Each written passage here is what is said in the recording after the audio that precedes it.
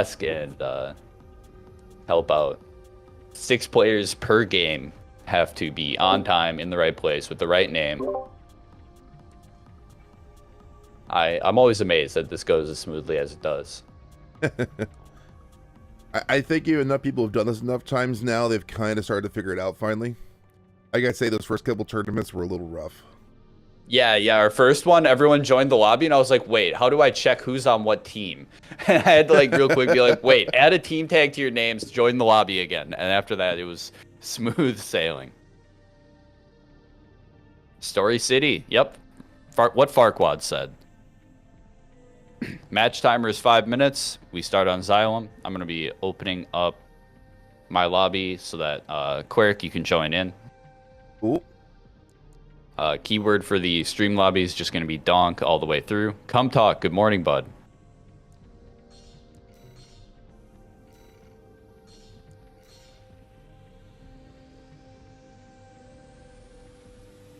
All right, that should be check-ins closed. Process check-in results. I'm clicking the button. All right. It looks like each round we're going to have to select the match separately. So, why don't we start this off with 2 teams I don't recognize from the last tournament. We're going to start off with DCI Testers and Latham Core. Let me tag our contestants here. Anyone even using team tags? I can't tell who's who. If you're not using team tags, we're going to have a problem. Use team tags.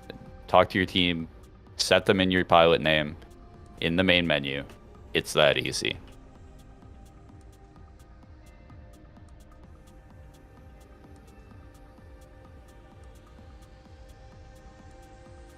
All right, DCI Testers and Latham Core. Can I get you in the stream lobby? Keyword donk.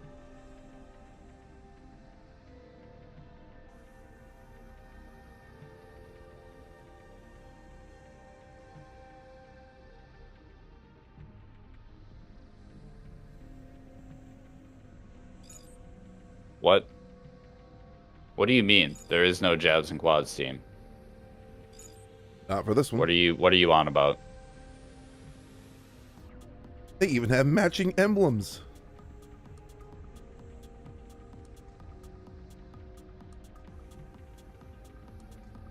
Okay, so why did you even checked in? You even got to the check-in. Nice. Very good.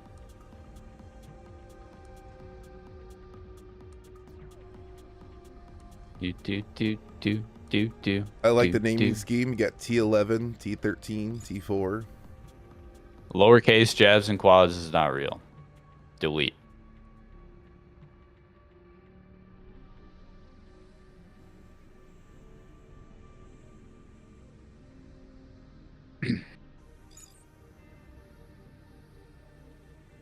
All right. That should work itself out, probably. I think one team might have a bye each round. Luckily, we have 6 rounds, so you should at least have 5 matches.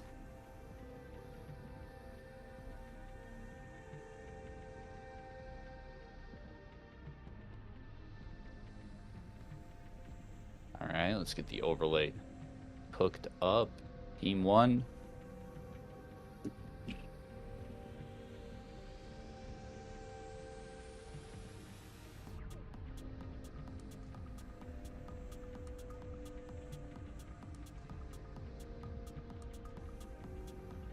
Team 2. You have studio mode going on your OBS, or do you not use OBS?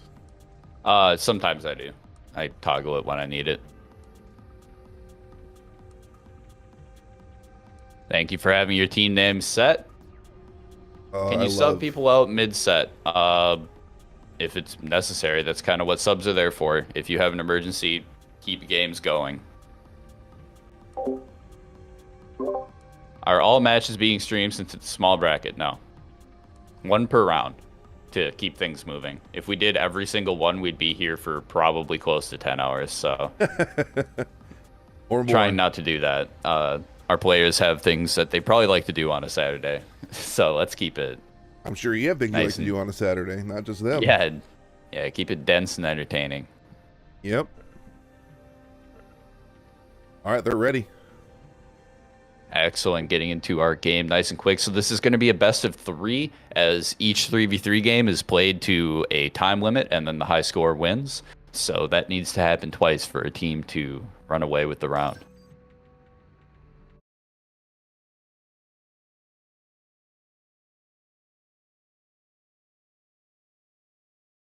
$10 if it's smooth. Exactly. It would be incredibly long. We've already had a few tournaments go over and hit the 7-hour and 8-hour mark. Looking to avoid that. All right, excellent. A quad with double Majestics and earshots, a double Burger, 2 10-packs, and a Majestic Coral Oscillator. Is that a delivery boy? If I saw a delivery boy just now, I'm going to be elated. I'm pretty sure that was a delivery boy. I think you're correct. And we have a full Coral build. I've been liking that LRB and Redshift swap. You can pretty much shoot forever. And yep, that's a delivery boy. That's a delivery boy. So you don't ever see. Oh man, I love it. Yeah, the delivery boy is a tough one to make work. Sometimes it will just come through for you and save the day. Other times, no. It will just fly off and hit absolutely nothing. Currently checking in on this warship with Team Beta, just floating around with Majestics and Plasmas. Kind of build that's just dishing out staggers, helping out, but when someone does get staggered, it's going to do somewhere around 7k damage. Yeah, I'm watching Delivery Boy right now to see if we get a Delivery Boy to land. He had a few good melee cancels on the Coral Oscillator blade, so we'll see how this goes. I know many members of my community are going to be very interested if a Delivery Boy lands, so please do make us aware. Plasma Shield comes out just in time for the kill. Yeah, we're going to be seeing a lot of terminal armor. Oh, that was nasty. He launched out the high ACTs right as he hit the Coral Oscillator charge blade, so he stunned him right as the ACTs caught up. Oh, I've seen that a little bit with the Coral missile. I suppose it works with the ACT as well. You have that slow flying projectile, and you hit someone with a mini stun.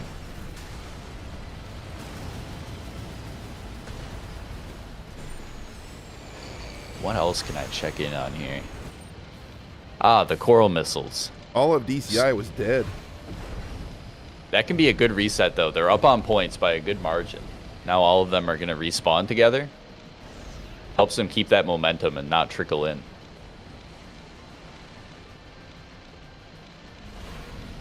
One thing that you'll see from a lot of the top teams is just not taking fights all the time. Being careful and actually using the timer.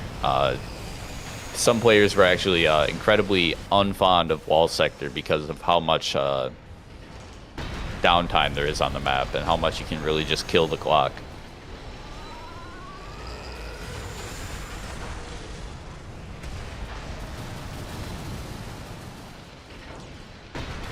Now I want that noodle gun to work.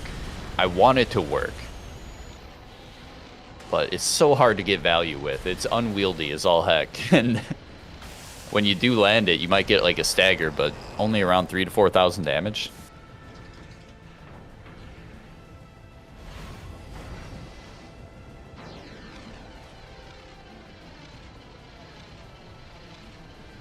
Boating.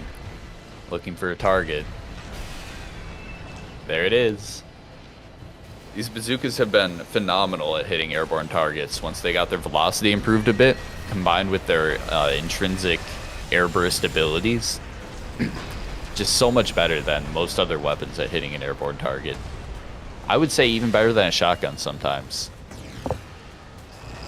Just with the downside of a ready stance.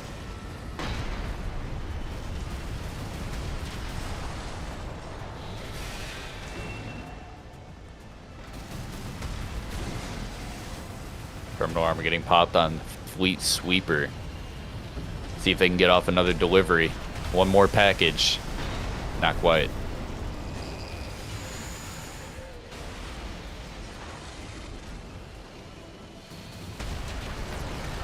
Team score is looking manageable with 1:20 left. Only a 300-point split. Even less than that. All right, for some reason, when I go to full screen on the game, it's not streaming it for whatever reason. Using Weird OBS? stuff. Yeah. I use the game in full screen windowed. Yeah, so do I, and I don't know why. Funny thing is, I have the exact same version set up on the little stream, and it has the little game at the bottom you can see, but not the full screen one. It's really weird. You have 2 game captures of the same game? On two different scenes. On 2 different scenes, okay. Wonder if it's conflicting. Which it shouldn't, but... Yeah, it shouldn't. Well, see if I can cover in the meantime. I've been loving workers. Since the patch, they definitely cool down faster, more uptime, charge up the punch almost instantly. You can actually charge up the punch after a kick during that downtime while you're canceling out of the kick. That's enough time to charge a worker. So it's a flexible weapon. You can almost use it reactively. The hit ratio is also incredible. And if you dodge with your opponent, you can keep it right on track. That came down to 1 kill at the end. With DCI testers taking it by 72 points. Well done, DCI testers.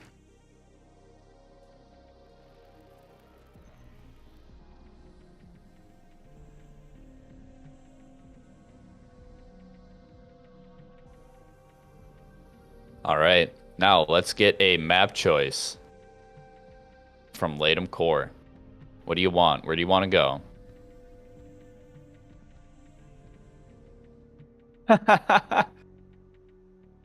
These gamers. All right, I got it finally. Ugh, it's being Grid dumb. 12 is not on the map list. Please provide me a valid map.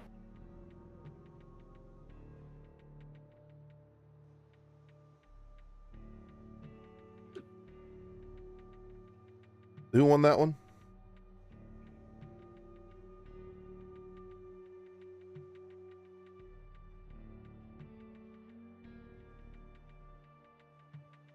Do.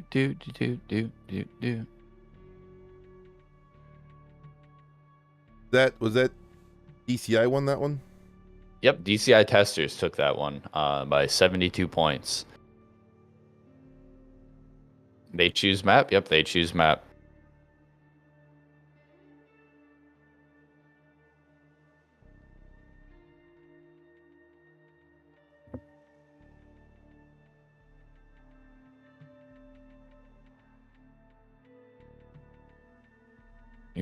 Latham Core. Who is on Latham Core?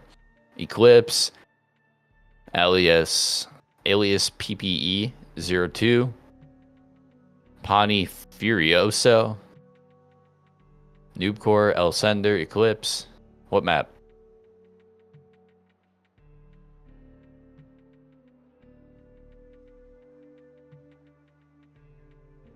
So the maps we have left available are Upper Grid 86, Spaceport, and Jorgen Refueling Base.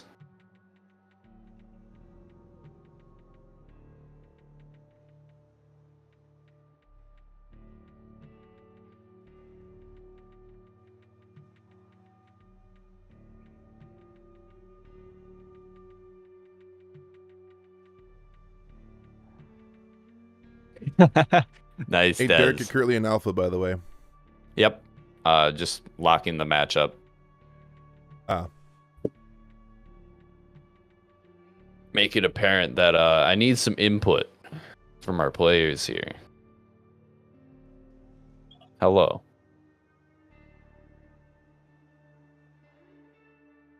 No, don't just ready up, Pawnee. I need your map choice. Come on.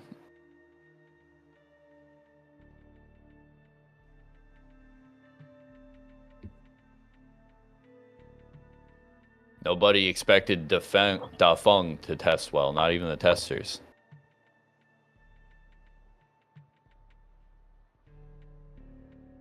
Hello. Yeah, see, I've got a hello from Noobcore. Noobcore.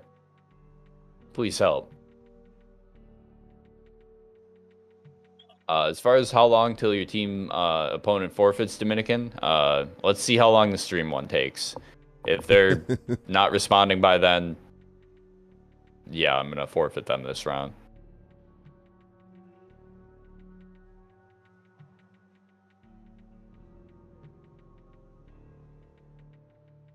Latum Core, please. Eclipse, El Sender, Noob Core. I need your map choice.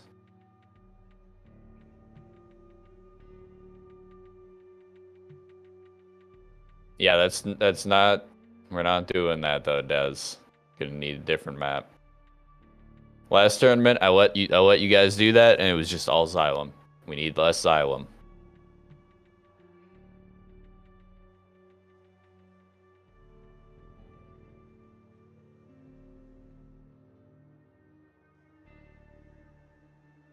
Is Cleric a reference to Equilibrium? The people want to know. Yes, it actually is. Oh, dang. There you go. Well There done, you go, whoever Faustus. that was. Kudos to you. I usually have to explain that to people. Nice. You know what would be awesome? An Equilibrium game by the people that made that new RoboCop. Yes, do it. Please. Please do it. And get Christian Bale to do the voice acting too. Could we go Watchpoint Delta? Please, for the love of God, read the tournament rules and give me a map that is on the list. I'll even put it in the Twitch chat. I'll make this easy.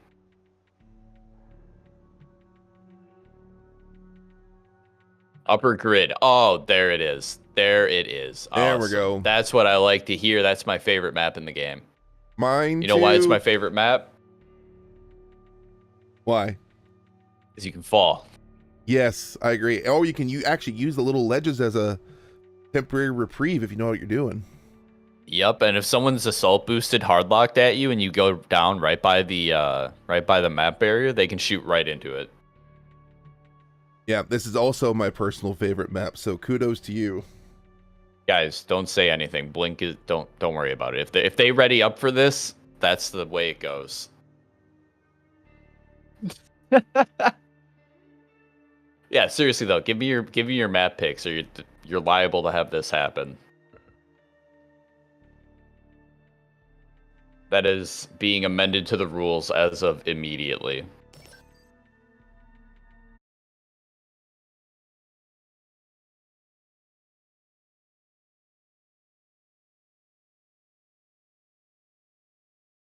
We have a tournament to play.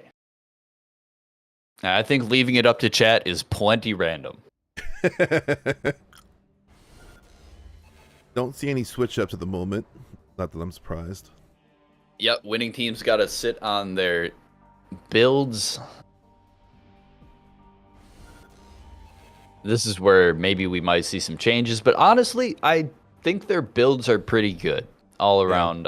Especially 2 and 3 are builds that I have seen put up high scores in 3v3s. Well, they lost by 71 points too, so it wasn't much of a difference. It's one kill, literally. Exactly. Sometimes you just gotta look at it and be like, yeah, need to play better, position better, engage better, something. Just a little bit more to push it over the Delivery edge. boys doing damage, forcing the pulse armor. What is this? It will happen. Every now and then, a delivery will arrive. Same day shipping. The boys have been delivered. Now, some of the... Oh, I just saw another delivery boy land. That was massive damage onto Eclipse, I believe. Yeah, that was Eclipse. So the delivery boy has some tech to it, where firing unlocked can be just as good as firing locked on. And when you need to get that shot off, sometimes that's the difference maker. Because it'll drop the shots basically 70 meters in front of you.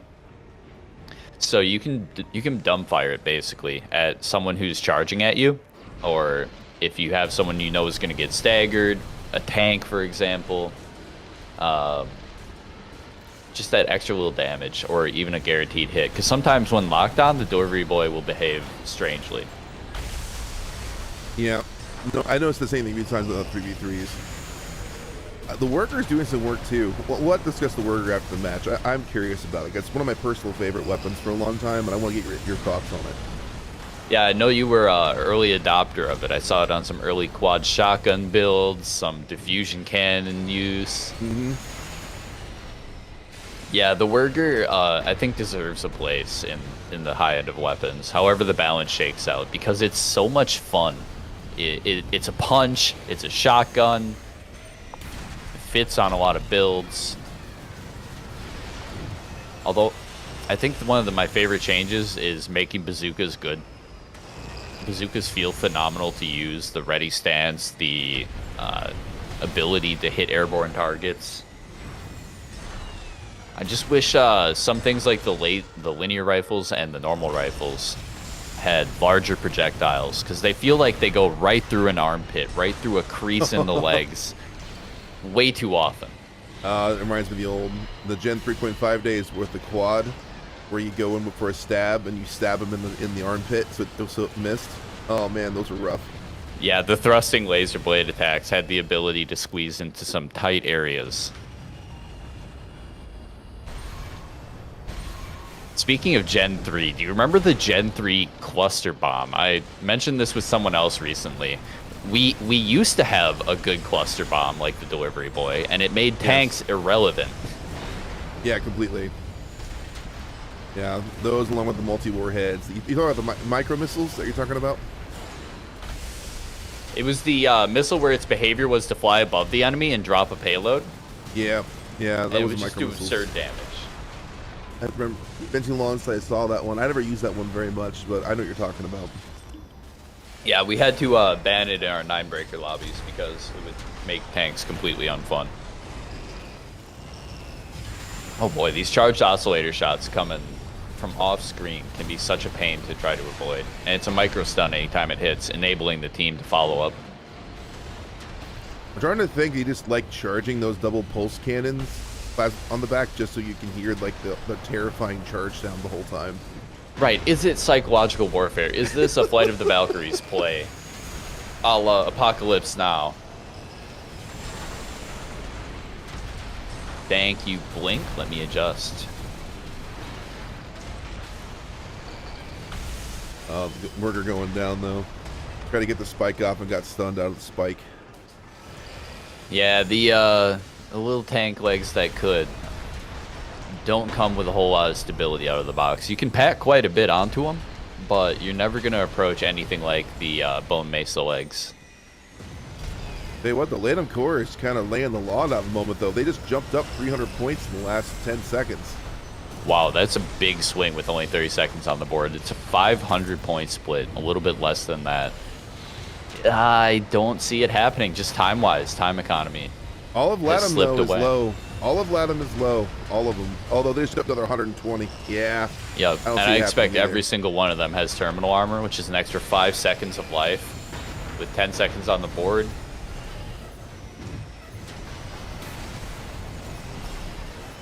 Terminal armor popped on too. But he's worth high points. They get him, he could be worth something. Nope. The league gets closed a bit, but it's going to go to Latham Corp. We're going to see Game 3. Awesome. Starting it off with a tight match.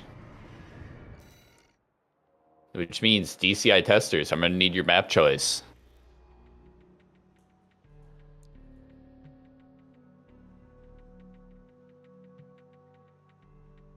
We're getting the map choice. So I actually think the damage on the spike is cool, because the direct hit on it's already pretty good for the worker, for the charge spike as I call it. It's essentially a melee weapon, that's why I call it the spike. But I actually think the decreased charge time actually makes it a little bit worse. Hold on, just doing a little bit of bookkeeping here. No, you're good. Scholar wants Xylem? Alright, Xylem it is. You can bring it back around, just not twice in a row.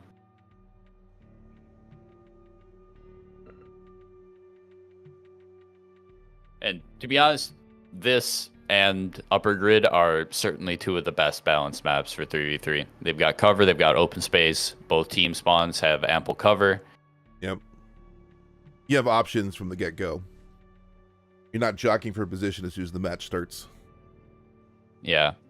Yeah, Oscillator does have a bug, but frankly, it doesn't feel that broken. Can't do twice in a row.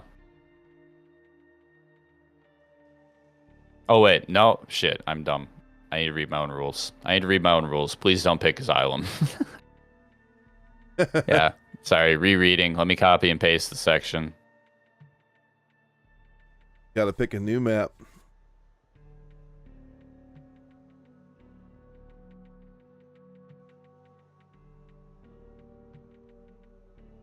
Razgray is over on YouTube saying he still misses the pursuit missile from 2. Yeah, I like that thing too. I'm with you, Raz. Jorgen, it is. Thank you for bearing with me, teams.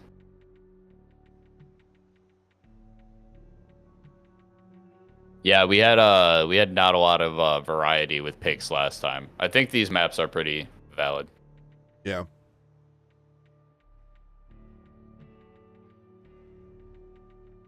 So, yeah. Melting Cube, I like that. Yeah.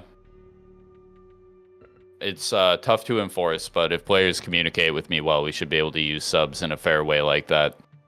I think it's unlikely that that'll happen, but it's good to have it covered. So let me add that to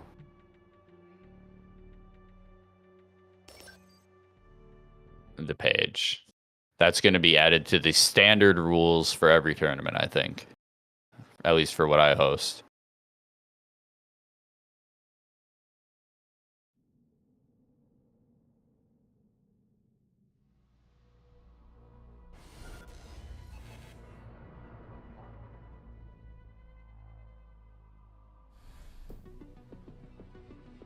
ECI opting not for any changes. It didn't win in the first round. Loving the paint scheme on Thunder, because wow. Oh, let me take a look. Bookkeeping is handled.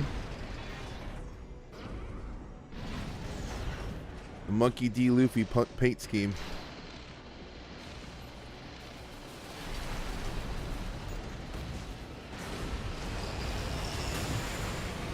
It's kicked out of the oscillator charge shot. I love it. Risky just goes straight in on it. Yeah. They are likely trying to use the bug. I wouldn't lean too heavily on the bug, though, because, well, there's a reason I didn't ban it despite the bug, and that's because even with the bug, the uptime is not amazing. And you are still quite vulnerable while doing it. Yep. And afterwards for an extra second or two. Yeah, exactly. So there's a lot of windows for it to be punished.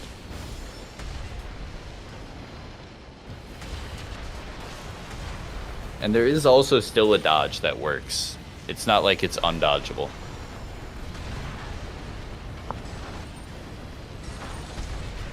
Trying to stay on someone who's alive. Everyone I switch to keeps dying. I'm sorry for commentators curse. Whoever I'm watching, whoever I watch just keeps dying. My apologies. Yeah, that is the curse of 3v3. I'm going to switch over to Alpha Team. They seem safe. Checking on deliveries. What's the stackage of the package? Give me a tracking number. Picked out the oscillator again there.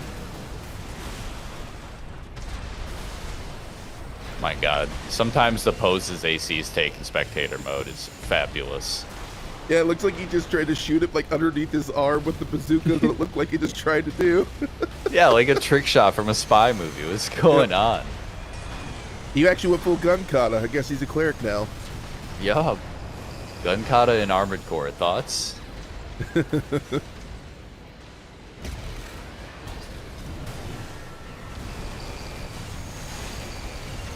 Hey, Dodo Lobo team, your opponent has been looking for you. If for some reason you are not watching Discord or chat, but somehow listening to me right now, please play your match or forfeit.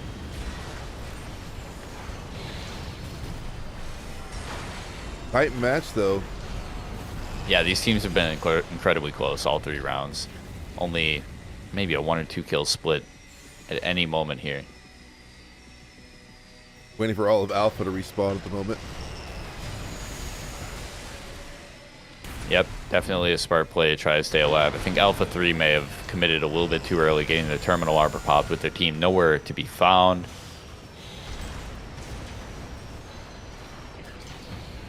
managed to stay up only a little while after the terminal armor. Next target, Alpha 1. Also terminal popped with people still looking at him. Followed up on. Keeping track of that terminal armor player and making sure that they go down right when it's finally depleted is so incredibly important to... I thought we'd be on stream. Jeez, Loyal Bones, no. 1 match per round is being streamed. Let me go over that again. 1 match per round. All right. After each round, you're going to be assigned your next opponents. At that time, I'm going to pick a match for the stream. We'll stream it. Everyone else plays, and then we continue.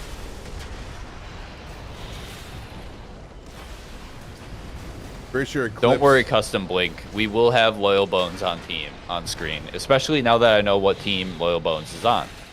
It's Dobo. I'm pretty sure I just saw Eclipse dump both coral missiles on an AC who just popped their terminal armor. Did they clean it up, or did they land too early? Because I think they're trying to use that to clean up with its easy hit rate with all those micro projectiles. Yeah, I don't know. I think there were so many explosions going on outside of the coral missiles. I don't think it mattered. They were all making sure he died. I'm pretty sure there was like collectively 40,000 damage launched at that terminal armor to make sure he died. Yep. Seems like the overkill has been working out quite well, though. When we're looking at the points, we're seeing a 5-kill split between the teams. Definitely closable with 30 seconds, but they're going to have to work for the entire time and make nearly no mistakes.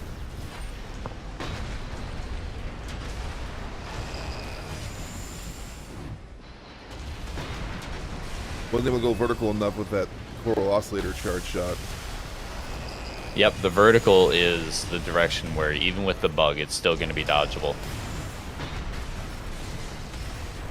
I just saw a red coral L on my screen. What in the world was that? Just some oscillator behavior. I wouldn't think too much about it. Latum Core taking it 2-1 in our first round. Well done. Well played from all of our players. And Latum Core, congratulations. First time I'm seeing you all play together, and you're doing real good. All right, let's get these scores reported. Teams, you should all be able to report your scores. As far as score reporting goes, should just be best of 3, so you can choose who won, and that's it. I don't even think I enabled like points, right? So if you win 2-0, it's the same as if you won 2-1. All right, should be nice and simple. No room for misinputs. And given that Loyal Bones team took a little bit to get theirs started, we may have a little bit of downtime here. Which means we can just talk about Armored Core for a bit. True. Cleric, how's your experience with the game been since launch? Oh, man. I obviously I had some experience with it before launch, so I knew how good it was before the game came out. Right. So I was that's why I made a couple of videos I made ahead of time specifically. Where I'm like, look, this is an Armored Core game. Like, it's not a Souls game. I even saw some other preview people mention, like, you know, the Souls. I was like, look, no, this is not a Souls game. This is definitely Armored Core. In fact, I would say 6 is the most Gen 3.5 feeling of the game since 3.5. Yeah, it feels more old Gen than 4 or 5 ever did. Yeah, I was really glad that we had creators like you out there who got to try it early, but had like the background with the older games to be able to say, yeah, this is what we've been playing, just taken to a new generation with some new ideas. Obviously, you know, PvP is a little rough, but that's not new in the Armored Core space either. We all know how the netcode was going to be. We aren't surprised. We're all hoping it'd be better, but it's. In some ways, it's better. Yeah. In some ways, we make trade-offs, I suppose. Like 4-answer netcode, I played mostly 4-answer PvP for the last year or two, and that, oh my god, dude! There's a reason people don't use blades in like friendly PvP lobbies. You just fucking teleport. Yep. You can create builds that just abuse the netcode so much that neither player can shoot each other, which is white lock blading.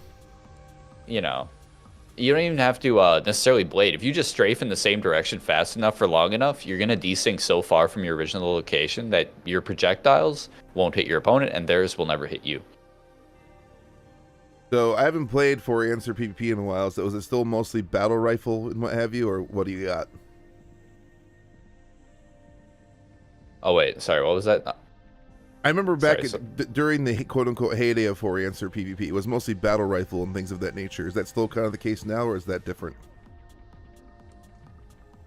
A lot of like laser bazookas are really popular. Really? Machine gun battle rifle always has a place though. The Motor Cobra is just such a standout at stripping primal armor. Let's see, hold on. We have a reporting error here. Toast it reported on accident incorrectly. Strive beat them. Strive. Okay.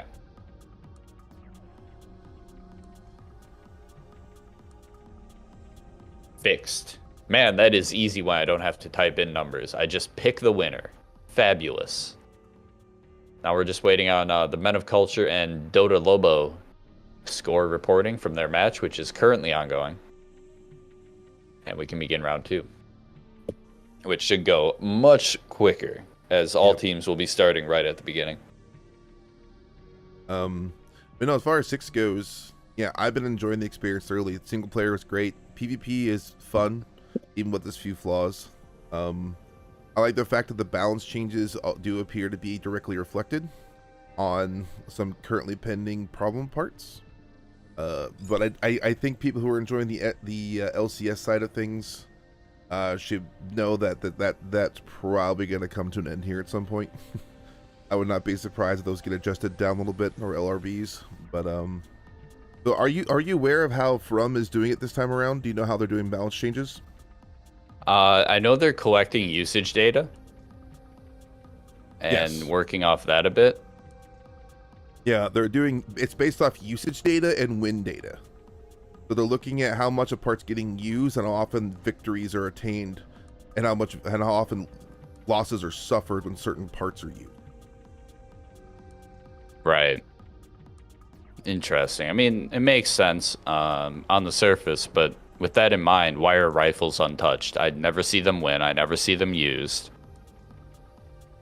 Now, are you familiar with the PvP being over in Japan a little bit at all? I haven't watched much of it. I watched an early tournament, which was, as all early tournaments were, quads with Zims and laser drones kicking and zimming each other. So I haven't seen it post the balance patches. I haven't seen as much since the most recent balance patch, but I know before there was quite a few of them who liked using like Rensetsu and linear rifle and what have you.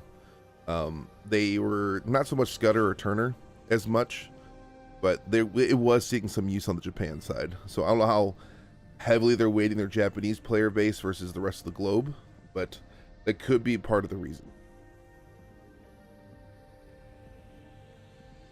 All right, yeah, if Loyal needs 3 minutes, whether it's going to be on stream or off stream, that's fine. But could we get the rest of those players in the stream lobby then and ready?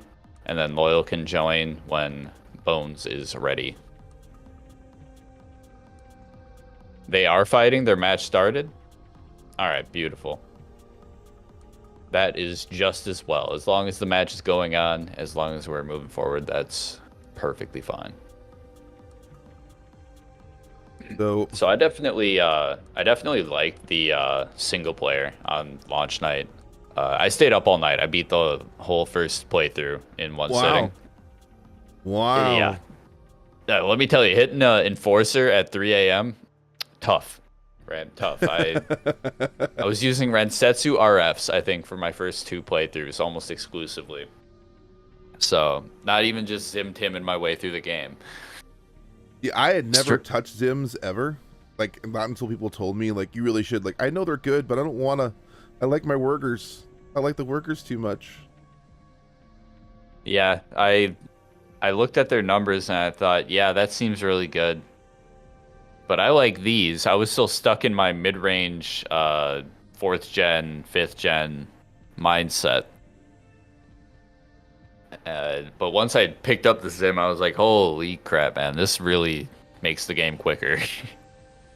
Yeah. I did it So on my new game plus plus, and blowing through Baltius in less than one cycle was hilarious. yeah, my go-to for missions was I ran before they got nerfed hard was double gats and double stun needle launchers on a wheelchair. Yeah, the stun needles were a large part of my playthrough, especially the air and Ibis fights. Yep. Those were in no small part completed by deleting it with the stun guns. So let me ask you. So I was doing a lot of testing after the patch came. This most recent patch came out. So I think the spike damage, the charge shot on the Wurger is good. It's even better. I think it was good in the first place. It's even better now, which is like is a little nutty. But I actually think the reduced charge time is almost a little bit of a nerf. What makes that a nerf? It's so fast that you can accidentally charge it all the time. Okay, yeah, that actually checks out, because whenever you pop like a pulse armor, if you are hitting your inputs, it will combine them into a hold. Yep. Which why? Why is that a thing? Yeah. So it's rough. So since the patch especially, I have actually charged that thing so many times, like, oh, well, there goes that for cooldown for 3 seconds. Yeah. I need to be better about using the R key in order to cancel charges.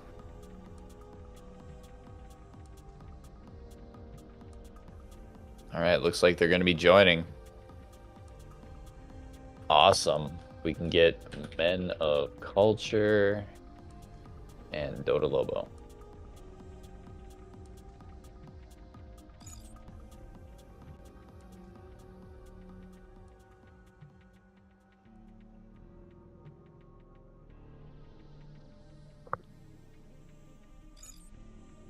Oh, Sleepy Joe. Awesome. Another member of the chat.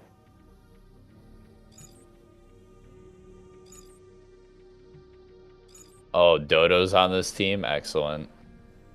Another terrifying player in 1v1s.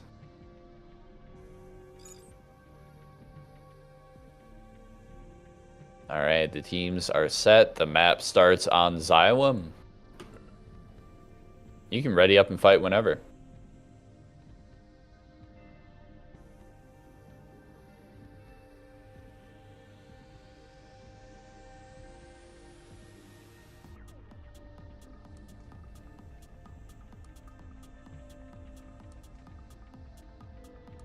Loyal is up 1-0. That would be Dota Lobo. All right, thank you. So we're catching their game 2 of the set. What is your map choice then, Men of Culture? Jorgen for the next map. Thank you for being quick with that. Appreciate it very much. Map is set. You're good to go. Thank you, Raven. You are a hero. Don't worry about the stream tags, Pepper. It's just for branding purposes.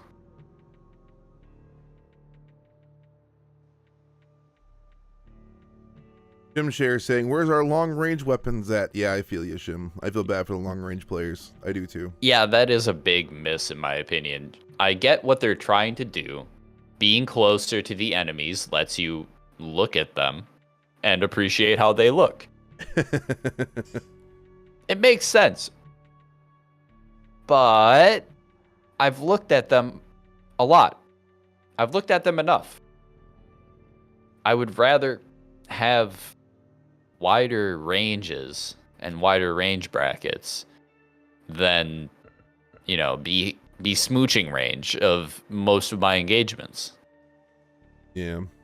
When we I think asked the range compression doesn't do good things. We asked Yamamura-san, the guy who's the director of the game, an interview question. We asked him, you know, if our answer could be like condensed down to one word, that word probably is speed, what would the word be for 6? And his answer was aggression. Yeah, that checks out. That definitely checks out. Counterpoint. Constant aggression from all sides. Maybe not the best outcome. I hope they kind of spread that out. We got red caps going on here. What the heck?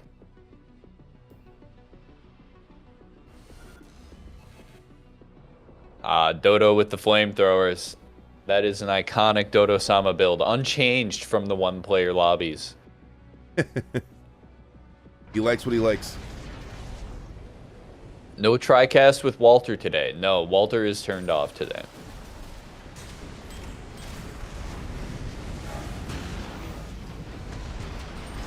Both teams getting right to it. Looking like Sleepy Joe is the primary target of Alpha Team. Pulse armor? Really? You weren't expecting it. Yeah, never expected. Sleepy Joe's terminal got popped. Looks like he's managing to get more value. Alpha Team has not cleaned up Sleepy Joe yet. Oh, goes over the double melee cancel and gets blown up. Yup, found a path directly into a Songbird. The screen is flames. Yes, the screen is flames. I'm kind of just reveling in it for the moment. We'll find a camera angle that is not covered in flames. In early testing, we had all flamethrower come up. And when you have 6 flamethrowers, vision is an afterthought. You're flying by HUD. Yeah, my stream punked me in a 3v3 lobby one time where I came into a team and everyone was running flamethrower. Surprise. Yeah, it was hilarious actually. It's one of the videos on my YouTube. It was so funny. Oh man. Yeah, all flamethrower has a place in my heart. There were calls for it to be banned, calls that it was too impossible to play. I say nay. You just gotta fly by HUD. You know, you're flying a machine. It's got instruments. You gotta use them. Yep. There's a I don't know how familiar you are with fighting games, but there's a fighting game terminology with the word nerf is crossed out, patched is crossed out, buff is patched out, and highlighted is the word adapt. Yep. Let's see. Scores are nearly even. A sub 40 split means one kill can switch it. Right now, 2's with a lot of points. Oh, there goes. There's the swing. Up Yep, by 100. I'm seeing beta players living for a long time after terminal armor, and that worries me because that 1 AP is enough to fire all your weapons.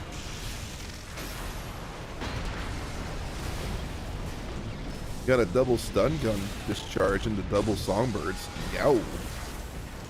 Yep, earshots are restricted because in testing and scrimming from organized teams in a competitive format where the players are all in Discord, it gets a bit much when you have a lot of earshots. So we're seeing songbirds kind of used as a substitute, and they're good. You know, they are a grenade launcher in a 3v3. They just aren't quite as instantly devastating.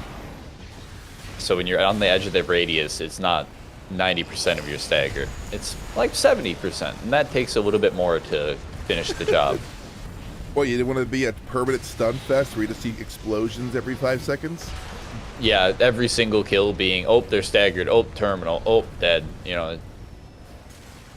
It's just one of those double things. Double earshot's almost enough to pop terminal armor, too. At least pretty close, anyways. Yeah. I have a feeling I'll probably be doing an unbanned at some point. I would like to. I know players would appreciate it. But this time, man, it just... The game has 2 game modes that require different balance approaches. They have different needs and different benefits. And if they only balanced it for 1v1, I would still be content. Because we can adapt in 3v3. Dodo-sama has been playing on my stream on PvP a lot lately, and he has this flamethrower build you're talking about. It's pretty similar to what he runs. There's some alterations to what he ran with us on 1v1s, but this is pretty close. Yeah, it's either been reverse joints or those heavy legs with the double flamethrowers and a 10-pack. The flames make it so hard to see the missiles.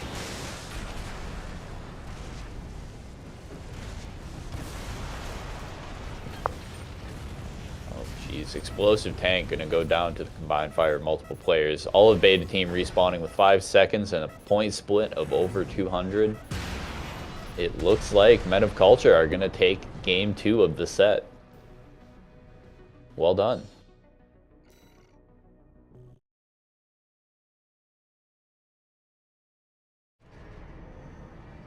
There's the final scores. Leave them up for you for a second there. And wow, look at that. The top 2 players on Alpha both scoring over 700. Woo!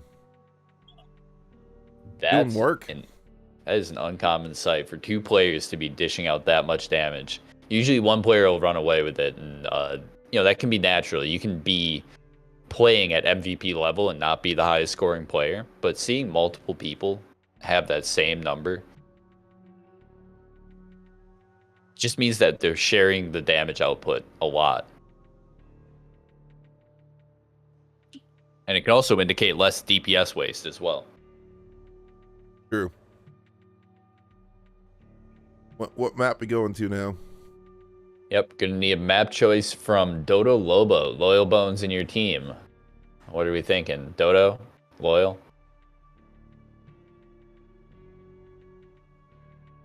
Red Cat? What's the choice?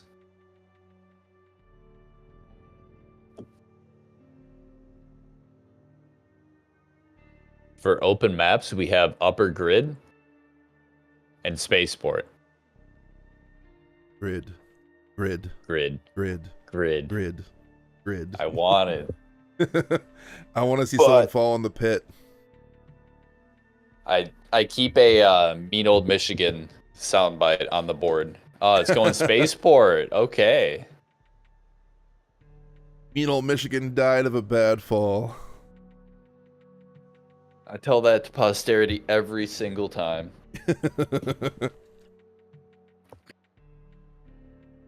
Another iconic voice I'm a fan of is the Japanese snail. Yeah, I heard that for the first time on your stream the other day. I'm like, whoa, that thing is bonkers. They actually killed a man to get that sound. It's incredible. That sound effect is insane. Yeah, he gave it his his full heart. Put it all on the field. That's like Sean Schemmel Goku scream levels of commitment he had on that death scream. It was so good. The voice acting in general in this game is so nice. Having all the chatter from enemies on missions is a really welcome addition. Welcome in Eclipse, one of our competitors. Good to see you.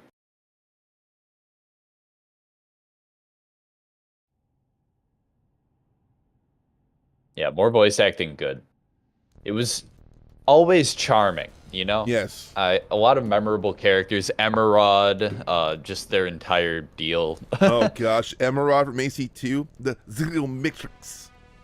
Oh man. Roll every single R. Oh gosh, I can't even do it that much. It hurts my voice even thinking about it. Dodo Lobo, all with the red paint here, looking mighty crimson. And then the red caps with only a red head.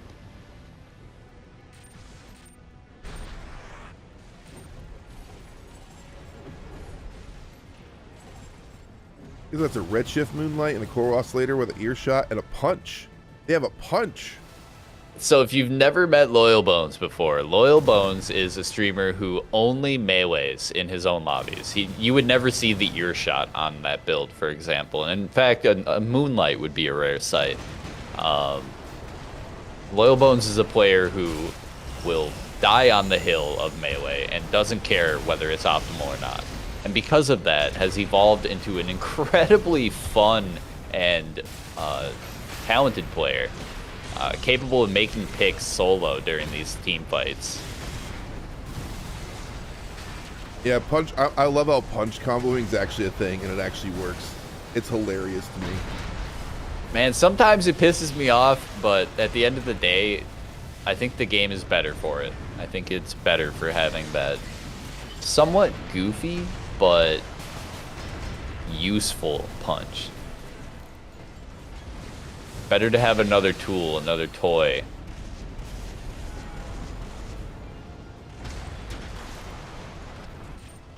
You guys hear the Dodo-sama with the bazooka saying, the heavy can't run away that fast. Oh, has Dodo switched over to a bazooka now? No, he got bazookaed by someone who was trailing him. His terminal armor popped and he ran off, and he couldn't get around the corner fast enough.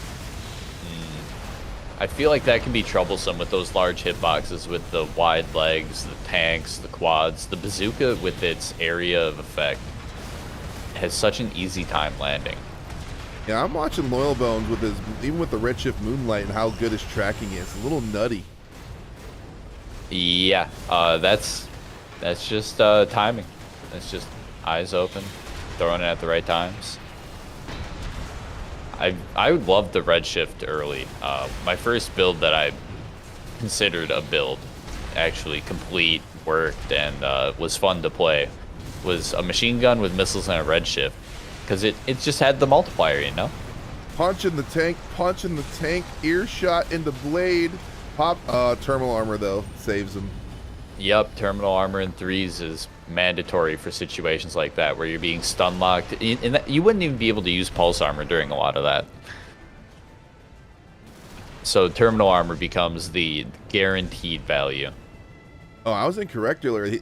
He's running dual stun, the electric pistols, and dual Sweet 16s. Interesting, a very bursty build. Sweet 16s do have the highest stagger output in a single shot if you put the barrel directly to the enemy's forehead. Yeah, it's like the Wurger with the spread pattern. It's a very wide spread.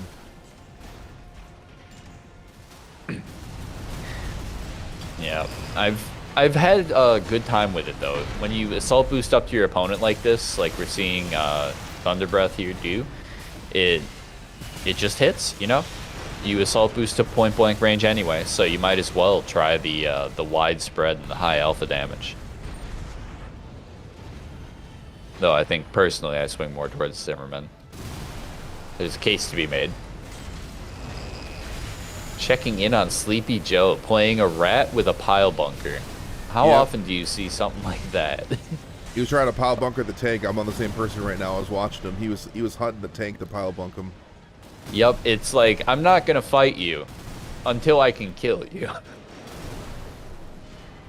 Also, funny side note, when I was doing a testing playthrough on a couple of mods, I actually piled when I was S-ranking missions. Oh, there it is!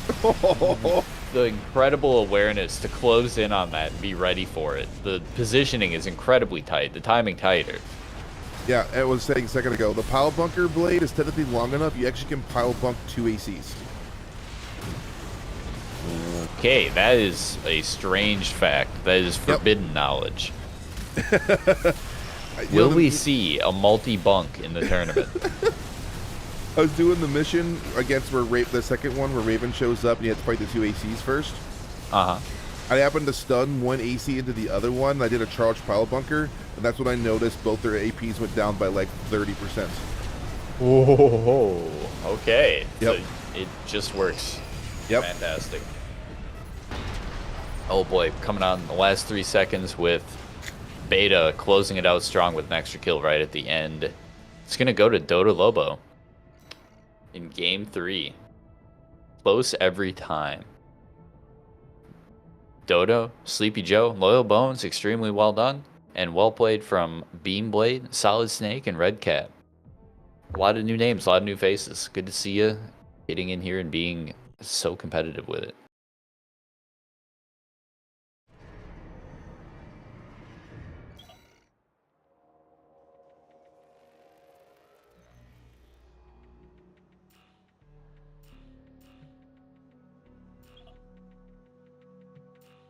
All right, that should close out our round 1. Let's see if we can speed run the rest. We're going to be doing 1 stream match per round from here on out, which should move it along at a steady clip.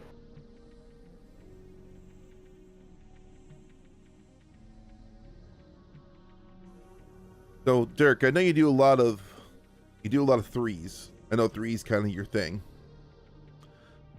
But how much outside of, like, I know most of your lobbies I've run into or I've seen have been 3v3 lobbies. How much do you go into the 1v1 space personally? I played almost exclusively 1v1s for the first 5 weeks, I think. And I usually start my day with 1v1s while people trickle in until we get enough to do 3v3s with the chat.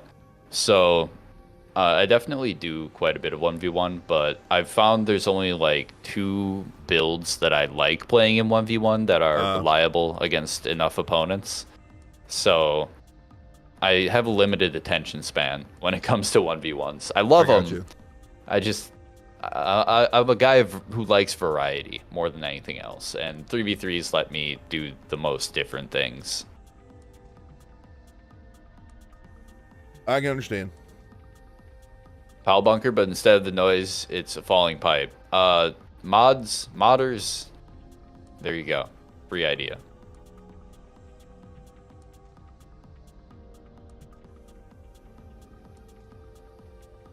Yes, all right, all scores are reported, so let's grab the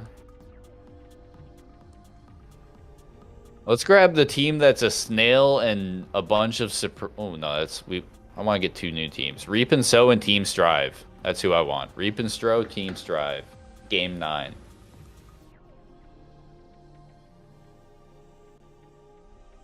Yes, Templar. The pile bunker is very satisfying to use. There's no denying that. All right, if your team names are not Reap and Sow or Team Strive, just go ahead and play your game. Get it going. Good luck. Have fun.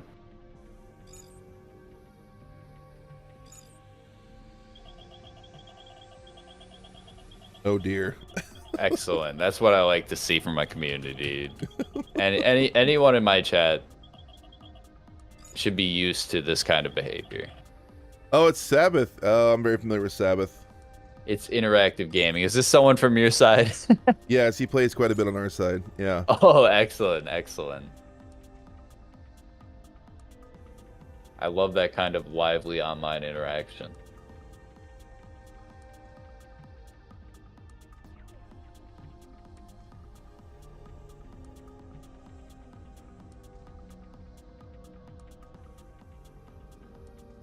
I need to make a HTML overlay for this.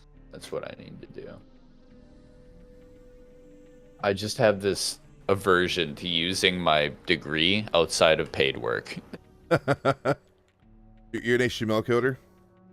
Not by trade, but I can do it. Gotcha. I work in the iOS space, so mobile apps. Oh, all right. Oh, Sabbath and Rissa. Oh, man.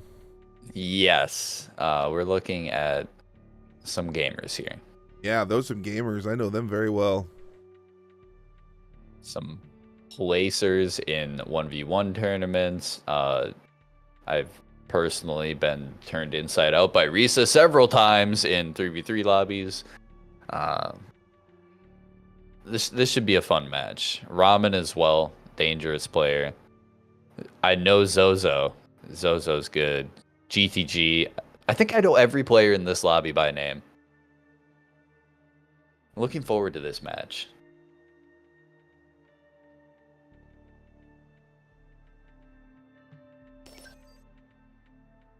And as always, Xylem is our city, kicking it off.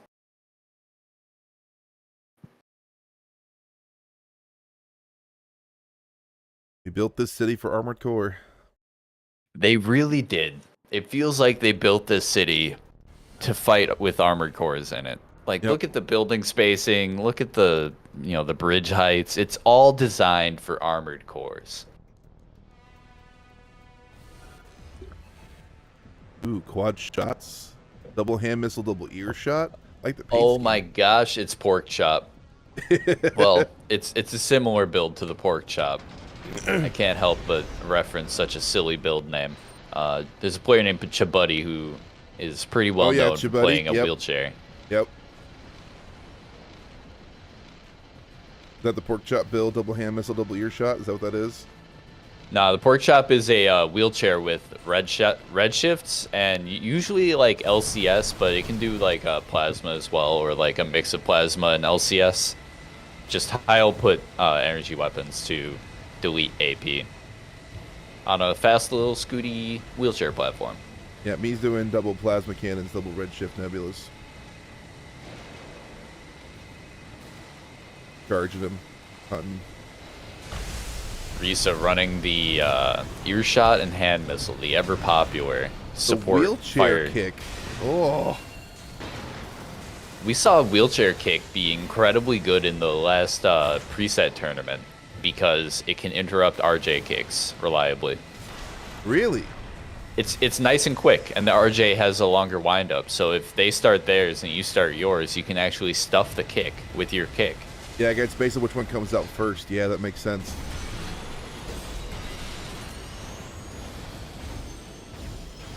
I'm liking this build from Ramen. This is something I would pilot right here.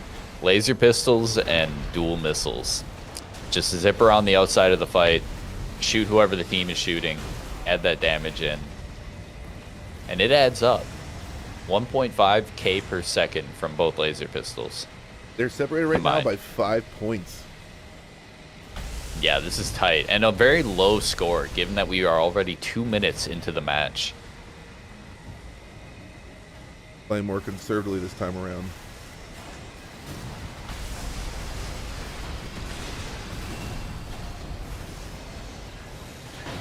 Risa eating both charged plasma shots and both charged nebula shots. Ugh.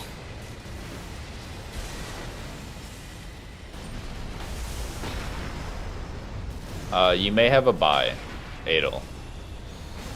Because a team dropped out, so we have an odd number of teams.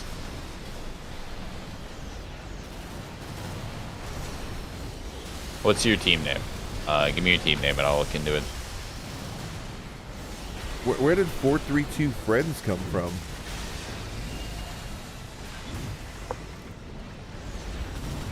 I see a new team on the bracket, I think. No, they were in round 1. Were they? Yeah. They played against Jabs and Quads.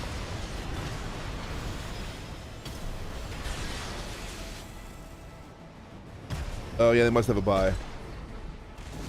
Yeah, you're correct. Awesome. Yeah, that's just how it's going to go with an odd number. So take your rest, stretch, grab a bite.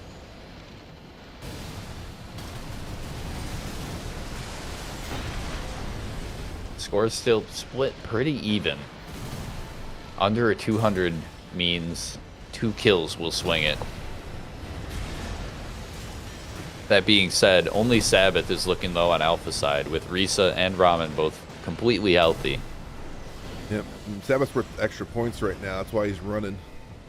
Yep, Sabbath will get taken out after the terminal armor. Good job hunting that down from Beta.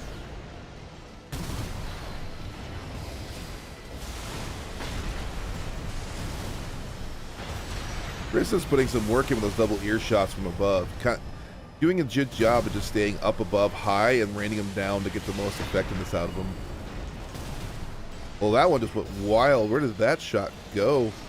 That's free aim, you know? It's a tricky thing to pull off. You have to time it with the animation. You can, you know, aim with your movement until you can't.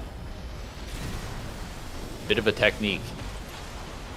Some players have been practicing and playing that almost non-stop for the last few weeks.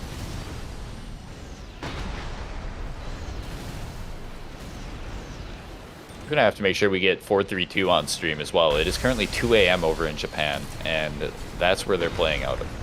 Oh, they're from Japan. Yep, we got some very competitive players from Japan that I'm looking forward to watching.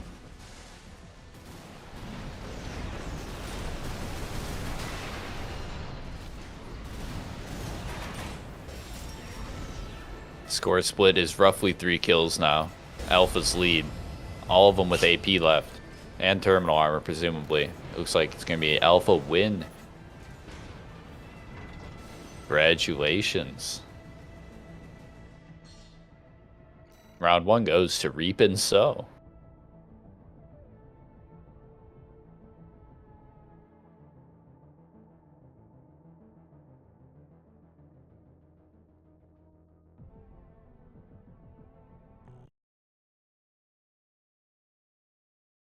Oh wow, okay. I'm getting word that there are some top level players on that 4-3-2 team. Very exciting. In the meantime, I'm gonna need a map choice from Strive. Where are we taking this next?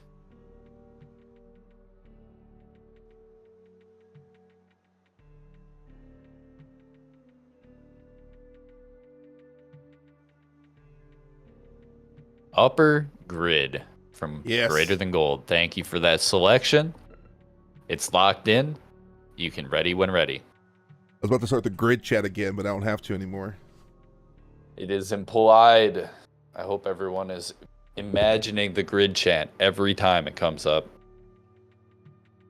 I also enjoy the lighting on it. It's nice and orange. Yep. With all these snowy maps, it's great to have a wide open team map that's orange.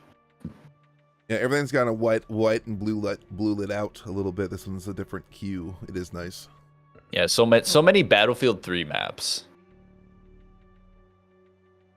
That's a good way to put it. I didn't think about it that way before. That's true. Yeah, that is a very blue game from a very blue era of games. That's why blue light glasses had to be inventive. All right, we are now in game 2. Reap and Sow versus Strive. Strive fighting to stay in the set here. Bipeds have been incredibly popular in the last 3v3 tournament, and it's looking like this one as well. They've got just probably the best combination of stability and mobility, where in 1v1 you can kind of stat check to an extent, depending on what your opponent is doing. In a 3v3 environment, trying to stat check against 3 people, it's a losing battle. I'm gonna watch the wheelchair on this map because I know what you're waiting risk. for. There's some risk with the wheelchair on this map. And a coral generator? Absolutely. Yep. Giving us good perspective here as well. Appreciate that. Always like having a good camera angle player on the field.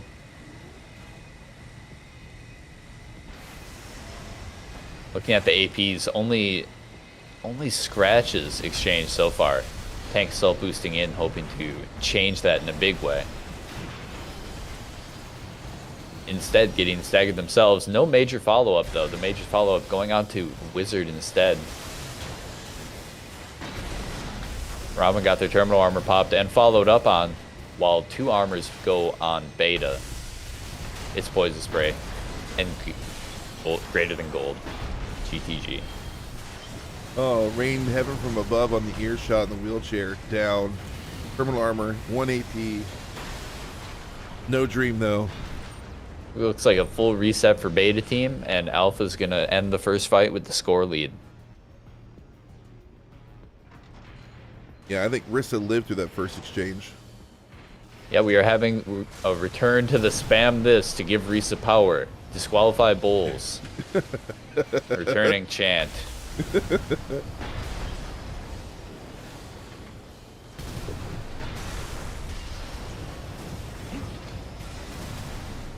Fault boost out, rain fire. Fault boost out, rain fire. Great job by Ramen just picking targets throughout these fights. Popping terminal armor on players and then seeking someone new to start the work.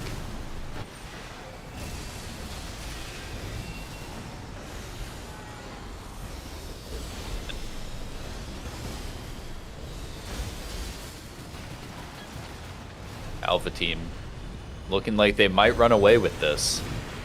Beta 1 the only one alive right now, right between Ramen and Sabbath. Ramen has no AP. Ramen has no AP, and he's been going in and kicking people he's been kicking people for the last 10 seconds with 1 AP. If you don't act like you're at 1 AP, they might not notice.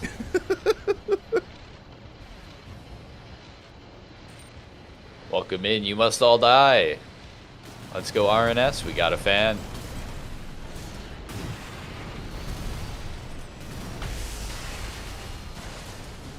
Oh. Yep, getting staggered on the ground like that is scary with earshots on the board. GTG and Sabbath both have their terminal armor going. Which one's going to get followed up on? The lasers from Ramen always finding that player at 1 AP. doing a great job of hunting them down with that mobile build. Players seem to be opting to avoid the pit, though. They don't want to run the risk. The pit is a scary place to fight. Unless you're incredibly conscious of it, it will suck you right in.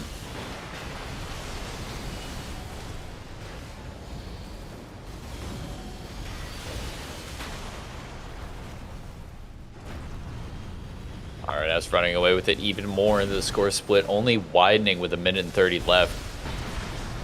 Strive's going to have to buckle up and put down some near perfect play for the next minute if they want to win this one.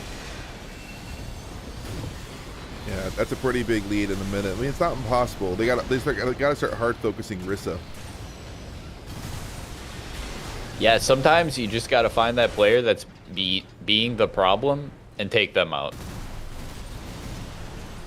How is Rissa still alive? There, now, as I say it, it happens.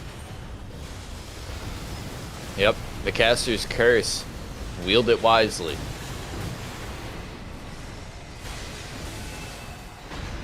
Checking out Ramen, seems to be having a great time just scooting around the outside of this fight, finally having terminal armor popped.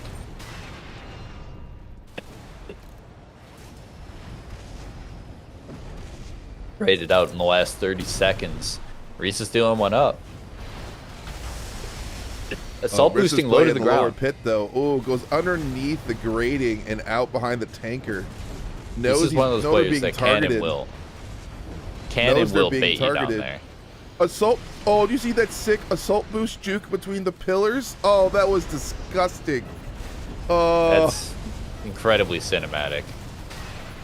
What? You can fly under there? You can fly under there, dude? Yeah, you waited for the timeout. Yeah, you waited for the timeout. What? Ain't no way. I'm learning new things every day. Might have revealed that trick too early, though. It's only the second round. Now people know. Even if you know, how much can you do? 70-meter gap between the kill plane and the overhang. That is a small tolerance.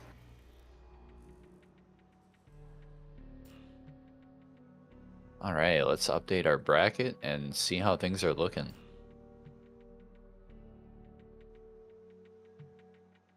It's fun to see new things all the time. Absolutely, absolutely. The last tournament we had a 3v3 where it was a 1-kill split. Lord Farquaad's at 1 AP. We tab over him to him to expect assault boosting, fleeing, anything. Dude's just sitting there, chilling in the corner of the map, watching everything go on. So you just camped out? Yep, just camped out, just sitting there, doing nothing, not even moving. Barely in cover either. And timed it out. Not flying under the map and staying there, right? No effort. None of that. So going over the bracket here for anyone who wanted to look at it. Round 1, 4-3-2 friends put up a win against Jabs and Quads, who are our previous champions. So 4-3-2 coming out incredibly strong out of the gate. Team Strive won round 1 against Andromeda. Reap and Sow also won round 1. So both of them were coming in off a win. Of course, we saw Latum Core pull it away against DCI Testers on stream. Snail and Blushing Faces. I'm still unsure what to call your team. I'm just going to call you Team Snail. Got a bye, as we had a little oopsie, and since resolved. And Dota Lobo had won their first round as well. We watched that on stream.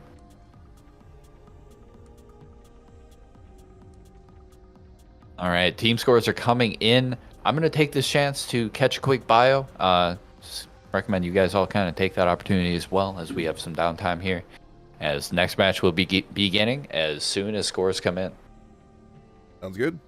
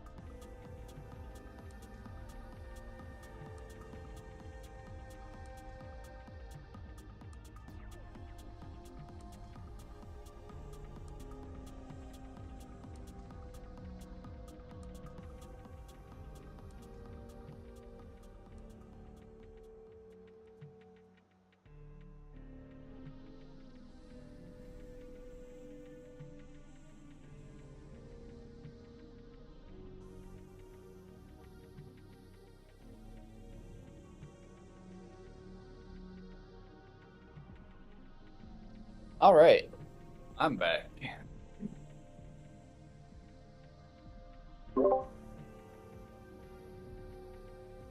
Alrighty. Dirk will be back here in a second.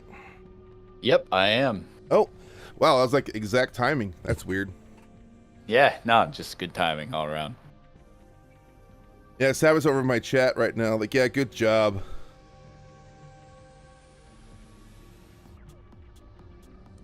Do my best. I feel like it's a little unfair though that you and Riss are on the same team. That seems a little wrong. Oh, we'll see. We'll see. 4-3-2s might give them a run for their money. Jabs and Quads puts up some powerful gaming. There's a lot of unknowns in this bracket as well. Teams that I don't know that could just come out of nowhere. Gotta love the dark horses and respect them. San Daniel, thank you for the follow. Yeah, precisely. They can come out of nowhere. There's a lot of talent in the community, a lot of talent in 1v1s that maybe haven't even tried a 3v3 tournament yet.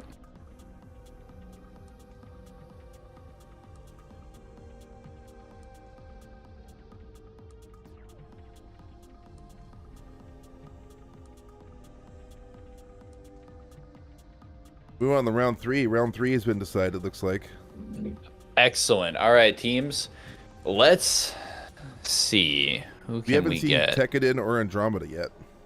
Yeah, that's my eye just got drawn there. Good call. We're keeping an eye out for one with 4-3-2. I also want to catch Snail.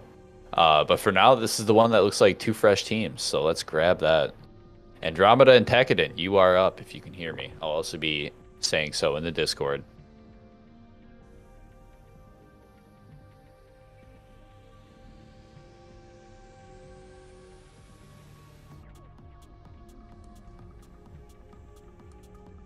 Oh my god, I typoed the keyword.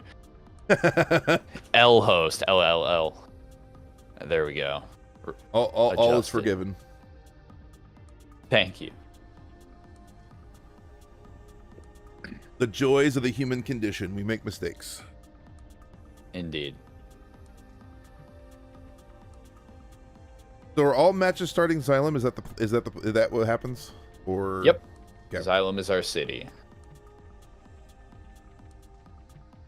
It's a nice balanced match, and it lets the lobby get started quick and smooth. And then once teams are both in, it's a lot easier to get them to map select. Beautiful city, our Xylem city. Ah, Clora's in here. I recognize that name. Yup. Good old Chloro. Phenomenal player to fight with. Balrog as well has kind of come in out of nowhere in the last week or two. I hadn't seen him around before that, and suddenly they were placing in tournaments and kicking butt in my lobbies. Spamming the nice to meet you. There we go. I can do that too. Just because I'm hosting doesn't mean I don't have chat spam abilities. Alright, we've got Andromeda on Alpha Team. Let me start getting your assignments in.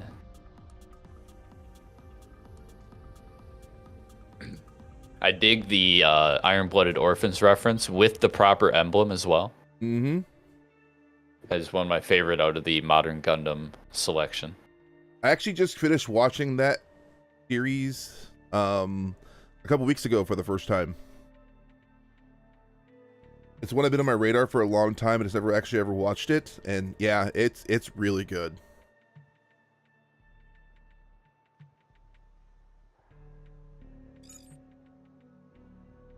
Yeah, it's one of those that nails the action. All rocking the emblem. Tekkadan Beta.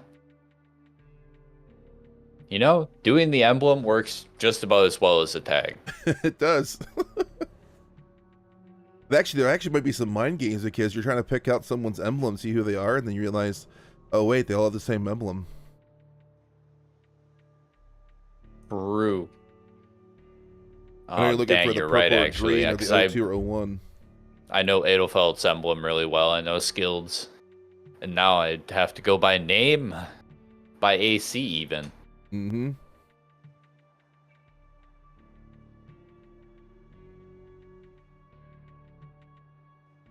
Freebird, yeah. I think they're waiting for you to change map, by the way. Right. That is the way. Done. Well, Go. teams when you're ready. I had to turn my little space heater on at my feet here because it's stinking cold where I'm at.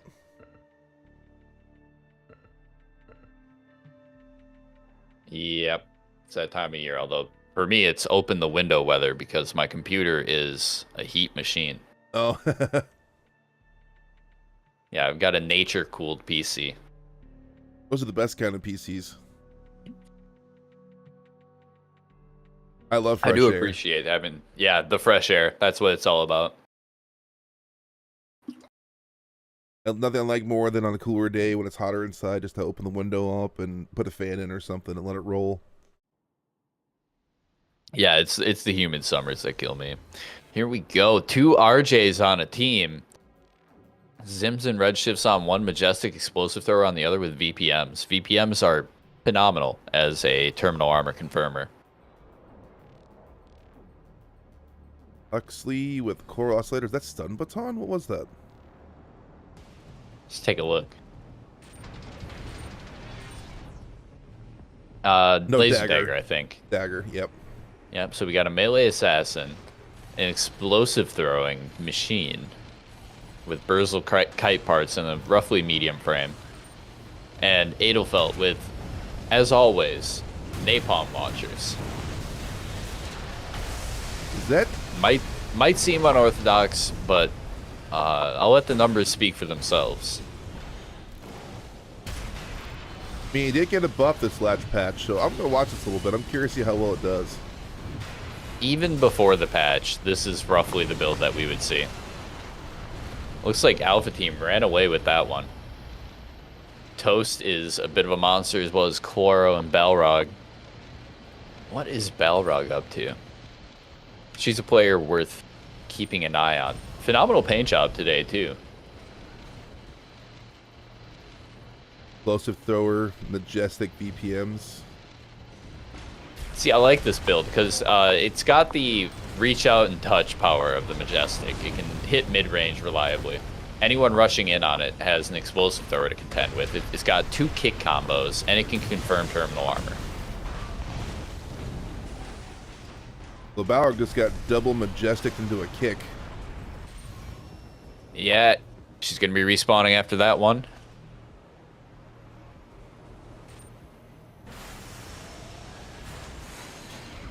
Got another pork chop build, looks like, on Alpha. I just realized that. Yup. Toast running a pork chop adjacent build with the standard Nebulas this time instead of the Redshifts in the hands. Dual Facans just chirping away for the whole map to hear.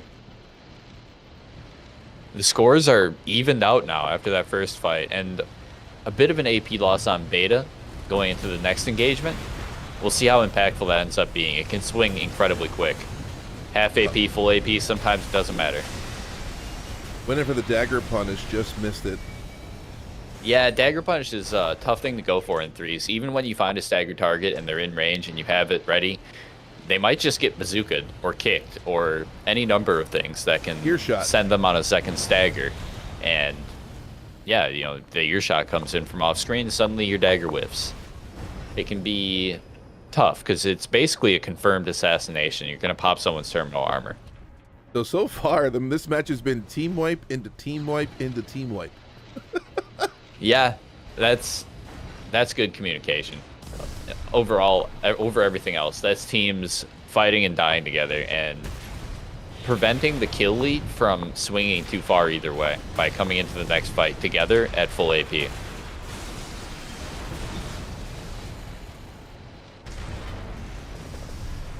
Is there a knocking noise or a tapping? Is there? Is there? Let's see if I can't prevent any of that from happening. I don't hear anything on my end.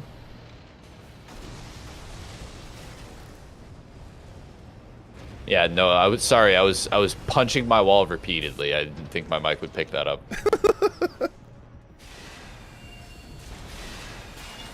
He was training his 1-inch punch. Leave him alone. Yeah, sorry. That was the air shockwaves coming off my 1-inch punch training.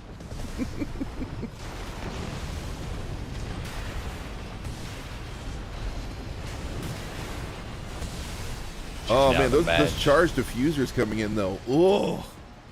Yeah, I don't think it's ever worth to use charge diffuser because I feel like you don't get enough damage increase off of it, in my opinion. It's all about getting the damage on target. Anywhere outside of point blank, you're going to have some damage loss from using it in the shotgun mode. When you charge it, you get it all on target, and you're getting the same hit stun out of it. All you have to contend with at that point is the cooldown. Yeah, makes sense.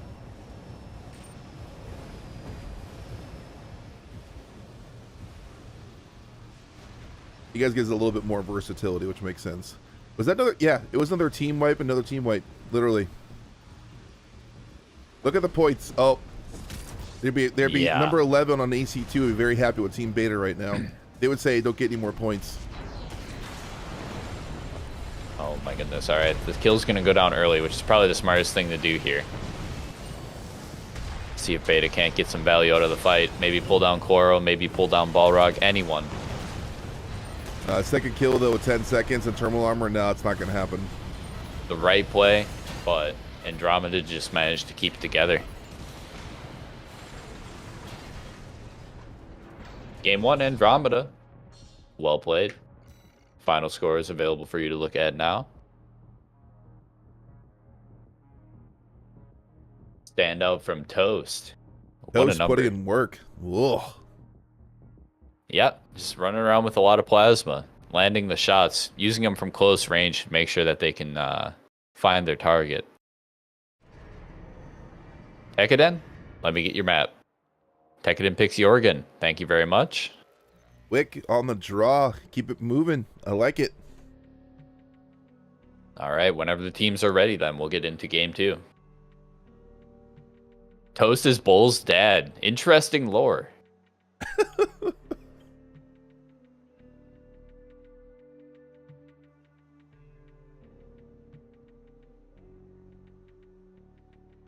Shout out to anyone in chat who caught the number 11 reference for AC2. Oh man, where is it?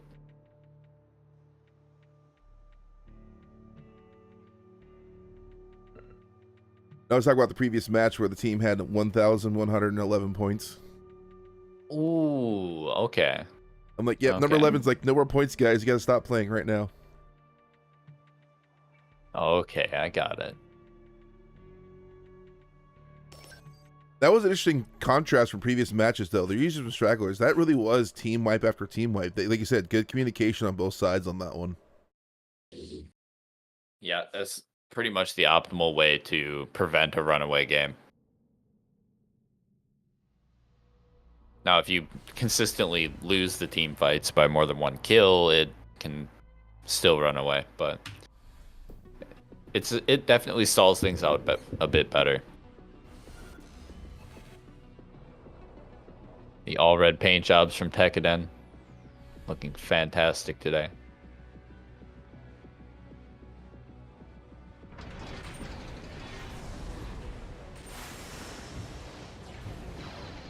All right, let's see what they do. Sometimes teams will circle around the death pit for a while before engaging. Others charge straight in. They're staging. Looks like Toast is doing a mix of both.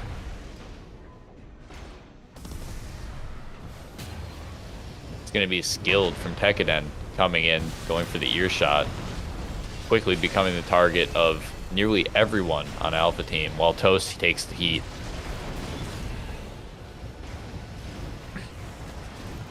Two players in the 1 AP zone, both get finished off about the same time. Teams going tit for tat. Both doing hard focusing, and it's working for the most part. Red Getsuga is looking... Oh, did they switch to 3? They swapped to 3. Yeah, the tricky thing is that you want to focus the target, pop their terminal armor, and then obviously you don't want to waste a ton of focus and damage on terminal armor, so you switch. Oh. And then near the end of 5 seconds, you should be counting in your head. You want to find that target again, or remember where they went off to. Or if you have VPMs, just have them in the air and ready. I think is what happened because they did go down right after their terminal armor ran out. Yep, I think that's Balrog that's looking out for that, playing that role on the team to just finish the kills, prevent them from getting away with one of the easiest to land weapons in the game. If you need to do 1 damage, VPN is your pick.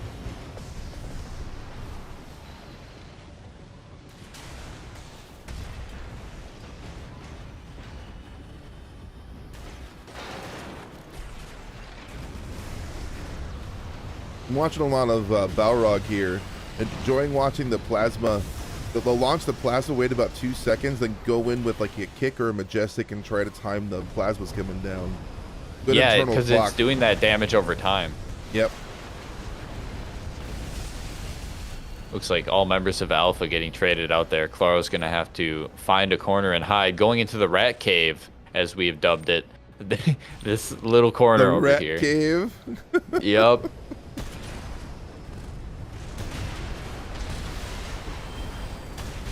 Words in that Toast was living on 1 AP for almost 30 seconds. That's so much extra damage for free.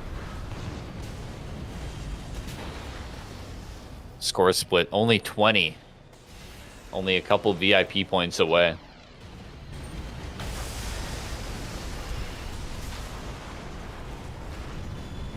Managed to get the kill on Balrog again, though, keeping the score close. I just happened to be looking at the score needle when that happened, and I'm just watching it go swing one way and then back to center. One way, back to the center.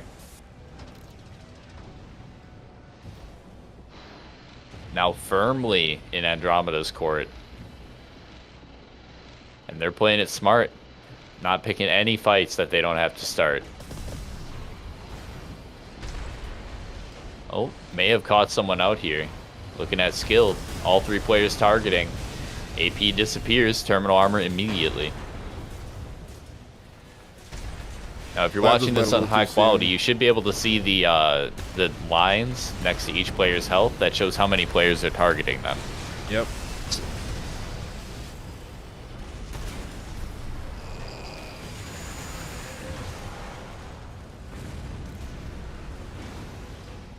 And maybe people don't pay attention to the fact that little lines next to their emblem means that some people are currently locked onto them.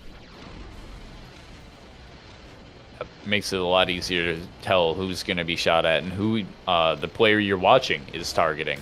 Yep. For example, if we're watching Toast and we see all the lock-ons are on Dre, then we know that the person that we're watching is locked onto Dre. Good communication. They just switched to 2 all together at the same time, converging into major damage, popping the terminal armor. Yep, Skilled went for an earshot, staggered in midair from the recoil, and got followed up on by every member of Alpha.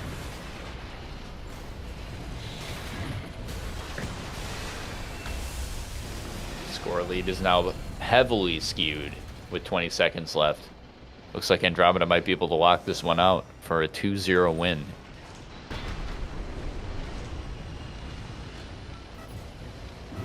Yeah, with terminal armor especially, it's not going to happen.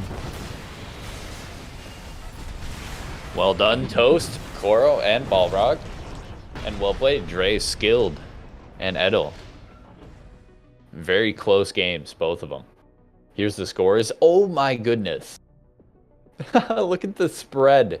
Look at the spread for Tekkadan. All members eating.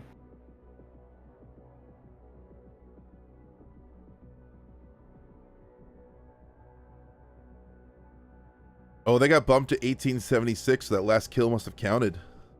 Yep. Last moment. Bumping it up just a little bit more. Very GG's.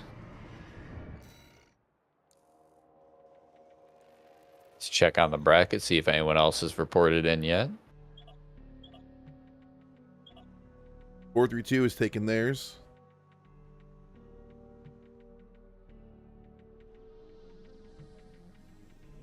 .432 going undefeated into their next game.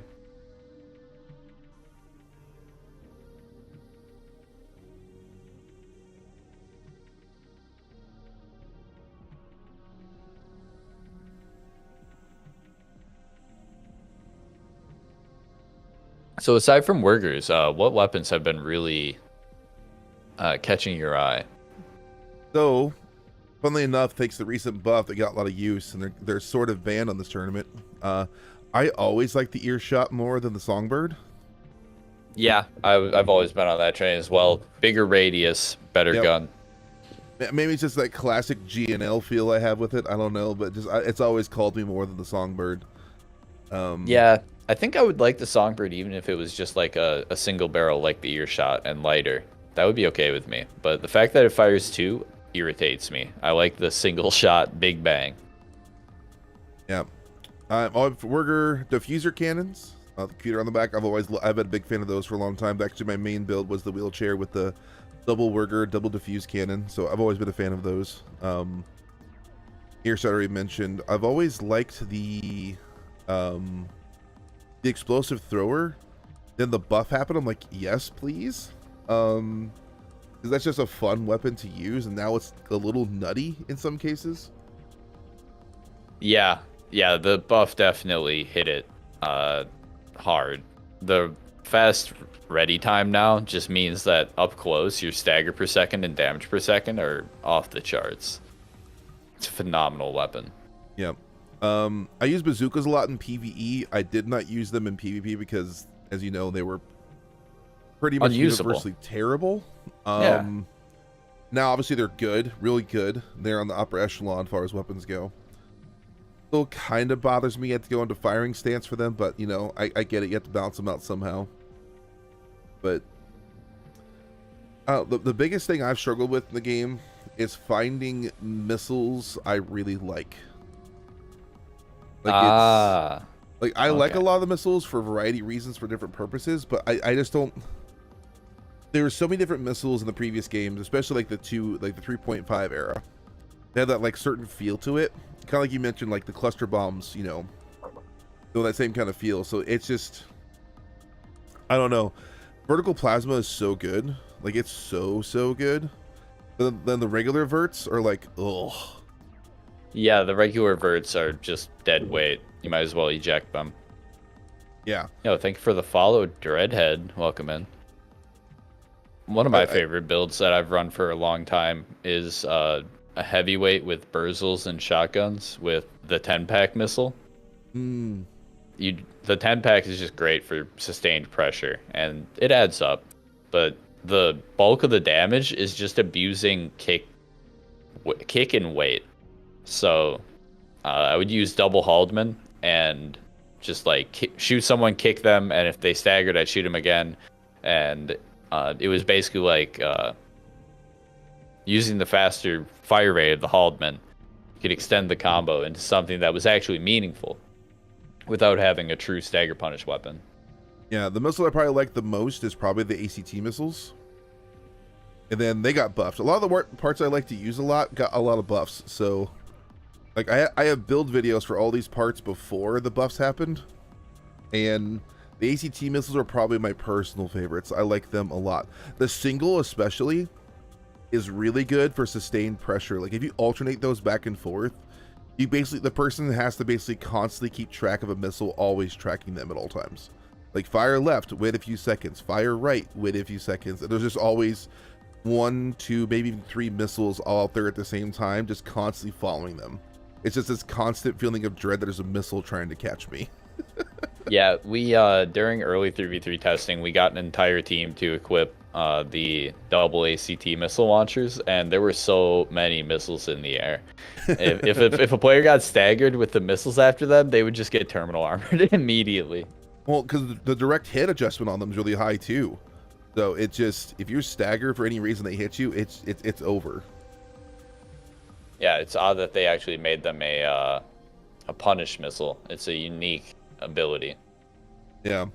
So essentially you run something that lets you stagger. So what I ran was my tetrapod was a tetrapod with a bad cook and the hammer and 2 ACTs on the back.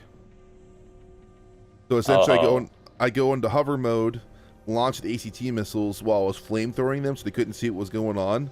Then when I saw the ACTs were catching up, I'd go up real quick and hammer to get them stunned or get them hit stunned, and then have the ACTs catch up and hit. Oh, there you go, dude. And the flamethrower. Have you tried any of the? Oh yeah, because they can't see the missile coming. Have you tried any of the water strider stuff that was going around? Basically making a quad that has such a low quick boost cooldown time that you can basically cancel out the deceleration portion of its quick boost. Yeah, I And saw that move with the at 1, 2, like 3, assault right? boost speed. The 1, 2, 3 booster, right? That's how you do it in a heavier weight, and that one doesn't accelerate in the same way. It's definitely very mobile for the amount of weight you can put on it. But if you really want to get it going, you run a Noctrider core and Gill Booster. My quick boost reload time is 0.47. So I can just spam my quick boost button and go as fast as other players go when they're assault boosting. Hey, Dr. Wiley. Dr. Wiley says hi, by the way. Dirk, the tournament's been great so far. Been fun to watch. 3v3 is a blast to both play and watch. Awesome. I'm glad you're enjoying the tournament. That's the whole point of the thing after all. We're having a little break here between as Jabs and Quads and Latum Core finish up their set. Then we move on to round 4 of 6. We'll be over halfway through the first portion of the tournament, which will decide our top 4 for the finals. Is that what we were looking at with the Strider build? That was the mashing QB. Yep. Yeah, look at the quick boost reload time, 0.47. If you keep it around that range, you can just achieve some silly things. Oh gosh, It also happens Mr. to be Crab. good with a laser shotty build. Yeah, it is painted up like Mr. Krabs. I didn't go into decal work because it was just done on stream, but you know, I felt like it fit with the move style I was going for because it moves fast in sideways and backwards like a crab. True. Dr. Wiley's asking, is there a cash prize? Yeah, 250, right? Yep, that's the pool. Yep. Go over the breakdown if you're interested. It's 150 for first place team, 75 for second, 25 for third. How's the 25? How's third place $25 going to be split up among the team? That's their math. The others, that was like the most divisible by 3 numbers I could get with a round total. Yep, they each get $8.33. Well, they need to throw the extra penny your way for running the tournament. Need a little tip jar. Here's a penny. Yeah, the round robin was definitely inferior to Swiss. Swiss is the way for letting teams play different teams. I'm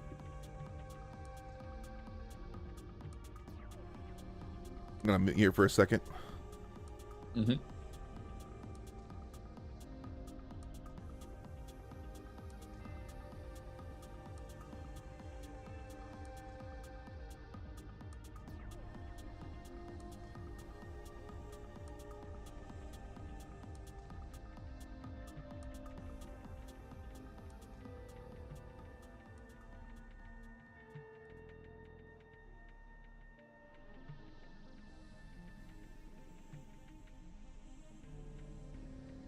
I'm gonna assume no one will hear me blow my nose on stream, so.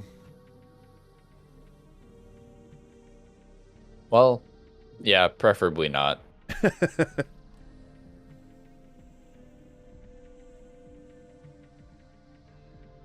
Okay, Dummy's like, nope.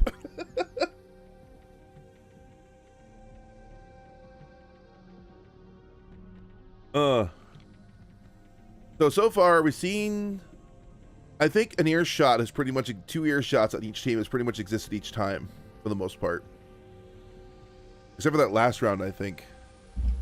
Yeah, double earshot, and especially with missiles has been really popular because when you have hand missiles, you can free aim the earshots without sacrificing your hand. That's probably why they're running Basho. Yep, Basho is just energy and weight efficient.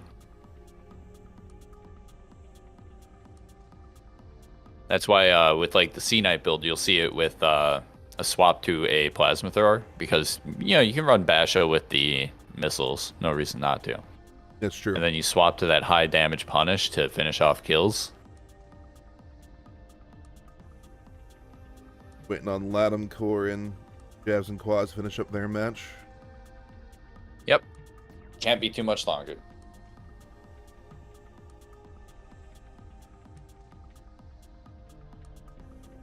hoping for one with 4-3-2. Might just grab their match either way.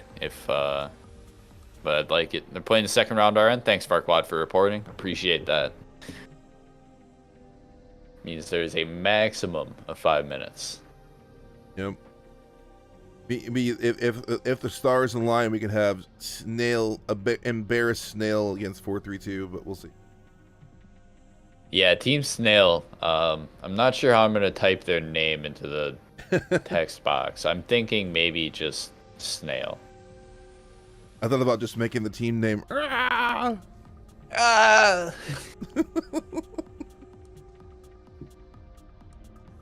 Oh wait, hold on. Maybe I can. Hold on. If I can enter that into the box.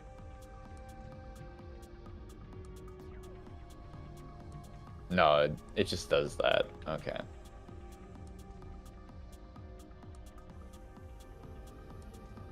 Sad. If text boxes supported emojis right out of the box, the world would be better. Actually, I put OBS in there, and it let me copy and paste the emojis in to the text box. But it's not correct.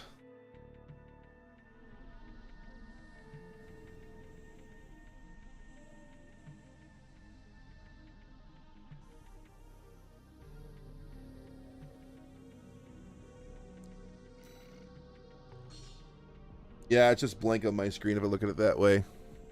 Like in OBS, like it'll actually have like those emotes in there, but it's not correct.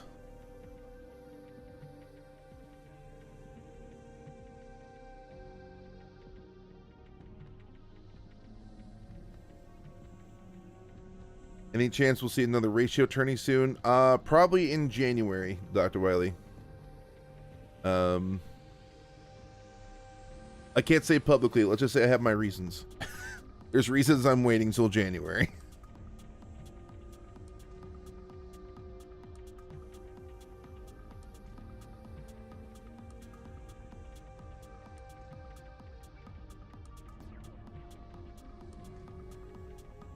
Blushing at Snail. Interesting. I was gonna say like embarrassed by Snail or something. I don't know. Snail is Arquebus.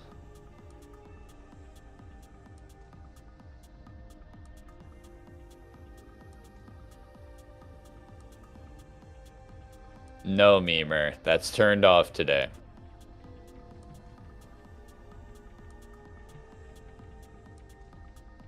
They trying to get your emotes to go off?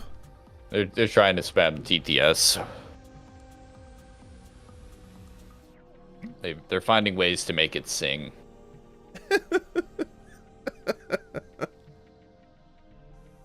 Chat finds a way. Dr. There's Ian a good Malcolm. one for the AI images, dude. Cute pouting snail blushing at Raven.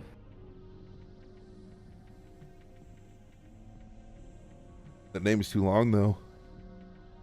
Nah, the image generator would have a field day with that.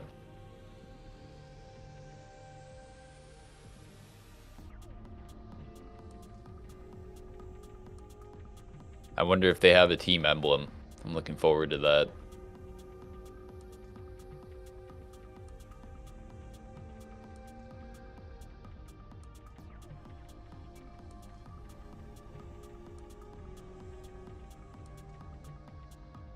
Stream is not broken. It's just turned off for official events.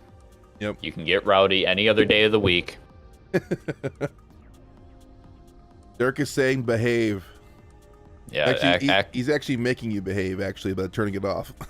Yeah, exclusive rule for today. Just act normal. Go crazy on Monday. We'll do it all again.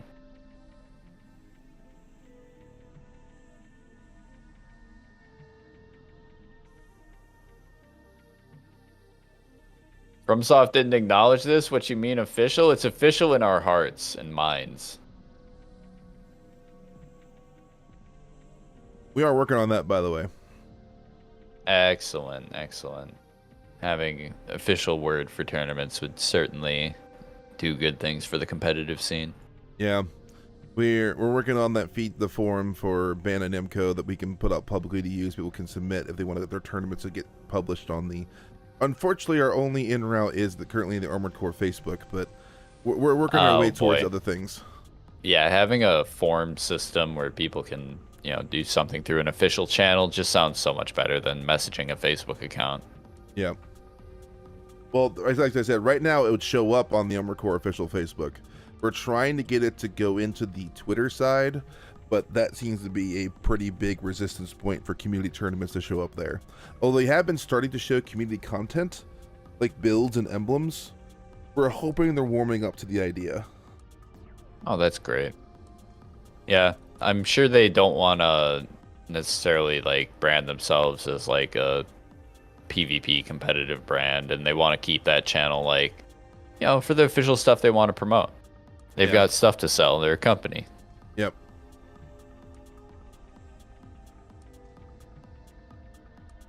AC6 at Evo 2024. We're talking to their people. No, dude, not happening. But maybe someday, eventually, some Armored Core game. Maybe not as a big stage tournament, but maybe as a side tournament. Anyone can sign up for a side tournament. That's one of the cool things about Evo. Oh, that's really interesting. I don't know much about the competitive circuit. Yeah, so I did a little bit of that. I actually did shoutcasting for a few tournaments. Not Evo. I did Combo Breaker up in Chicago. I actually got to do it with James Chen, which was why it's my profile pic on Twitter. That was a ton of fun to get to do that with James Chen. If you sign up ahead enough time in advance and you bring your own setup, you actually can set up a side tournament. Actually, I've acknowledged I've signups on the Evo site for side things. So so if people really want to have quote unquote Armored Core 6 at Evo, they can submit a side tournament application to the registration site and see if you can get one set up, and they'll actually set up a space for you at the event space. That is super rad. It's cool that they are open to a whole bunch of different game communities. Oh, we've seen competitive Doom. We've seen all kinds of things. Who is Stream Match? I was just getting to that. We're gonna have Jabs and Quads and the Blushing Snails.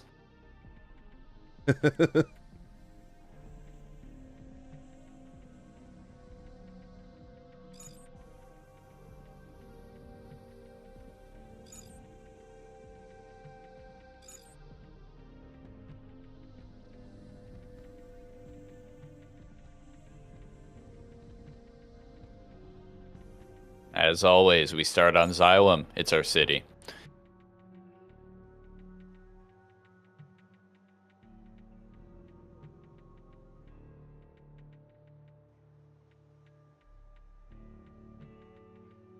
I see boy. A Bonds.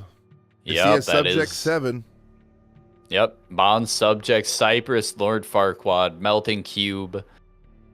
Yep. Aphrodite. Yep. I recognize these people. Well, Lord Farquaad. Yep. Recognize that too. Yep. I'm loving the emblem on Aphrodite. That is beautiful. That is gorgeous. Not wrong. It's pretty impressive what people can do with the layering systems in this game.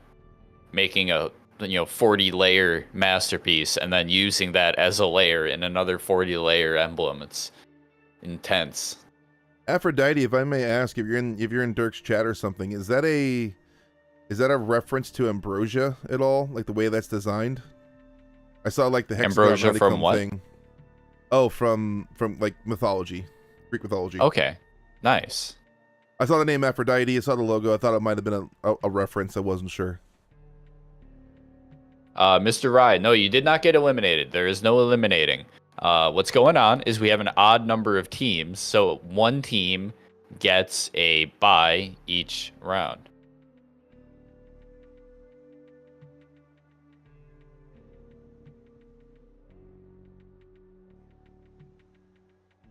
Odd that you were out for... No, you played last time. Yeah, you just have a bye. Don't worry about it.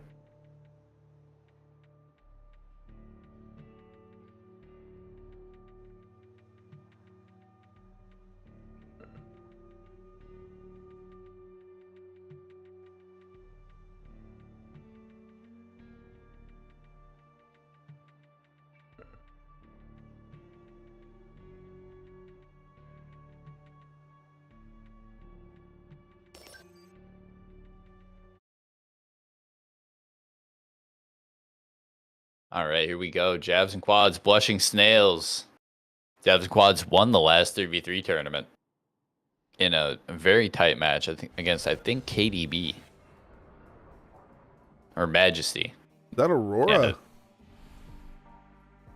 Yep, that is Auroras and laser rifles. That's the kill securer of the team. Users, Majestics, both have double hand missiles. Yep. Briano with their earshot, though. Interesting. Yep, Bonds likes the mix. And then there's also Melting Cube, who plays this hyper-aggressive laser drone Zimmerman build with Zelda library. It's fantastic.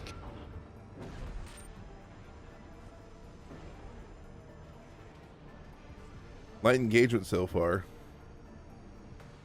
Yep, taking the first 30 seconds to just looking for anyone who might move out of position. Neither team taking the bait. Not much poke from either team either. We're not seeing any VPMs. We're not seeing missiles come out early. There we go. Looks like the only damage traded was onto Farquad and Bonds. Focus on Cypress from Beta. Meanwhile, Aphrodite's going to get terminaled immediately. They finally lock down Cypress and immediately pop terminal there as well. Aphrodite gets cleaned up. Cypress now going to try to make the most of 1 AP with a kick. Pulling off another terminal. Yup. Shotguns are great at finishing off kills like that, though. And Melting Cube turns around and cleans up Cypress, followed quickly behind. I just realized Subject 7's running double Morlays. Yep. Yeah, the double Morley showed up a little bit in testing yesterday. The reload time, the improvement to its weight, all pretty good. Just doesn't have the same splash that an earshot does on ground targets.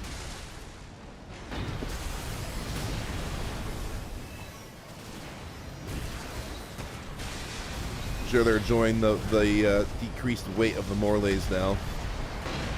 Yep, I think the most recent patch covered a lot of weapons that needed help. It didn't really change like the metagame around in a big way, but it's all in the right direction. Yeah, I never could see the Morlays getting used more though, and also the Worgers for that matter, because of the change. Yeah, their weight was rather prohibitive before.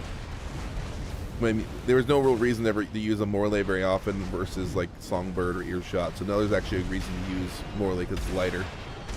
Yep. Subject tried to get away, now needs to just get value as they get locked into a corner here. Beta team running away during the terminal armor. Probably the smartest play you can make. Morley into kick, but not enough. Nope. Beta might find a way to pull a lead here now in this 3-2 fight. Melting Cube running around at 1 AP. Finally getting tapped. Terminal triggered. Farquad's popped. Cypress taken out. Subject trying to get back to the fight here. Melting Cube gets some extra damage while being on 1 AP. Been alive for 30 seconds on 1 AP now. Entirely too much value being secured there. Score being pulled away. And there he goes finally.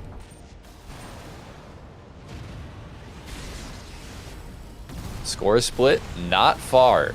Under 200 points. 2 kills can swing it. Let's see if Jabs and Quads can take the respawn economy back and pull a lead. Or can Blushing Snails hold on to it?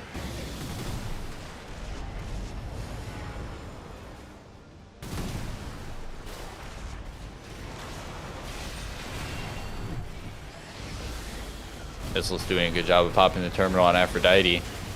They can trade that back. It's now a 2-2 fight. Earshot go off on him. Didn't see yeah, it, hard to tell when gone. it's spectator.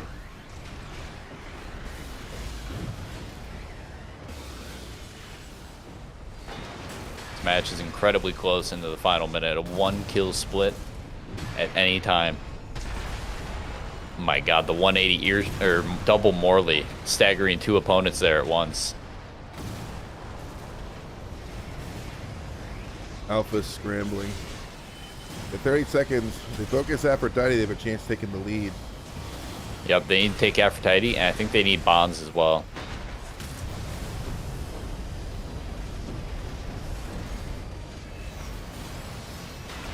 Beta team They doing a good focus job of Aphrodite, running though. here. Terminal armor's popped.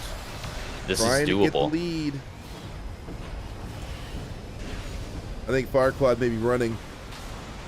Close Yep, to dead. Farquad has to run. If Farquad dies, it's over. That might be it. E2. Beta content to run.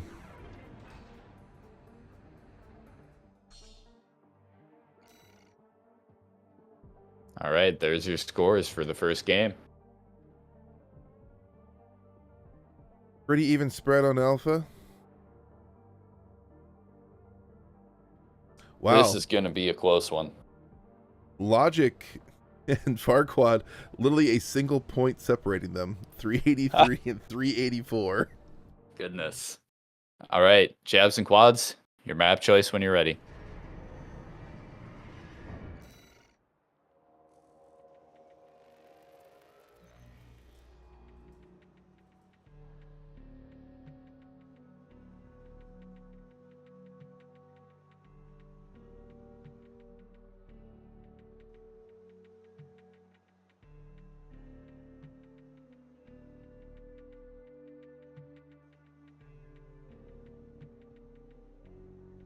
What map, jabs and quads? What map?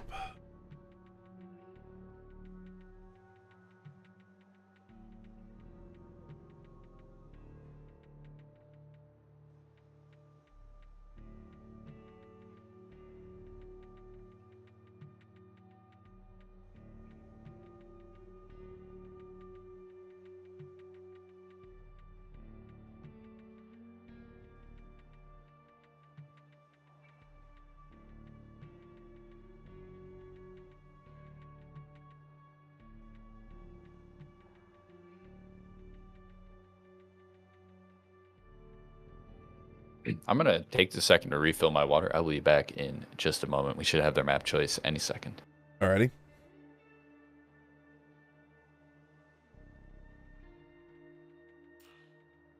Oh. You had someone drop.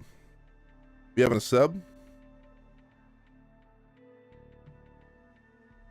Subbing is allowed.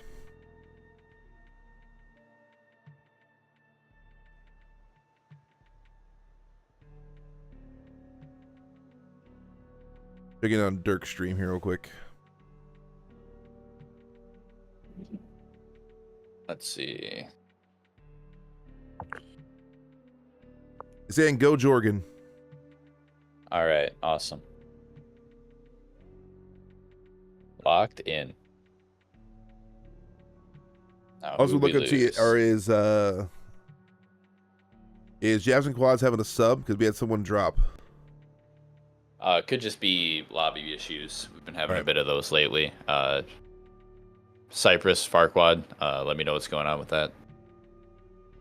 We're subbing? Okay, sounds good.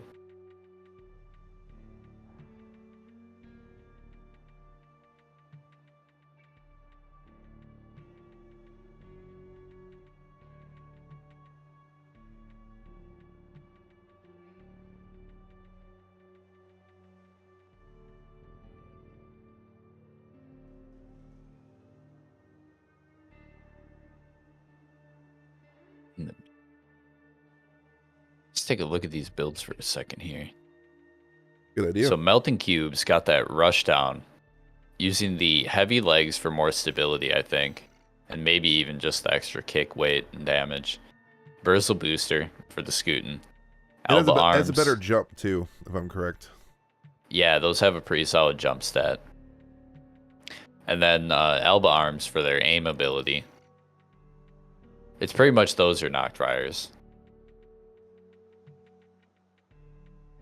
And the generator is Coral to just run it dry, charging in, circle strafing. Yeah, he has the Legend of Zelda paint scheme going here. Yeah, it's phenomenal. Great colors.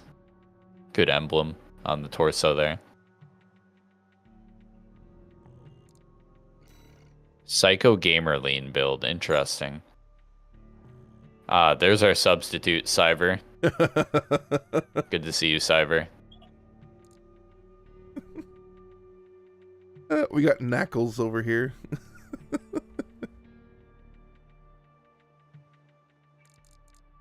All right, well, players, when you're ready, we have our map selected. Jorgen, substitute is in. Looks like we're good to go.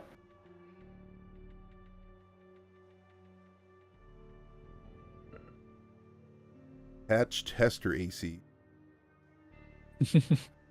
Yeah.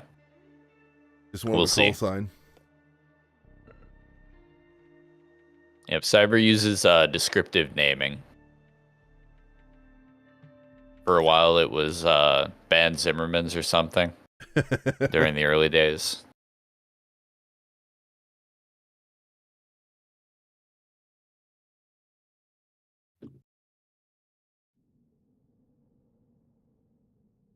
There it is in classic all gray, the Cyber special. Mm-hmm. Now we've got the Rushdown Haldeman Morleys, and of course the Farquad Earshot Missile special. Against Zelda Rushdown Shoddy, Majestics and Diffusions for just insane burst, and Bonds playing that similar support fire sports style with the free aim Earshot.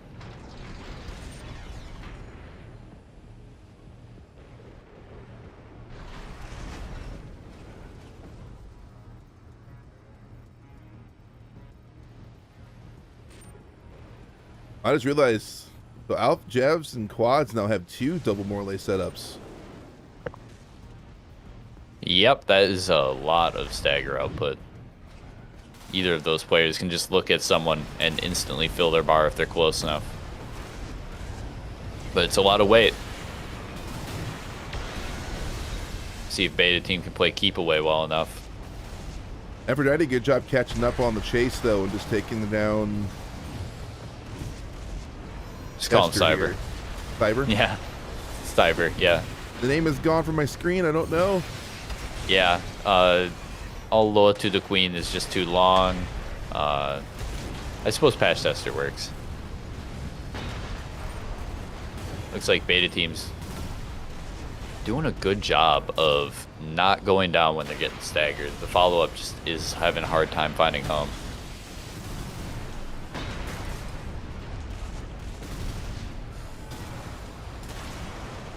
Farquaad with low on AP, but taking some damage on Melting Cube before he goes out,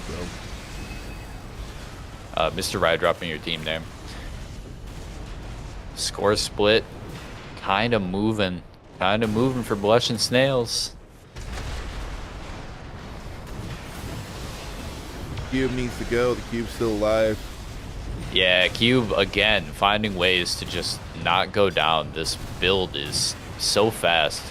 It becomes hard to keep track of in a team fight. Finally goes down after That constantly one dishing kill. out kicks. On the second kill, Aphrodite also went down. Like, that was a major point swing for one kill, but Aphrodite had died just before. Yup. And look at the AP on Alpha Team, too. The fact that they're still scoring with their AP like that, wild. Everyone I keep joining is just that I've joined 4 people in a row, and all 4 of them is just them blowing up. Yeah, that was back to back to back to back. Alpha Team hoping for a full reset here. Unfortunate spawns as Alpha 3 gets picked out.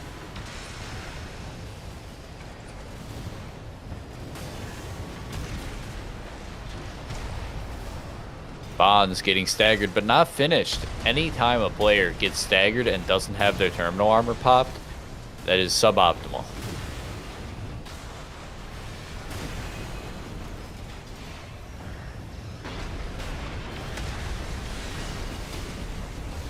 Melting Cube's terminal got popped. Aphrodite's hanging out on 1 AP, finished up. They were on Melting Cube that time. Yep. Subject hanging out They are at very tied. low AP.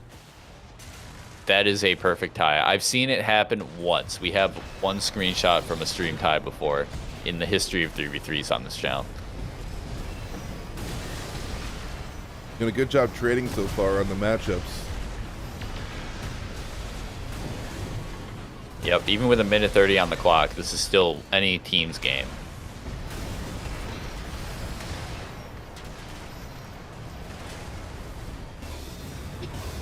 Really no high value target on Alpha, but Cube is still the high value target on Beta, which is why Melty Cube is being focused right now. Yep, Melty Cube needs to get cleaned up every single time. Where's the missile? There it is. Onto Aphrodite right away, too. Very quick switch from jabs and quads. They've got to make it happen with a minute left.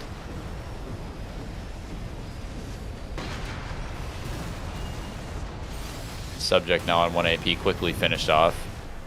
Now it's only Farquaad as Cyber just respawned. Aphrodite on 1 AP, finally cleaned up. Got way too many diffusion cannon shots off.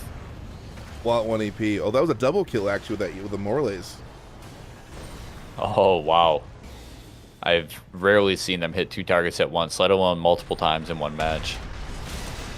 Catches Melting Cube coming around the corner, pops terminal instantly.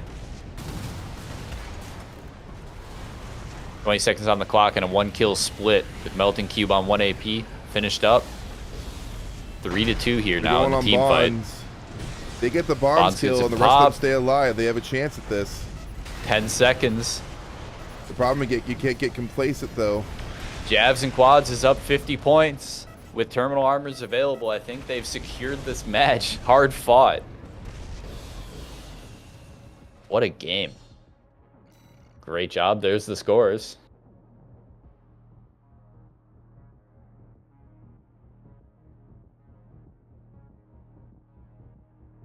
Close indeed. All right. I'm going to need a map choice now from Blushing Snails.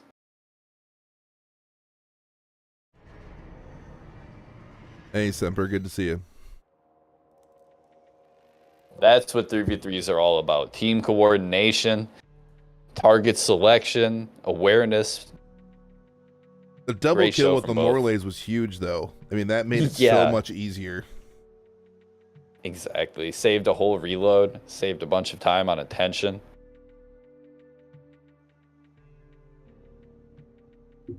$4-3-2's already secured the win on their side. Wow, they're just cranking through people. Yep. I'm waiting for my chance to get them on stream. All right, grid has been chosen. Thank you, Bonds, for the map selection. Teams, whenever you're ready. The internalized grid chat worked again. Yep. Let's see if we can spot any Michigans occurring this match. I know that Farquaad likes to fight around the pit. Man, for my own heart right there. There was a night when we were testing all bazookas when we managed to just stagger someone down into the pit with bazookas. Just getting hit with bazooka over and again. The hits them was enough just to keep knocking them down. Yep. Volleyball spike.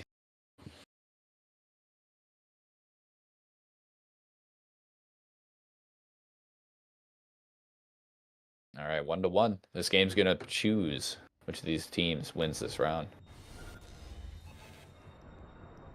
And with how close the last two were, it's anyone's prediction.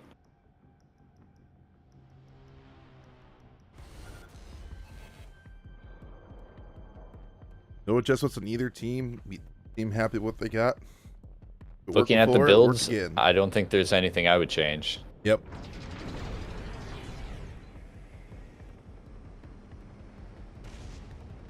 We're seeing this kind of heavy cat play style. Definitely one that I've enjoyed for a long time. I don't like the Morley, but obviously it works for them. I have a skill issue. I think they're counting on the spread of the Morlays to kind of get maybe some secondary damage on people who are nearby, maybe. They're definitely better at air targets than ear shots. They also have a much faster firing rate, too. Yep, the buffs to the ear shot narrowed it a little, but in the end, Morley is still the better uptime. As they corner Cyber and instantly pop terminal, it's traded back on Aphrodite. Subject caught the flak next. Aphrodite hanging out at 1 AP, cleaned up. Looks like Cyber was cleaned up as well. Kick into earshot. Ouch. What a combo. Bond's now at 1 AP. Let's see if anyone cleans that up. The missiles all dodged. Perfect dodge from Bonds. Well played, forcing a kick to come out. As the game is squarely even in terms of kills, only a minor point split. Farquaad's looking a little rough, though. Yep, trying to be unnoticed. The ability to play so sneaky that no one can see him. He's staying alive, though. He's been alive for 30 seconds now. He got a double earshot on Aphrodite. Yep, every single extra earshot. Midair. Every single earshot is just so much extra value. And we're seeing it in the points right now. There's the hit, finally. Yep, I'm liking that use of the Tirano after the standard missiles, because the best way to dodge a standard missile is to come towards it. But when you do that into a Tirano, you catch them on their dodge cooldown, it's a free hit. That's true. Big brain Tirano. Indeed, indeed. That's what Bonds likes about it, is the flexibility, or so I've been told.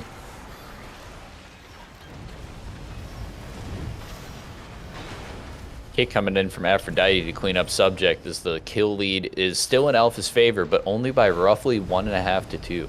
Really on a 1v1 scenario. Also, one just came alive finally. Yep. Farquaad just needs to... the tetrapod kick not look nerfed at all there for a second. It can still microstun. At the end of the day, the numbers might be lower, but it still has value for helping your team connect.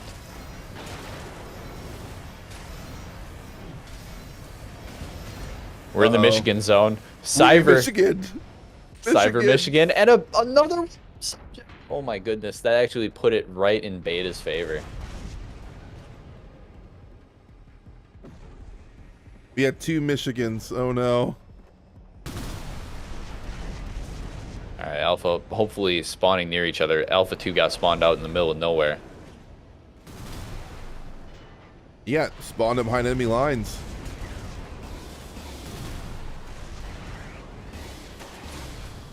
You think make the most of it. Melting Cube and Aphrodite both low. Both hanging in there though as Subject's terminal gets popped. In terms of expansion economy now, it's looking pretty good for Blushing Snails.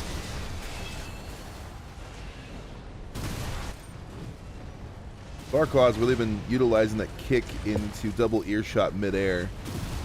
Yeah, that seems to be the tool for aggression in the air. The earshots struggle a little bit with their velocity and their wind-up time. Having that kick to just help arrest an airborne target. All right, Alpha, you got about 1 minute to catch up by 200 points. Yep, we saw it last, and they do it again. It's going to be tricky here, though, as the team is roughly split. Very good awareness by Cyber to stagger and run instead of trying to punish it, as they were split off from the team. Attention's on Melting Cube right now, with one on Aphrodite. They're split in a really efficient way right now, as both players are low AP. Double terminal pop. Farquaad does get cleaned up, but they trade back 2 kills. Is Melting alive? Melting's alive. Melting is alive. Finally cleaned up on 1 AP. 15 seconds. Jabs and quads would need to do something incredible. Yeah, they have to get 2 kills. I don't think it's possible. If Aphrodite was the one who was alive at the start of this round, it would have been possible, but not. But I'm pretty sure Blushing Snails just takes it. Oh boy, you know, I hate to say it. I think it was the Michiganing. I think the Michiganing swung that. Yep. That was the turning point of everything. 2 mean well old played, Michigans. both of you. Mean old Michigan did die of a bad fall. Good game. Blushing Snails will take it in game 3. This is Swiss, so that's just going to affect their placements into the finals.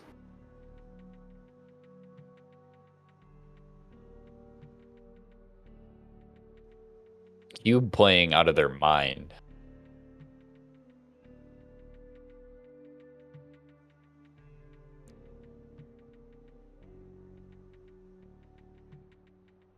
All right, we're just waiting for Tekkaden and Latum Core, who should be currently playing.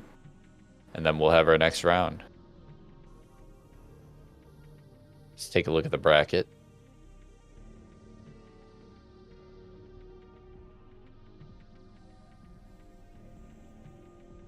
All right, Jabs and Quads we just saw are currently 2-2.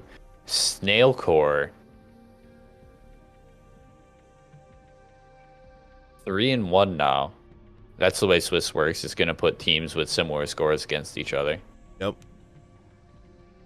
4-3-2, I think, is our only undefeated team right now. Let me see if I can find another.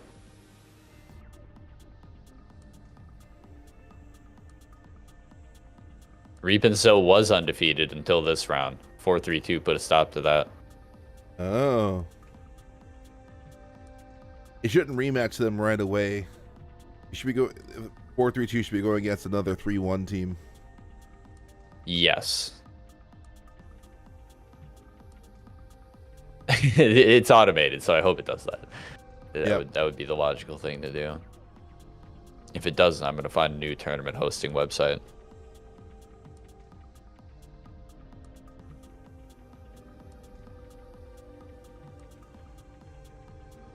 Let's see here. Later,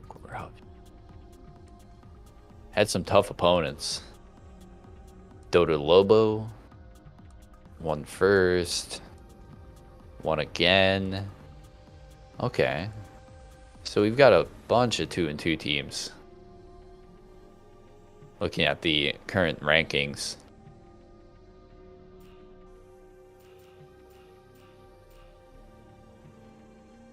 There we go. It's updated. Reap and Sow and Snails and Andromeda are currently in 2nd, 3rd, and 4th. Our top 4 will be going into the final double elimination bracket. So keep an eye on these 4 spots. Behind them, Team Strive, Jabs and Quads, Dota Lobo. Very much still in the running here at 2-2.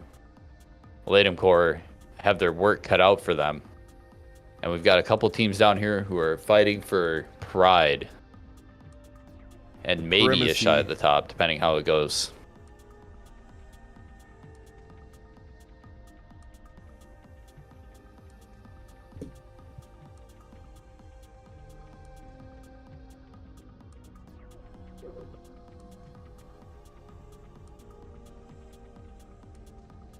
Yeah, Memer, you fell.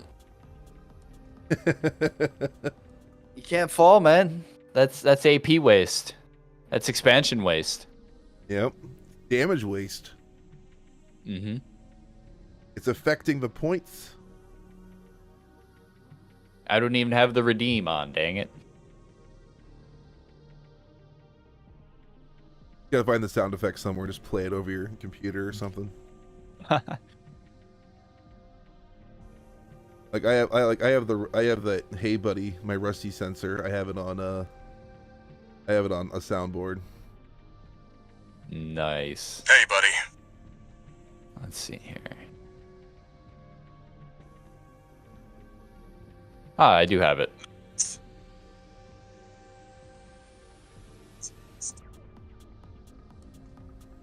Of course, I have the snail. I'm not going to play that. He's so loud. It's very loud.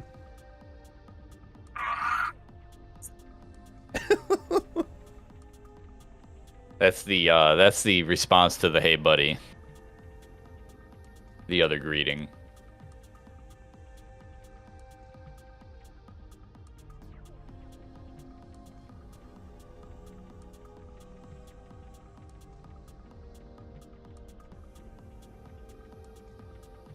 Atom Core and Tekkanen still duking it out, looks like.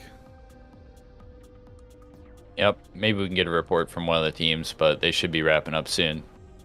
Can't be going that much longer than the stream.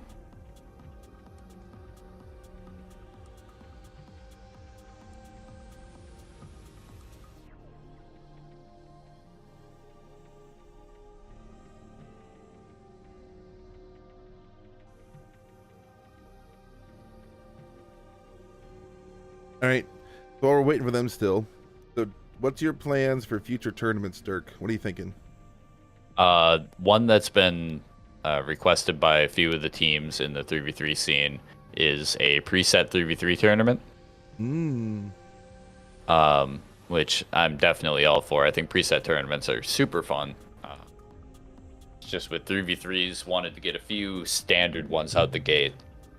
Let people see what it's like for competitive, create your own build 3v3, and then break out the more inventive rule sets, the more restrictive ones.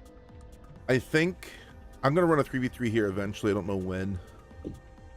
I'm thinking the first 3v3 I run is going to be melee only. Okay. I like what you're putting down there. And you know what the starting map would be for 3v3? Grid 12. Grid 12. That's right. Oh my god. Nice. I love it. As I like to call it, the Smash Brothers map is what I like to call it. It is my go-to for all rummy matches. Yep. So we are, I think the first 3v3 I end up running will probably end up being a 3v3 melee only tournament, and the starting map is Grid 12. Awesome. Well, let me know, dude. I'll put word out for it because that sounds like a lot of fun. Randomizer tournament when? That would have to be an invitational because we'd have to confirm each player is randomizing each round. Yeah. Yeah, there's overhead involved there. And ideally we'd have them like share their screen and show the randomizing to a ref, and oh dude, I don't even want to think about that's it. a lot of clerical work for that one. Yup, clerical. Preset Preset 3v3 when? Stay tuned. That is next on the schedule.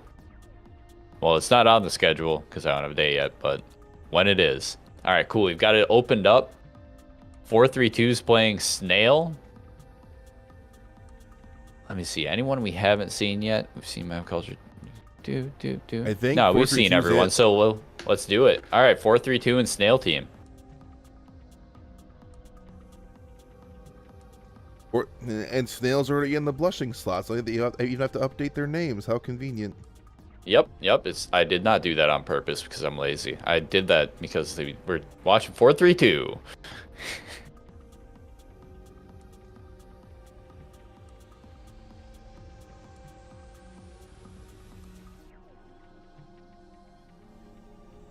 Oops. That's why I don't turn my soundboard on.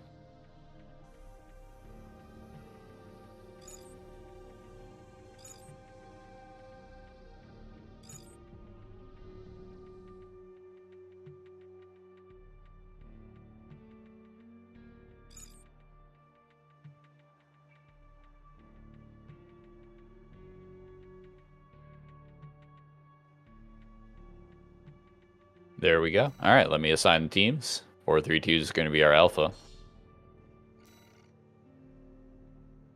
Okay. Waiting for the last 432er to join. And once we get them all in, I want to see if I can sneak a peek at their builds. Yeah. Xylem is locked in. So we got a bazooka plasma cannon heavy tank. Yep, we fantastic. Got a boat.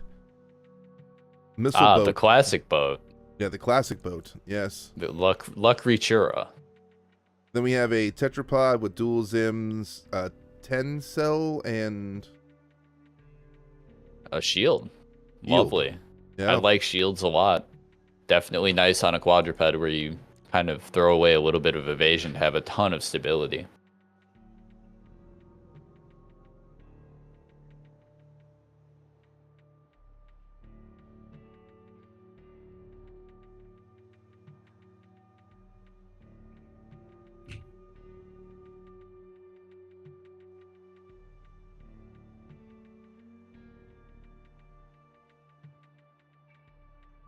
Four, 3-2, 4-3-2.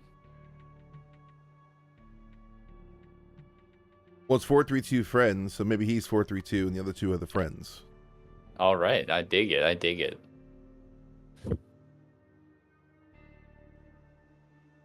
Waiting for the rest of the snails to ready up. Yep, I just now realized their name tag theme. To type snail in chat, you would do : snail : colon. So they've done that with their names. Got it.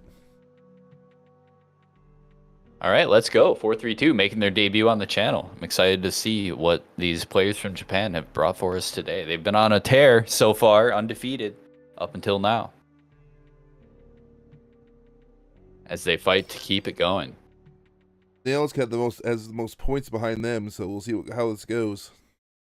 Words coming in. 432 is Yomiji. Must be a PvP player. I'm gonna have to find them, because they might be playing while I'm working, and I'm always looking for something for side content. Man, they do make an imposing silhouette with all those heavy frames.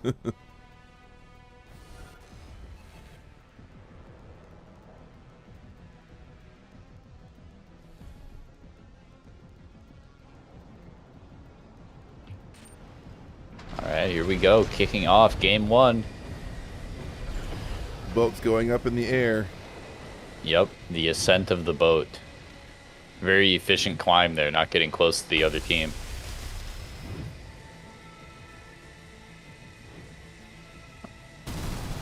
Lock on ticked onto Aphrodite there first. A floating quad is a great target for hand missiles. It is. Maybe even coral missiles.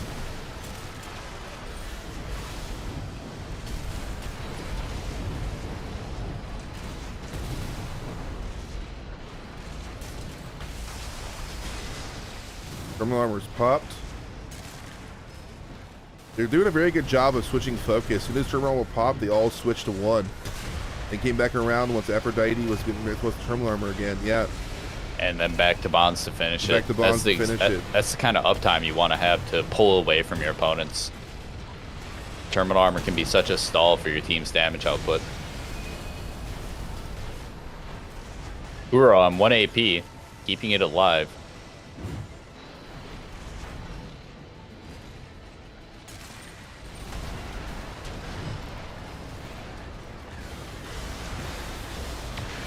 Still 0 points for Beta. They need to take these players out.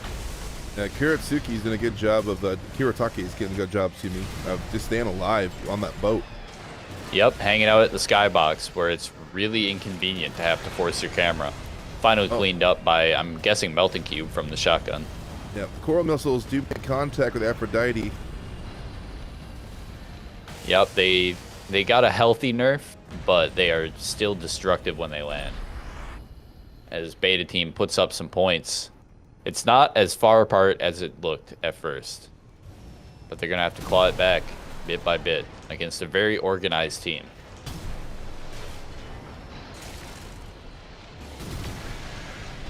I like what I'm seeing. 4-3-2. Yeah, I like what I'm seeing from Yomiji. The best way to use these pulse shields, especially this one, is to just spam it up. Every time you hit that 0.7 seconds or whatever it is, just put it up again. There's no reason not to. You can do it like 6-7 times, no problem. Yep, Kuretake is finally, let's say Hiwami is about to, on the tank goes down. Score lead now in Beta's court. They did a very good job of just focusing, like changing targets. Yep, all members of 432 have restricted movement speed. So if Snail Team can catch them out and lock them down, they're not getting away. But it's a lot of AP and a lot of stability to drill through on each of those players. 432 is kind of returning it in kind, though. I think 432 just kind of took that 1v1 versus Melting Cube and just took it.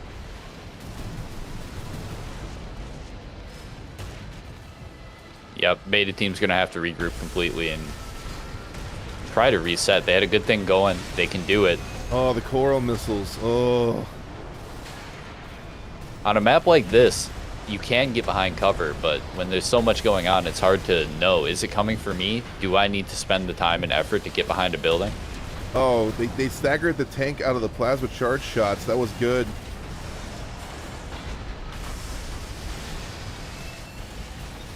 Portal missiles are away, finding home on bonds. Oh. Terminal popped. They are stunned, but they are nerfed, but not gone. Nerfed, but not gone indeed. There's still the highest Alpha Strike missile in the game.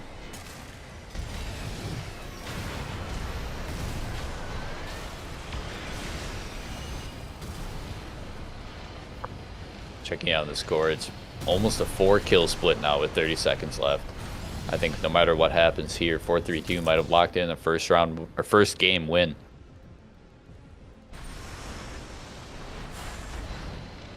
Four through two just kind of hanging out with Hawami right now as a backup in case they get targeted.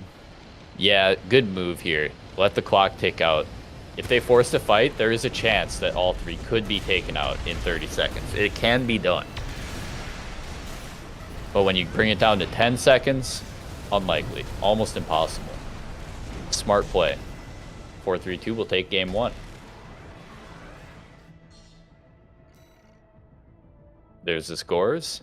Pretty even spread for both teams. No major outliers. Yep. Okay, Snails, I'm going to need your map pick.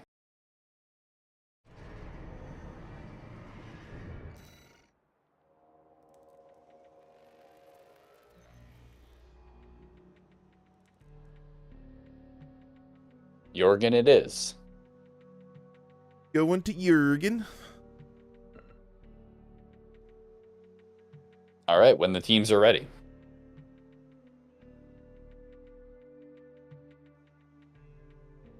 I think 4-3-2 might be rocking the heaviest spread we've seen so far.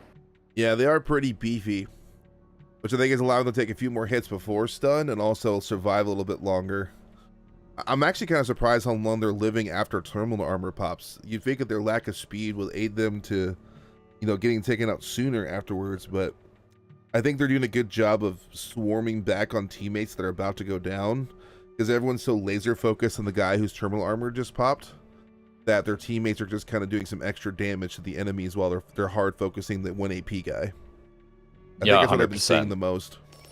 And we're seeing a couple of them live for a long time at 1 AP, which could very well be because the other players take so much effort to stagger and take down that it's hard to split attention. There they are, large and shining. 4-3-2 and friends. 2 tanks in 1 quad. Versus the team that I can't enter their name correctly in OBS. It's Snails and Blushing Emojis.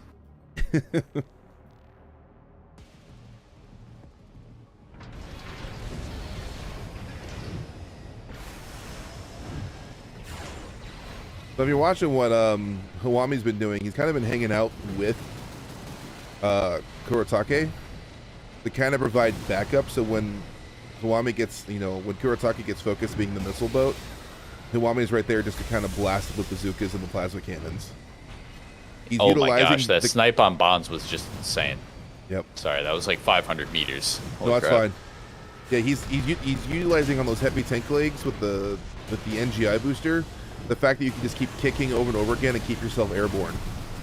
Yep, that is somewhat unique to the tank where its kick stalls it in the air for quite a while, and it's very energy efficient. In fact, if you were just going for distance, you can cover the same distance with kicking as you would assault boosting with only 1/3 of your energy bar, and you'll get there only a second slower. The only downtime is you can't shoot while you're in the kick animation.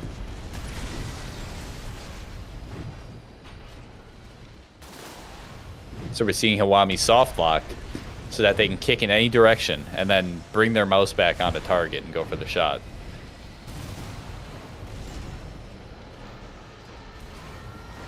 It's not meant to be a flight tank, but FromSoft may have done an oopsie because it does fly.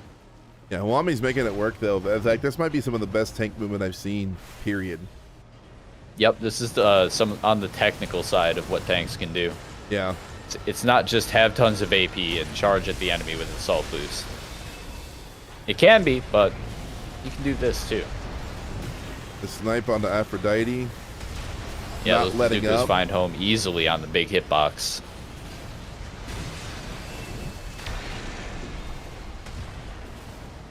closed in. They popped it. They're looking for new targets. Someone cleaned it up, and they're on bonds now. Jeez, what an effective team. Their coordination is some of the best I've ever seen. Yep, Hawami finally might get their first death halfway into the round. Yeah, flying around with 2,500 stability probably. Airborne constantly. That helps a lot. With 16,000 AP. Just rough numbers here, but geez, man. That's a lot of work to bring down.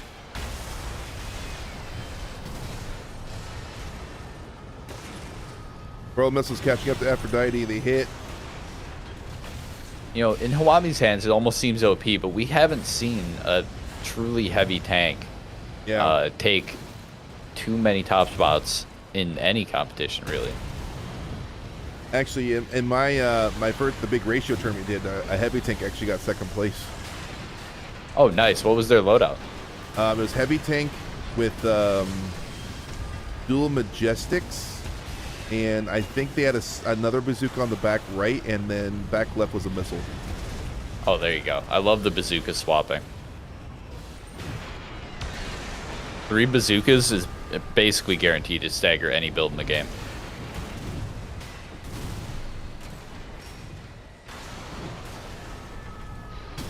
Minute and 30 on the clock and a 5 to 6 kill spread. It's going to be a tough fight to claw back. Still not in the realm of impossibility, though, with the fight going on like this. They just decided to just kind of avoid Hawami. You know, I've seen that payoff. I've seen that payoff where if one player is simply too hard to catch or too much work to take down, there's still 2 other point sources on the enemy team. However, Hawami's the VIP, which means they're not getting that bonus. Correct. 42 right now, just kind of cementing why they're the undefeated team in this bracket at the moment. 100%. Hawami got staggered, and there just wasn't enough follow-up to chip through all that AP, those high defenses. The high burst of Melting Cube is probably going to have a harder time against a team like this, where they can just tank the double Zimmerman twice, 3 times.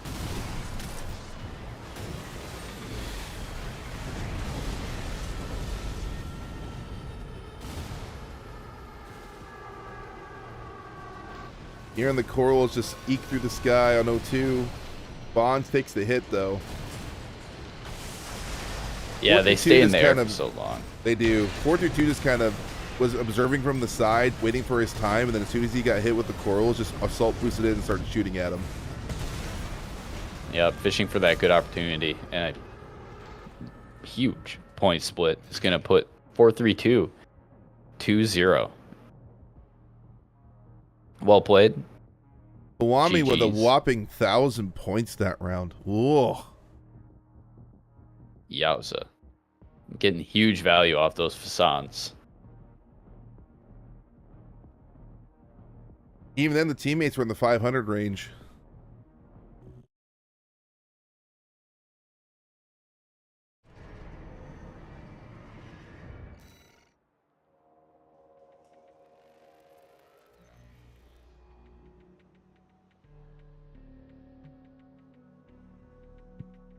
Translation is whack? Yes. English to Japanese, Japanese to English is not great.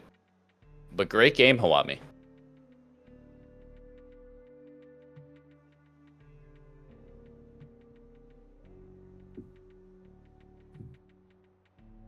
All right, we're getting some early scores coming in. Jabs and Quads took it over Tekkaden. Strive over Dota Lobo.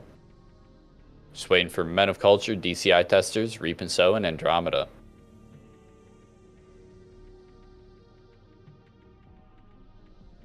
Mr. Rai, you wanted to be streamed next match. What team are you on? I'll see if I can get you in.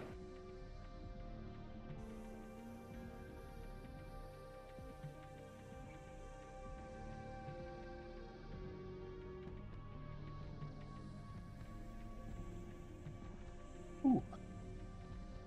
Coming up next is going to be the final round of the Swiss bracket.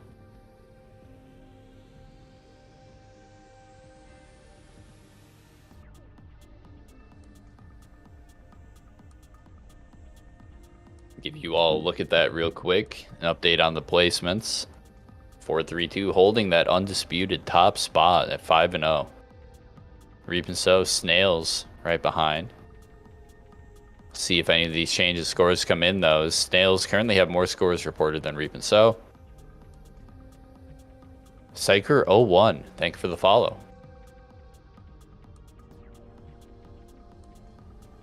Team Strive at 3-2 as well with Snails. Same with Jabs and Quads. Meanwhile, Andromeda stands to climb here if they can put down a win. Same with Reap and Sow.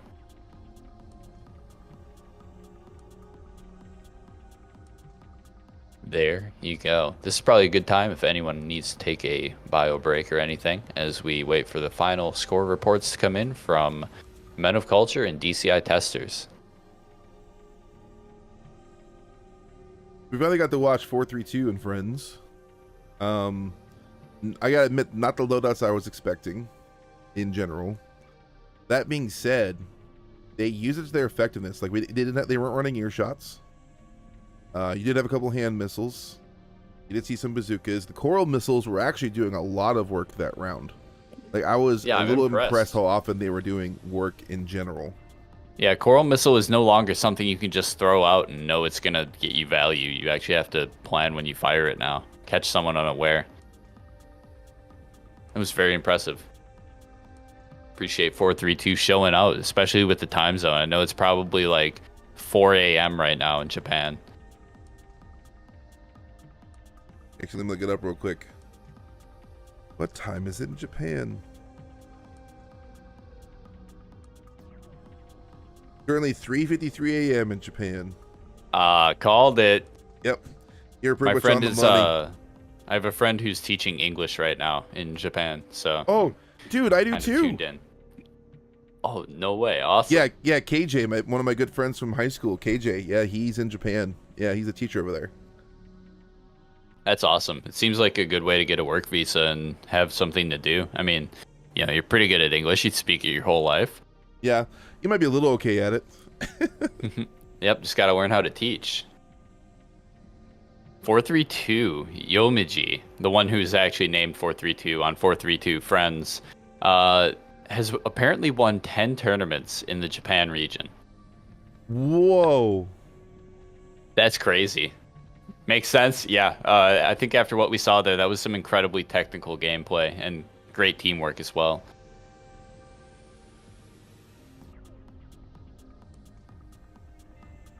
And when the players who've played against it are saying, yep, makes sense. Yeah, it says something. What build was 432 on? 432 was on, I think, one of the hover tanks. Oh, the Zimmer Tetra build with the pulse shield and the 10 cell. Yes, that's who that was 432. Yeah, yep. 432 was the one taking advantage of the pulse shield tech by using it basically repeatedly instead of waiting between uses to get maximum use of the active time.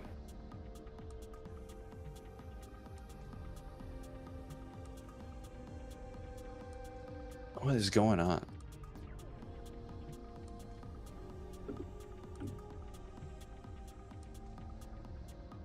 Are the other players also tournament players? They seem like it. I mean, we saw Hiwami was just wrecking with that heavy tank. With the technical play, with the booster play and everything, I would amaze that they don't.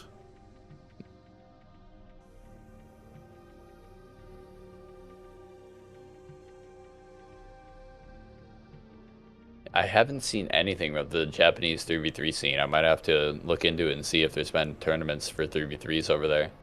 Yeah, I've seen a few ones, but I haven't really watched 3v3 side. So yeah, that's interesting. Anyone know Yumiji the spelling on Yumiji? Yeah, I can get that for you. Oh, hi Tetsu. Thanks for bringing your friends over with the raid. You're just in time for the next round. It's Yomiji. Oh, Yomiji.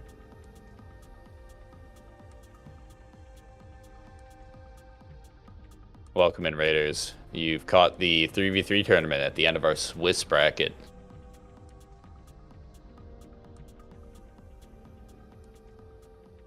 Kiwami won the tournament in Japan 4 hours ago. Okay, so they just win a tournament, stay up for another tournament. That's crazy. That is crazy. Mr. Rye, what team are you on? I could probably get you on stream.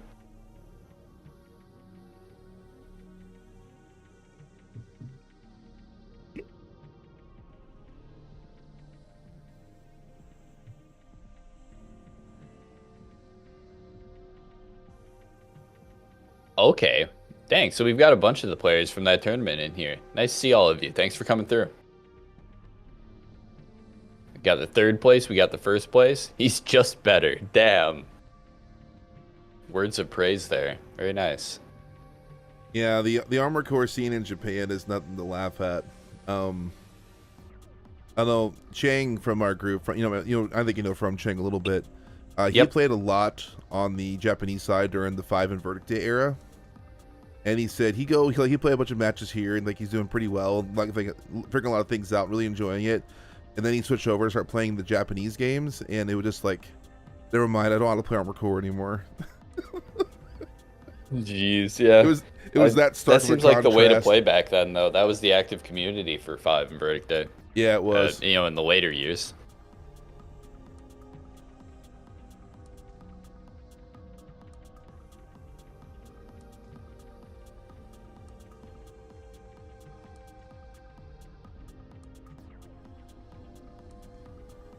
Anyone on DCI and Men of Culture that can give us an update on how your game's going? Let us know how you doth progress. You should check in on him, Toasty.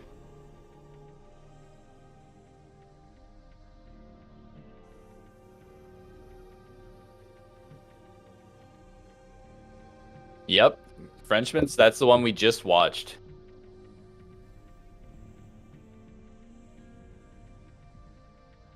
Go back a little bit. We had a really close game, and then we had a bit of a blowout.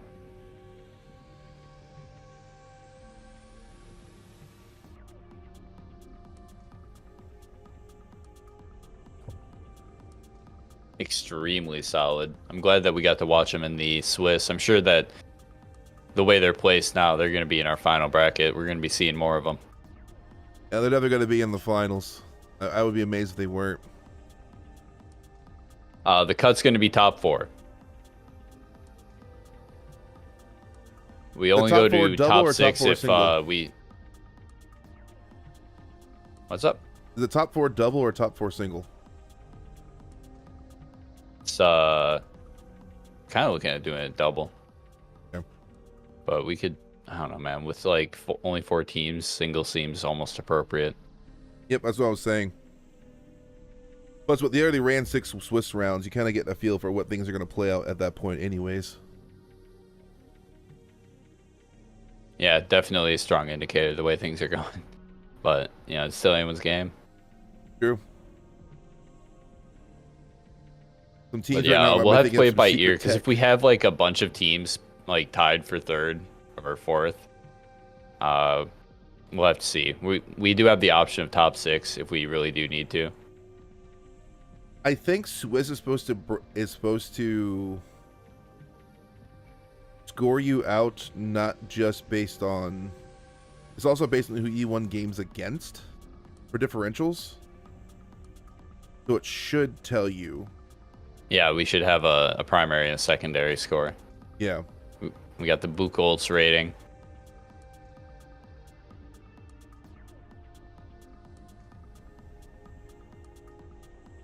Yeah, we got a tie-breaking system built in. It's beautiful.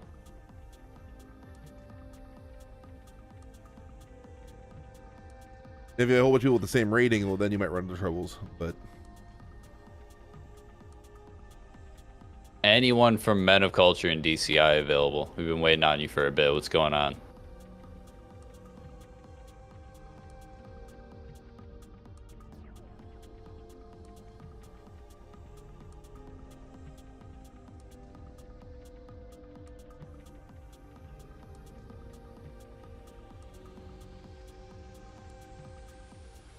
I gotta do something real quick. I'll be right back. Yeah, no problem. That's what I'm saying, Kefka. That's what I'm saying. What's going on?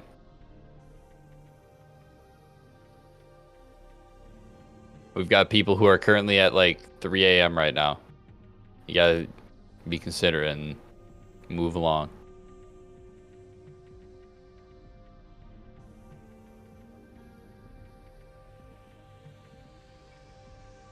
Ten seconds? Alright.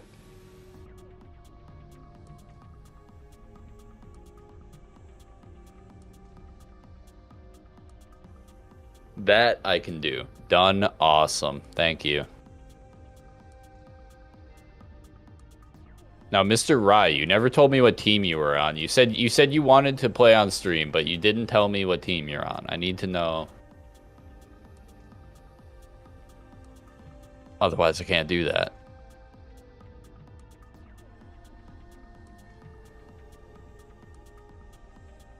DCI and Tekkanen, is that what we're gonna do? Sounds good to me.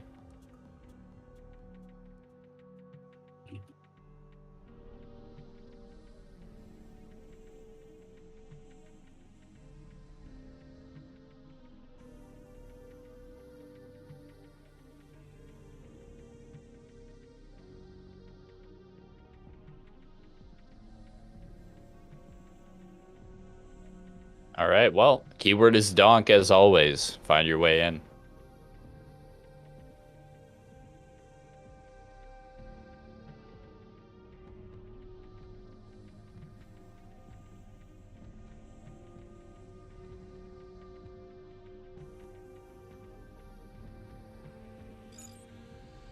It's going to be DCI and Tekkanen.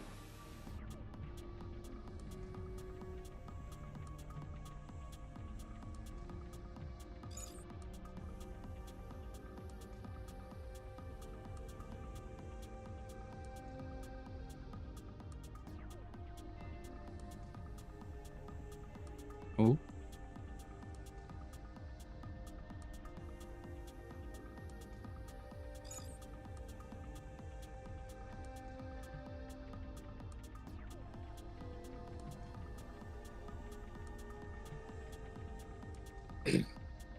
Hey, thanks for joining, Bones. It's a pleasure to have a melee aficionado like you in the tournament. We got to watch you at work.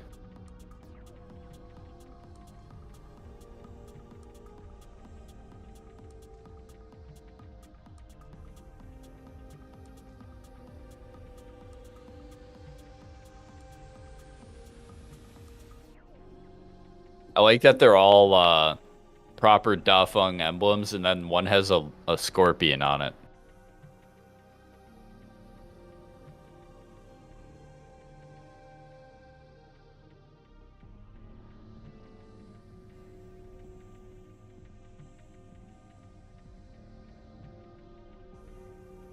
Alrighty, I'm back. What'd I miss? Not much. We're getting the teams in. We've got DCI testers and Tekkanen coming up next.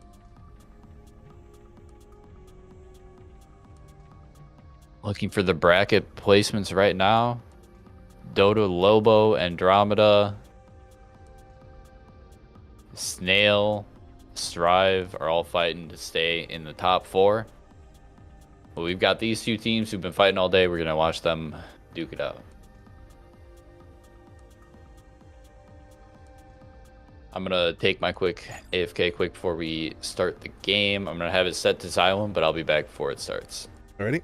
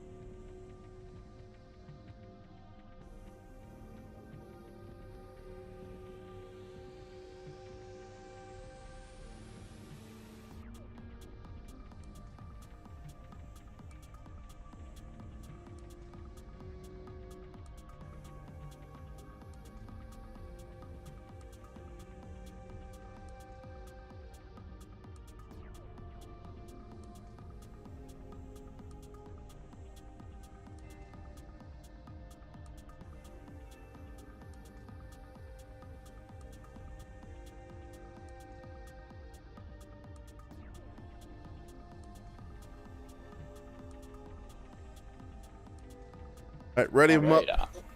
Ready him up. Nice. DCI, tech it in. Dirk is back. Let's get this shindig moving. Yup. We've got this final round of Swiss before the final elimination bracket decides our winners. Dang. Did someone just get armored cord? Just the other night, I was trying to get a lobby going, and I think we crashed out for about a half hour. Whoa. Yep. I have actually I Patch. had the opposite problem. And then I have my record night on Twitch for number of people watching, and it restarted the stream on me 3 times. Oh my gosh, yeah, that... Yep. The last week was pretty rough. I had a few go out. It's a great platform. Love it. Love to be here. Steam went down. Incredible. It's not even Tuesday. What, Steam went down? Yeah, teams are just having some connection issues right now. Give it a minute. You can remake It's the room. Saturday, or as I like to call it, Tuesday. I found remaking the room helps sometimes. Yeah, we'll see. We'll see. If they have any issues reconnecting, I'll remake the room. Dez, if people can't rejoin, let me know. Welcome back, Striker. Yeah, dude, every day is Tuesday. Go back to sleep, dude. You have not had a healthy amount of sleep yet. Failing to join? All right, we are remaking the room. Do it fresh.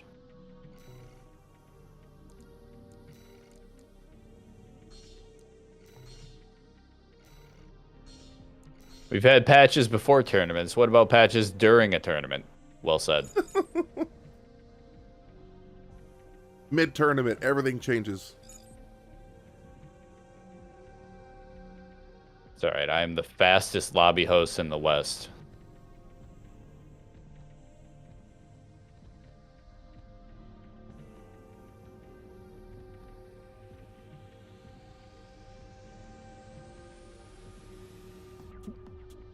Cry for content, dude. Crying is content, Striker. You'll be fine.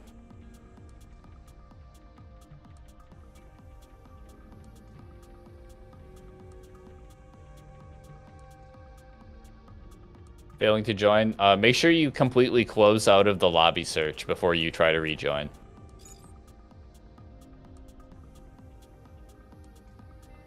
I don't cry for 5 gifted subs. Sorry. It's going to take a little bit more.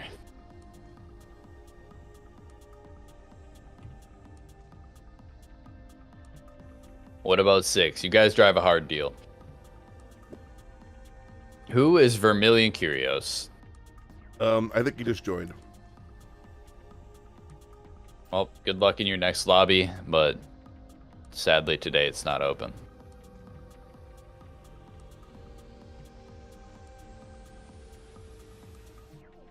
All right. I can try to remake it one more time if you report that it's still an issue. Steam down in EU. Epic. All right, so we've got some EU downtime. It's been like this all day. Okay. Yeah, we're going to have to wait it out. That is just what it is. If you continue to have the issue, we can probably just get some 1v1s going in the meantime from the players that can connect. And resume as soon as our friends over in the EU can play the game.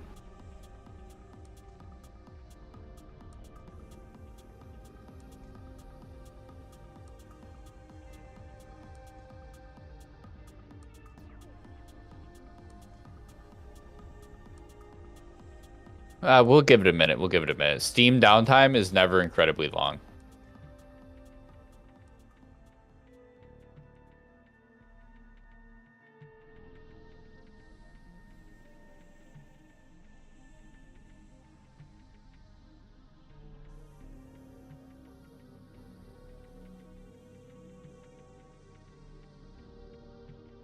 Yeah, currently having issues. Yeah, a lot of people are reporting issues right now.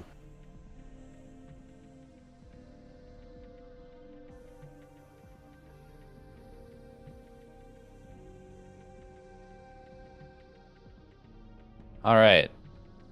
Can I wait? Yeah, we can. We got to give it a minute. So in the meantime, we're gonna open up a 1v1 lobby. Keyword is donk. Anyone is welcome to join. Just to get some armory core going on. NA players, hold the line.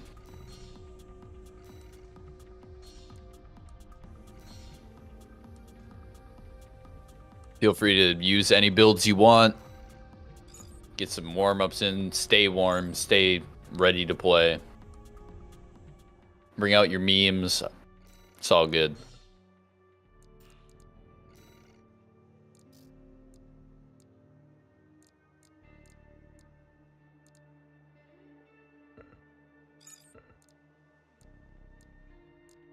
Yeah, Nume. So, currently European Steam servers are down. As a lot of our players are European, we're taking a brief pause, and to fill the time, we just got some 1v1s going on.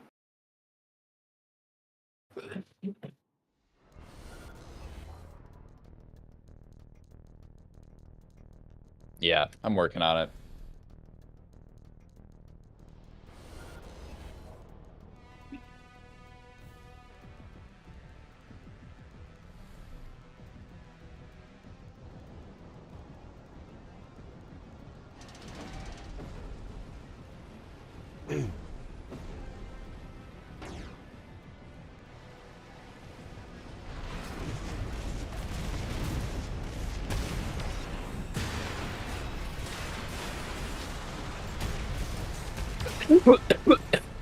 Red Getsuga Demo is just styling presets. right now.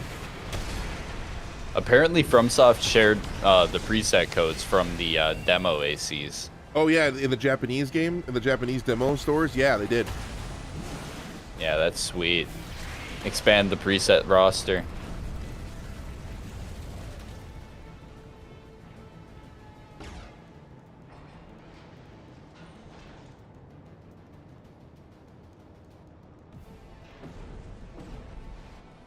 Good old LCS. Those laser cannons are just mean, man. Their uptime, their accuracy. Look at that. A heavy AC can kind of tank them a little bit, but anything lighter than a medium just gets evaporated.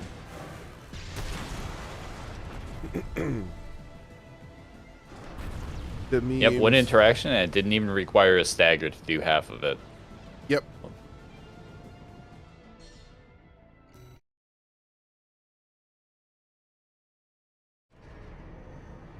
All right, and European players, just let us know when your Steam is coming back online. Help us out with that. As soon as we get reports that we're good to go, we will be resuming the 3v3.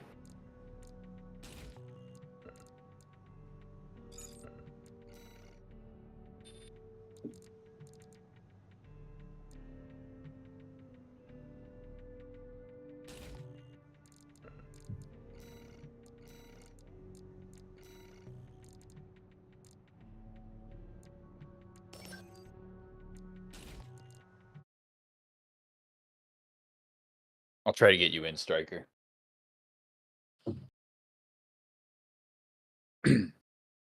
Yeah, Toasty, it sounds like it's like half on. Keyword is donk. The secret forever keyword. Is that the secret best build ever right there? Is that what that is? Let me look.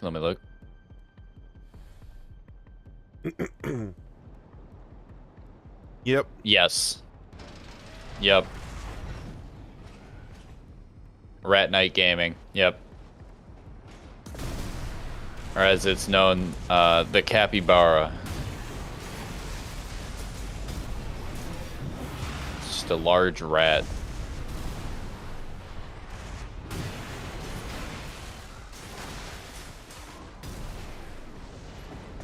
Alright, we've got one person reporting that they're into a lobby.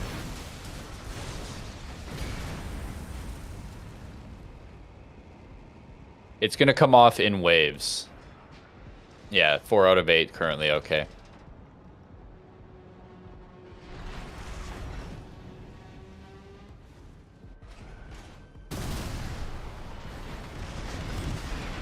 After round 6, the top 4 play in an elimination bracket to determine the top 3.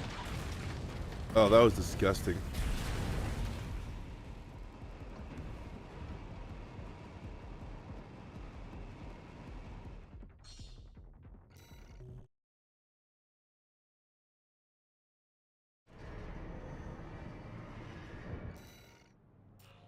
There's still one more game of Swiss bracket, Loyal Bones.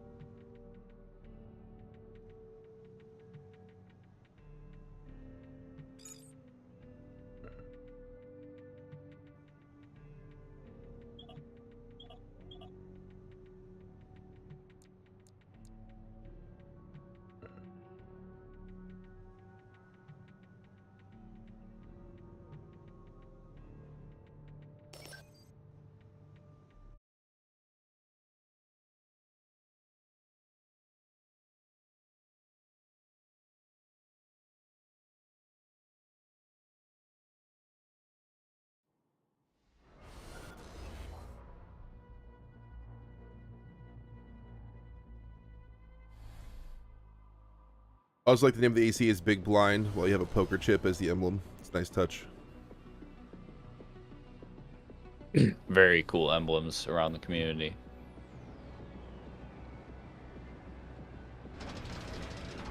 Hey.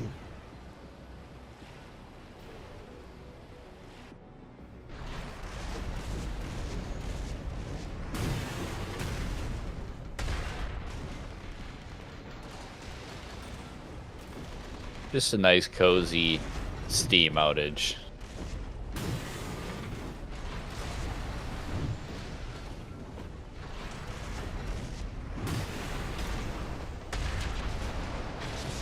Come on, Europe, get it together.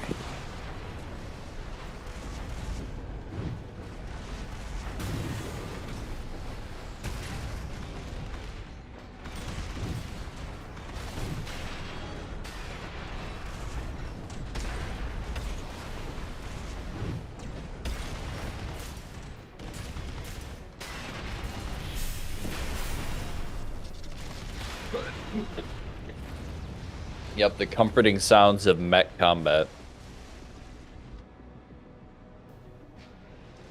Love the smell of clanging metal in the morning.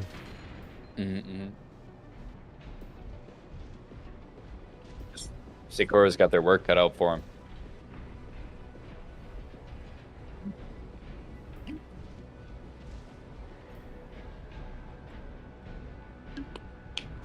Well, his build is designed to get in close. Are we having the stare off right now? Is that what we're gonna have?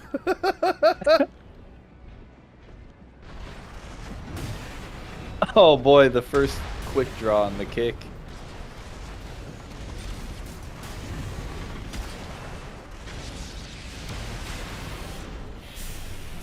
Oh boy, someone's using a stun baton in real life.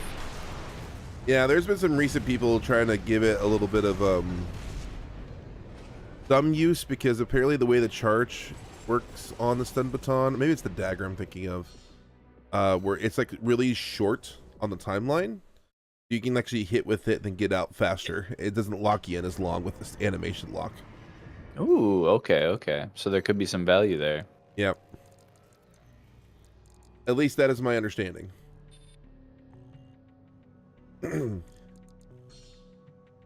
I just think it's a funny weapon. I can appreciate that. That is one of the best reasons to use anything.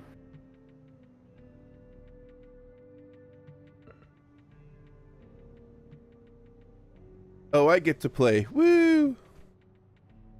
Oh, here we go. Get our caster Queric on the action. Gonna show off how terrible the lance is. Yes! The poor Lance. It needs more losses on the statistics so that FromSoft fixes it. Yeah, exactly. Wow, I feel Same about with it. Chainsaw. We need to use Chainsaw more so that it loses more. Chainsaw just needs to suck enemies in so that it doesn't, like, neuter itself half the time. Working as a vacuum. Yeah. you know, like any dangerous tool, you know, it could suck your hair in, it could suck a mech in.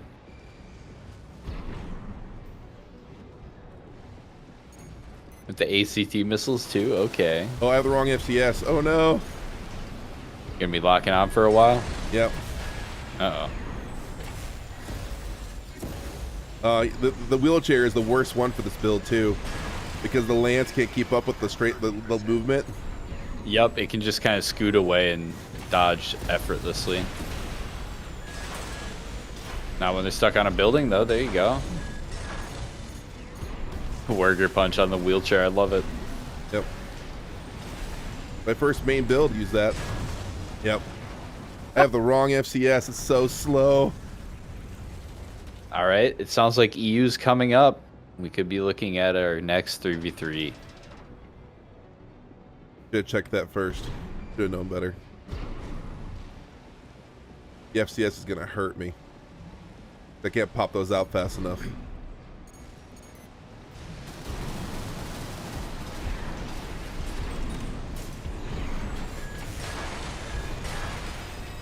Cancels my out, the stun. Just out You can just run away? You can just run away from it, doesn't even matter. Lance needs help from. Help the Lance from. It worked. It worked. Oh, I killed him before the assault armor went off. Boo! Good try, good try. Yeah, the FCS killed me on that one. I should have checked the FCS. Dude.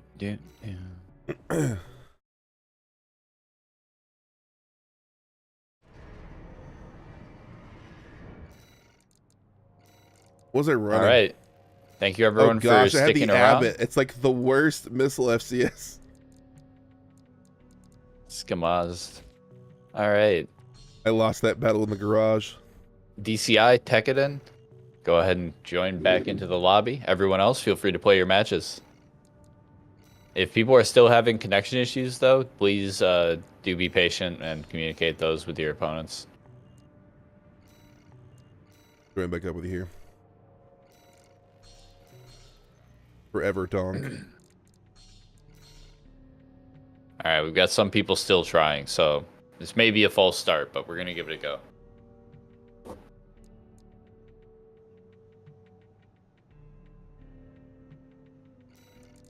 Yeah, I was running the Abbott, which has a 78 missile lock correction. I was actually hurting myself so bad. All right. Reported that 3 servers are still recovering, so we may not be able to start. All right. Worth a try, though. Worth a try.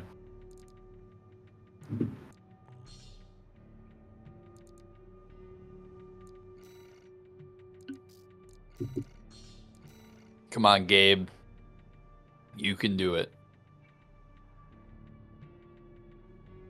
I fully believe. You know, every time this happens, Gabe has to get up out of his chair and walk down to the server farm and turn another one on. So everyone thank Gabe. Every time.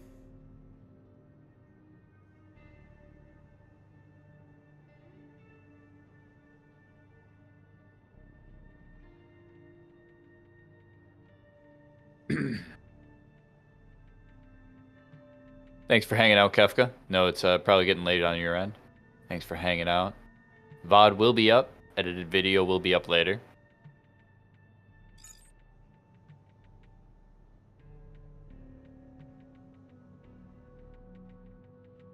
I'm a little curious now that everyone knows that 432 and friends are running a heavier setup. If they might adjust how people take their builds. True. You can grab even higher nuke weapons without the risk of overkill. Yep.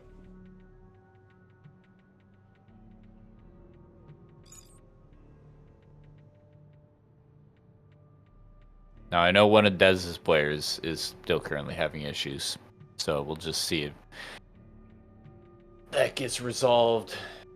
Again, thank you, Mr. Gabe, for your hard work. I know it's a long walk.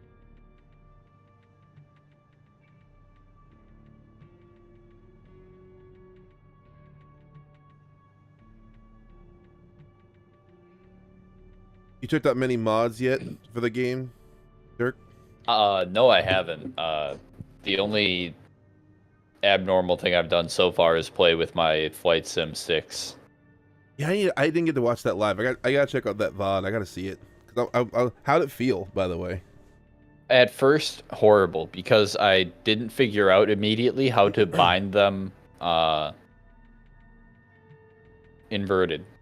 And I fly inverted in Star Citizen PvP, so I've always been every time I'm trying to to look up, I'm looking down like I'm playing Armored Core 1 on default controls again. Yeah, I've always been inverted on dual analog stick too, so I feel the pain. I get it.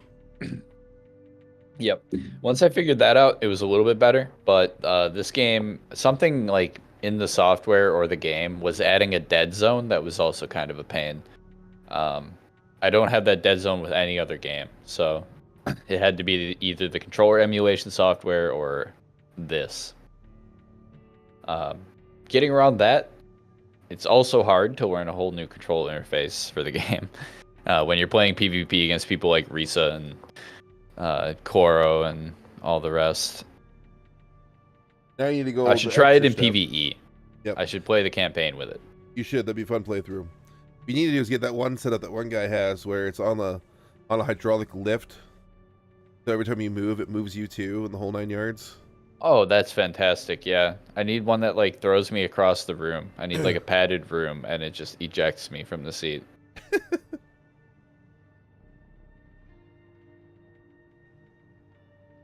I did one playthrough of the entire campaign, but chat could reset me. Like they could just Alt F4 my game if they subbed.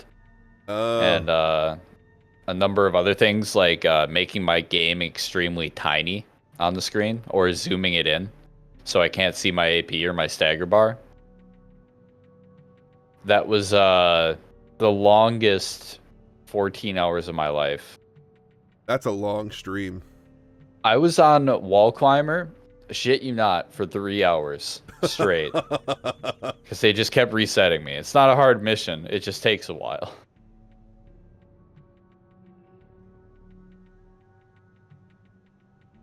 They just kept calling me the Wall Climber. Yeah, that's rough. And let me tell you, reset. Does it reset the whole playthrough or reset the mission you're on? So there was the Alt F4, and then there was also a delete save file redeem. Oh gosh. So one time, someone came back and found that I was past the wall.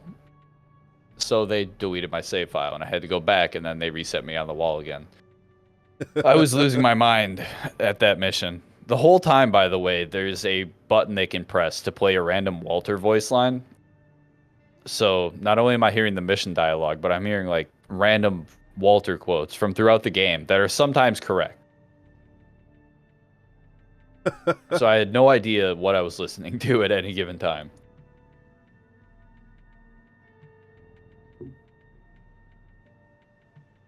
Yeah, I figured I could beat the game in like 2 hours, and you know, they might extend it.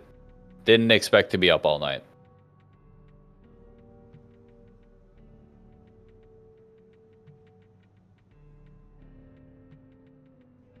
In fact, I think I still have all of those shaders on my game. So I could turn them on. Like Predator Vision. The scroll is definitely annoying to deal with. Gravy. This one's incredibly cursed. The zoom. And gaming for ants. Aiming for ants. Good morning, Flywave. We're currently going through a Steam server outage. Someone cut the intercontinental LAN cables. RIP. Yeah, European Gabe is currently plugging in a new server. So we're collecting players, and once everyone is able to reconnect, we resume the competition.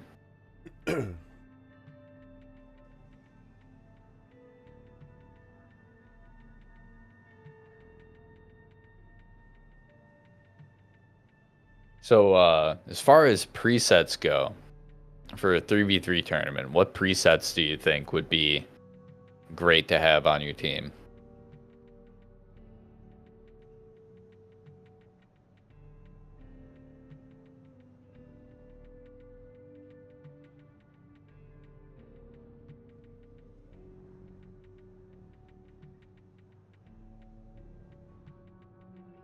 Chartreuse, yeah, Chartreuse did really well in the 1v1 preset tournament. No doubling up, but each team could pick the same one. So you could have one Chartreuse on Alpha, one Chartreuse on Beta.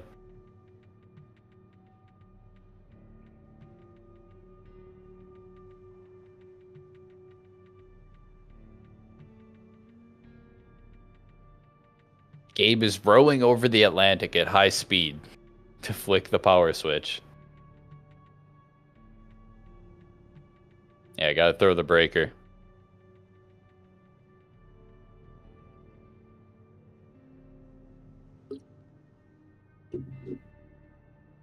We wouldn't have this problem if we did this in a warehouse in Illinois. I'd be all for it. Let's do it. Oh wait, Just there's no like land option. A nice. Oh shit.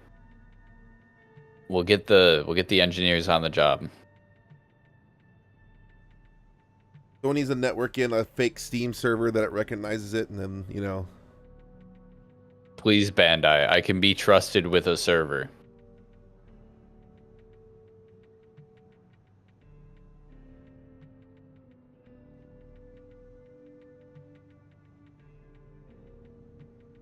So, insider note, there actually is a way to force connection to specific servers.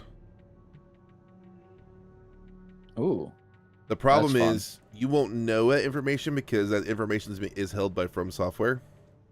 That's actually how we got early access to the game to play it before it was officially released on Steam. They give us like this weird like code to put into the beta version of the game that would essentially force server connection to a specific server. Huh. There actually so there is a way system that could be it. used. Yes, there is.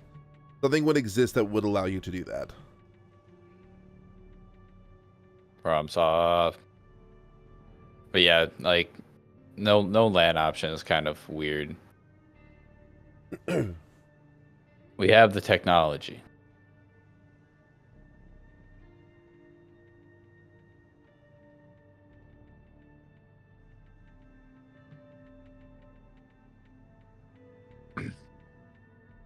Man, Gabe, what's going on?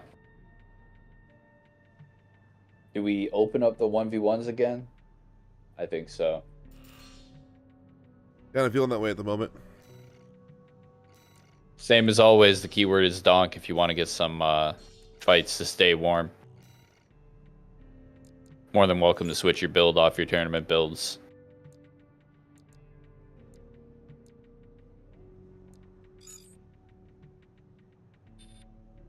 Hey, if me clicking that button got the servers up for all of Europe, I'm willing to make that sacrifice. I'm him. I'll do it. I am him.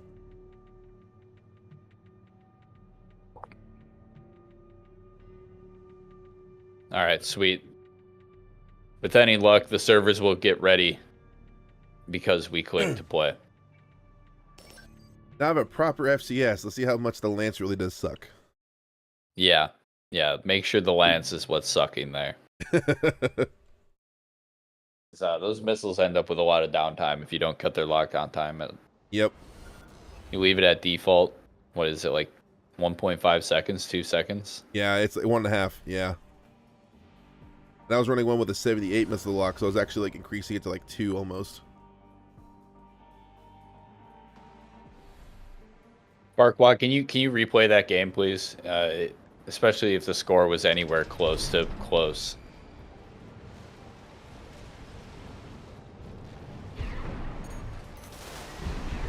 Because a minute and 20 is enough to swing easily 300 to 400 points.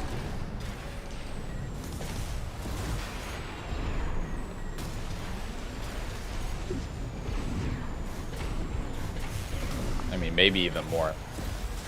Yeah, definitely replay that. Thank you. Oh, it gets out of the way of the charge spike.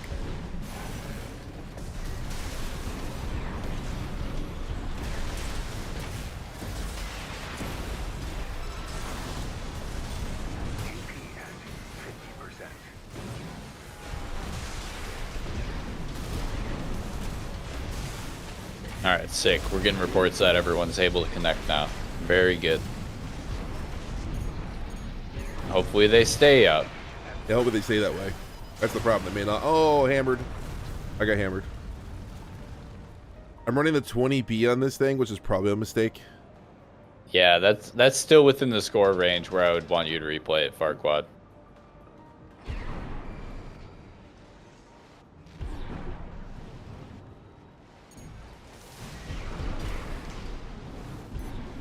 Rip.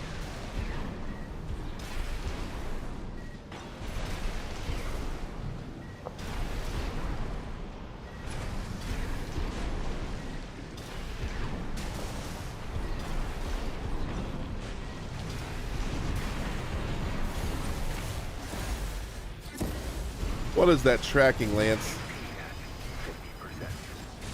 It is certainly one of the weapons.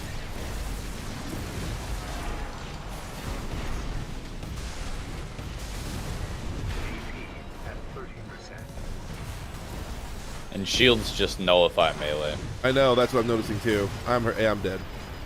The shield just makes the Lance even more useless. Yep. Even more useless. Yep. Super telegraphed, easy to just throw up that shield. And slide right out. I want it to work so bad though. I love that weapon. Let's get the 3v3 lobby open. It sounds like we can continue what we set out to do.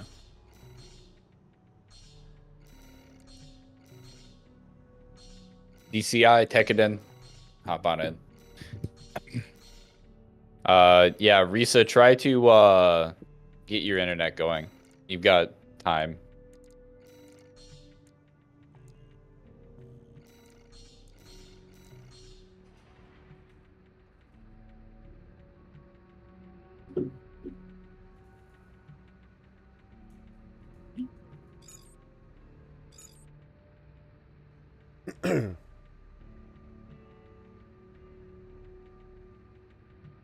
All right, Gundam fans, here are your champions. And Dafeng enjoyers are represented here with DCI testers, the test ACs that could.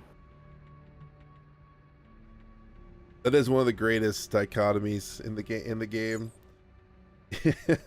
You have Balaam. It's like, we are Balaam. Come talk to our affiliate, Dafeng. Dafeng. There we go. Laughing Fox, thanks for following. Teams, you can ready up and go when you're ready.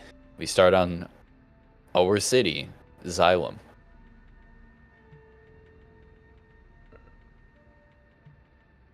It's a floating city.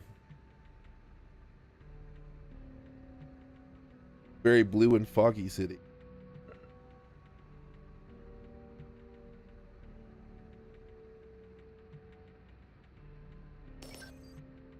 I need an Armored Core map where there's just random helicopters that show up and start blowing up stuff on the screen. You have to dodge. Like random map hazards. Yeah, or, man, any kind of PvPvE. Just get the MTs involved. I love them. They're adorable. That's a Walt rifle. That's a lot of Walt rifles. That's a lot of Walt rifle. They're all the same build. Ah, okay. They're all using the laser turrets. It's triple laser turrets. Those 6 laser turrets, 3 laser Walter rifles, and 3 oscillating blades. Whoa. Alrighty then. There's gonna be lots of stuff everywhere. Oh, they're gonna camp. They're gonna camp and noodle and turret. Look at the memes. Look at the memes. I want to see something happen with this. You don't see this every day. And a pulse protection? No way. What a team. Oh, dude. 11 just got deleted by the turrets. Oh, Tekkadan looking mighty healthy.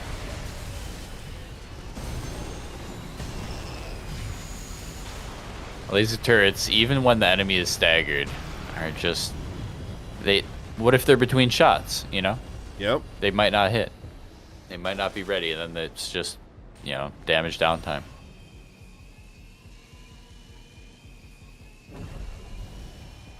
His Tekkadan right now is with the point lead, though. Are we not going to acknowledge their AC names? Trying to avoid it.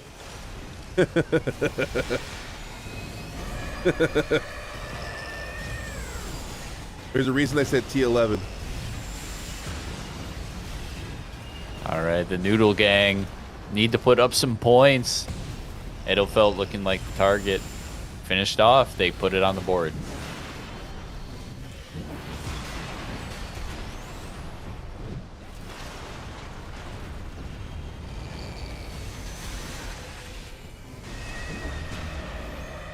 Uh-oh.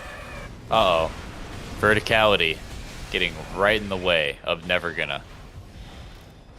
ECI Test is like, look, we're bottom of the bracket. We're going to have some fun. We're going to show some memes. So they're memeing it up. If you're not gonna take the prize, take as much fun as you can. Yep. And this, well, this is quite fun. I have tried to make this noodle rifle work. You know, maybe you can catch someone off guard. You know, hit a quick stagger from long range even. But the charge time, you know, the being locked in place, the weird. You saw it take a win movement. against Blend in Strikers tournament, so. Yeah, and I've seen Dez actually use 2 of these and, you know, crush with it.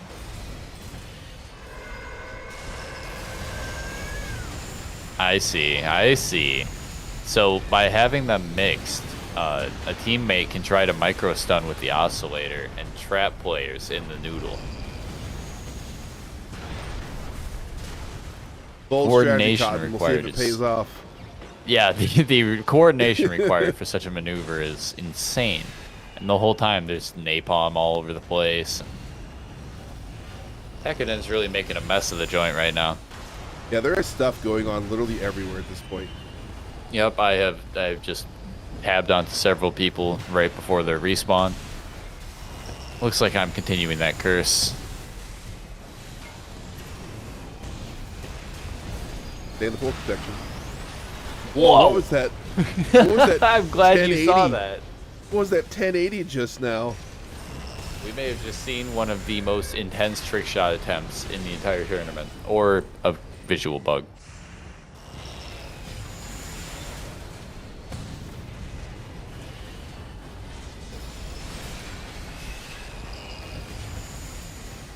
Pulse protection is floating.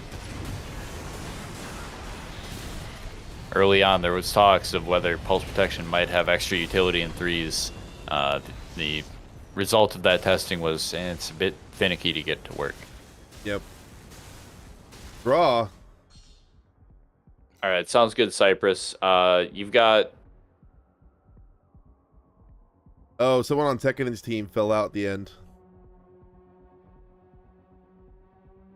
I don't think that was incredibly close. If it was last minute, I think that one...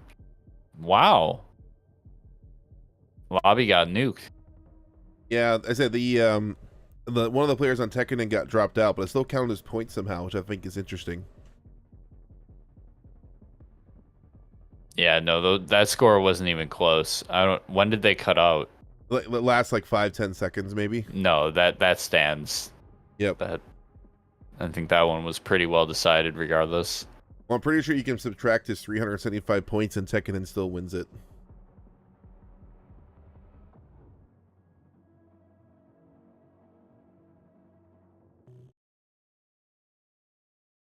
EU still having issues. Dez. Come on, EU, you can do it.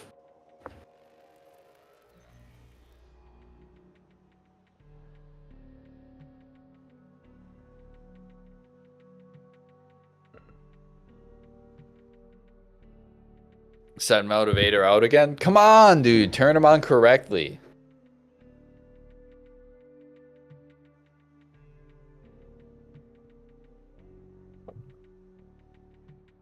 We are not rehosting matches because the sun was in your eyes.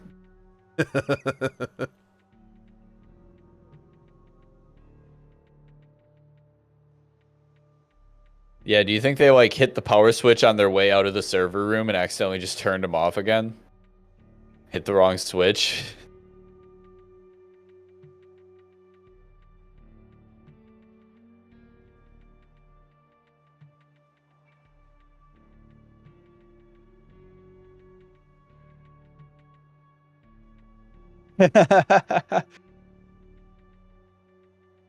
As Latham Core and Reap and Soul and all them, they'll do their matches yet. I still have an issue on the EU side too. Same issue. Like with the same issue continuing. So, to answer your question on how long you can wait for Risa, you've got a bit now.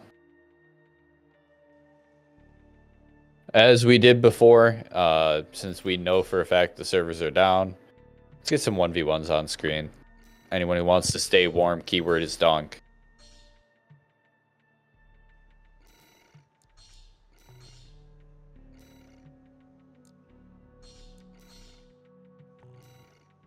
I'll join in this time. Just gonna watch.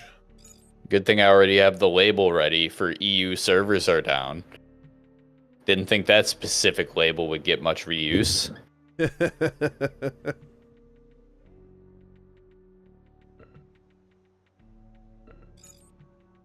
Yeah, if you hear any noise, I'm just punching the walls.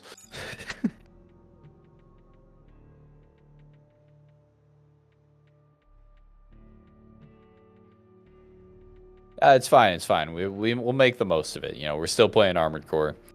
Servers will come back. As far as I'm concerned, we're making pretty good time. We are 4 hours in and we're in basically to our finals.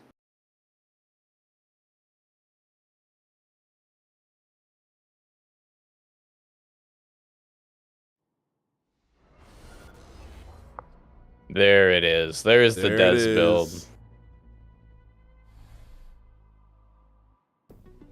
Users online on Steam dropped by like 10 million people. Damn. Gabe, please. Think of the people. Think of all the innocent people being hurt by this. Game getting ready for their Black Friday sale, ruin the servers. Yeah, that someone entered a negative price and the server went down. Oh, there's that noodle.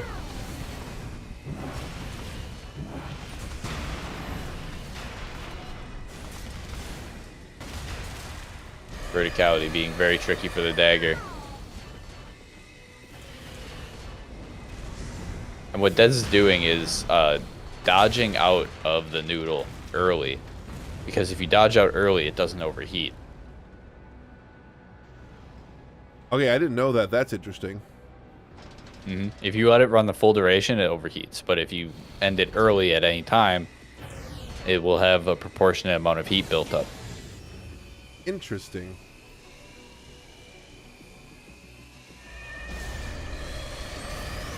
See, they're dodged out.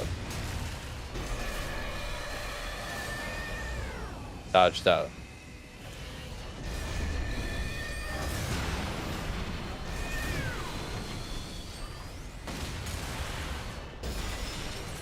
The mid charge there is incredibly powerful too. It doesn't see much use because it's a little bit tricky to actually only mid charge it, but there you go, the Dez special.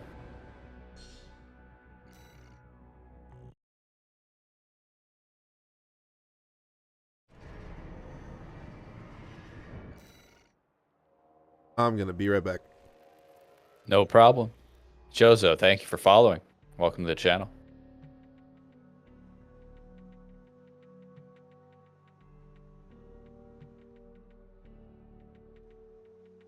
Sasuke 85. Oi. You as well. It's a very good snack emblem. It is. It is incredibly good. We had a frog in here last night that was just adorable.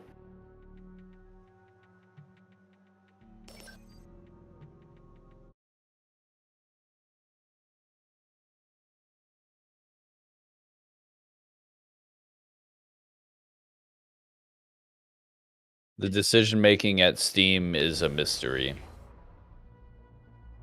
we work with what we've got.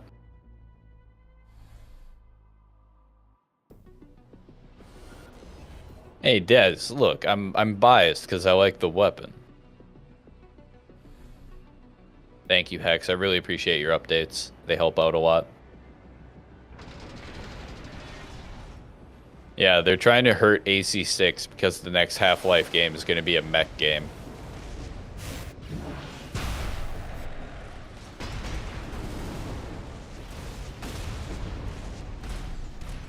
Oh boy, the big irons, the biggest irons, the long irons. These are a weapon I think can see a little bit of love with either projectile velocity or projectile size.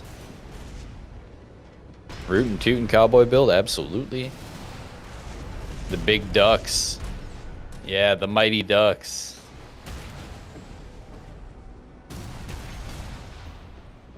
Projectile mass? More like projectile ass, dude. They need to be able to hit. Sorry, I'm reverting into normal stream mode, not stream commentator mode.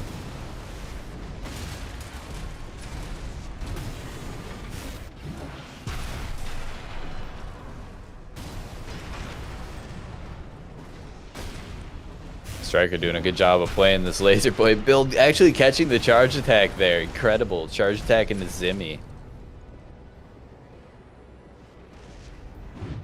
Good mix of missiles, too. Great pursuit set. And the laser blade finish, too. Stylish, stylish. My favorite head and everything. Who else is just in love with the Basho head?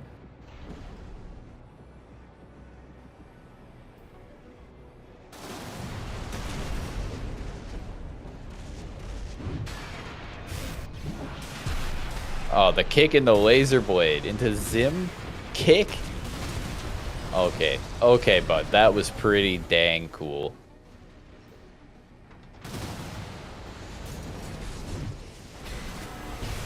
Using RJs, too. Very different from the sword and board. The shotgun melee isn't, but I detect that this is pretty dang good, dude. Nice.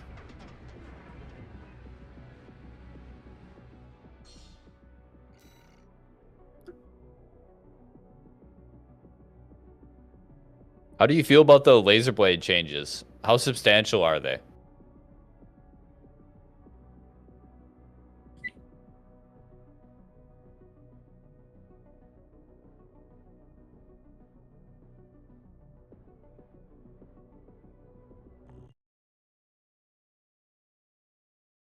Yeah, they didn't change anything like fundamentally about it.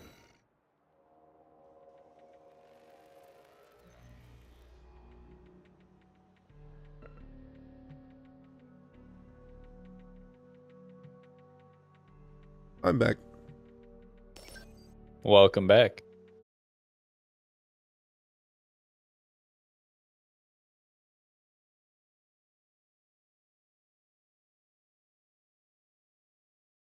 All right, Gundam, what do you think could be tweaked with the laser blade to get it in a good spot? Because I also think there's a small change they could make to it. There's also a bigger change they could make that I know they never will.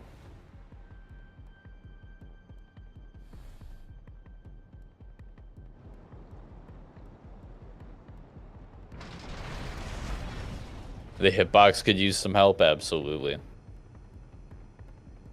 The weird pause on it is definitely annoying, agree. Super armor on the spin move, I also wouldn't be against that. Like, there's a lot of things that can be done with the laser blade to make it better in different ways. By the way, sick Gundam cosplay with the Wing Zero on Snick.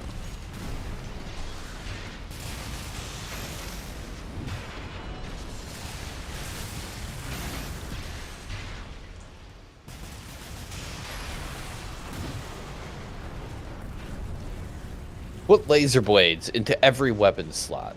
Shoulders and back. Launch laser blade missiles. All blades all the time. I don't know about that one. I think that would have to be like a major patch.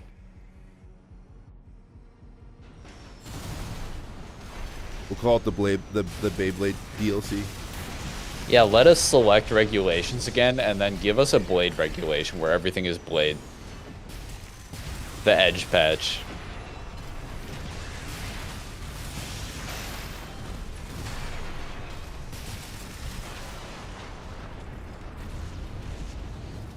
That's an interesting balanced approach. A very gradual 1% every day until people start to complain.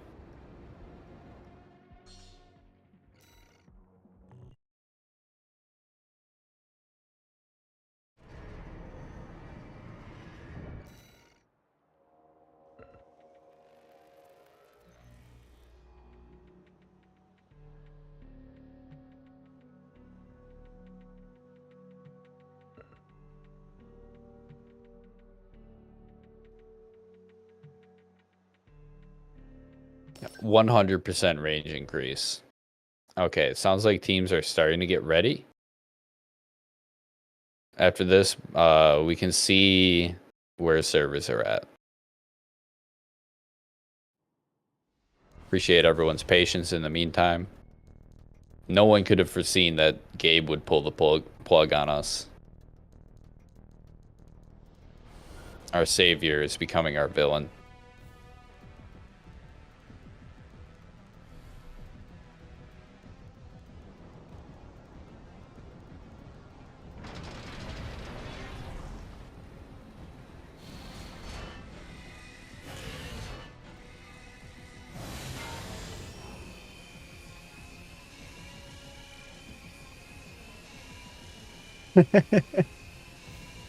Moshi Moshi, Gabe and Dis.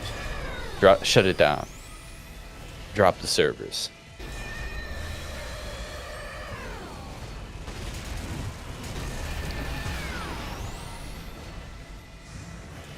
Oh boy, the mid charge there, connecting.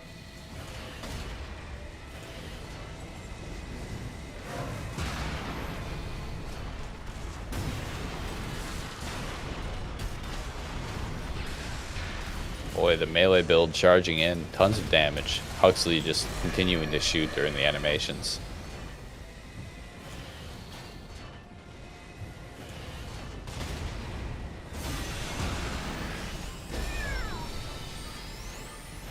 Gotta run. Oh my goodness, Coral Rifle moment. Direct hit multiplier. This is so insane. On the mid charge too. Yeah, that mid charge is incredibly nice.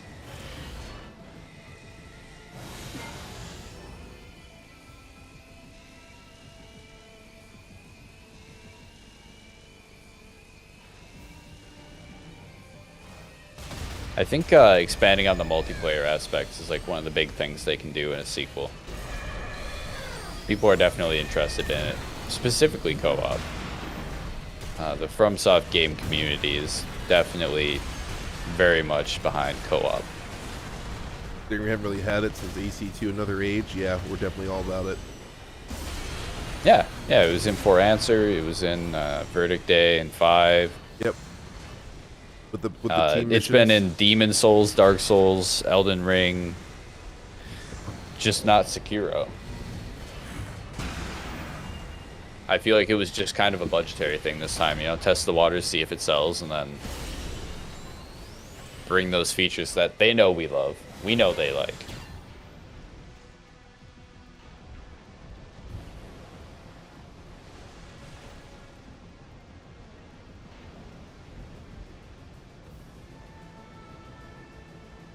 More maps, yeah, that would be a really easy addition too. A5 Tech, yo, thanks for following. There have been 116,000 page views on this site in the past hour. This could indicate an issue. Yes, well, there is definitely an issue. Definitely an issue.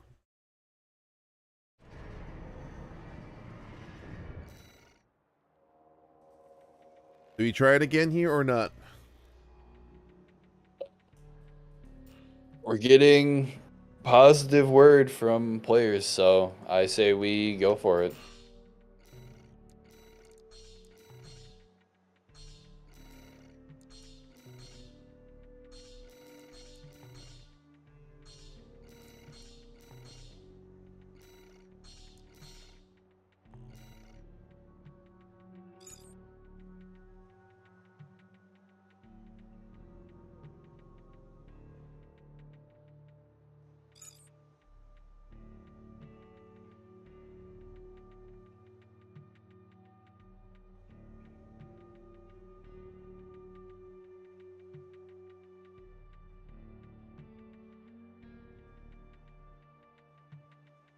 I'm pretty sure Tekkaden took game 1. They did. So I'm going to mark that on my scoreboard here as well now. That up.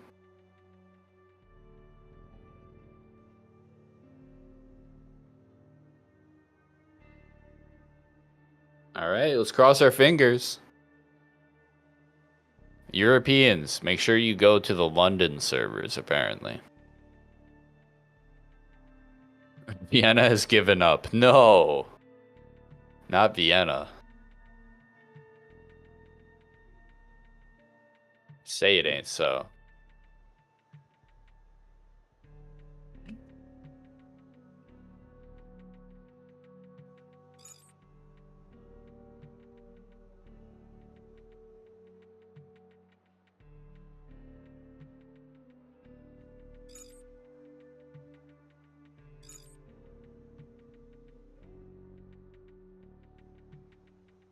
Oh my goodness, everyone is connected.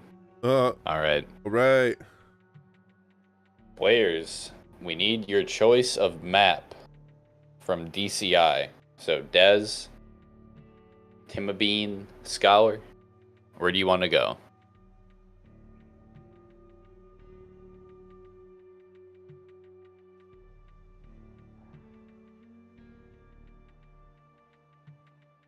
Grid 86. All right. Grid. Let's go, tourist.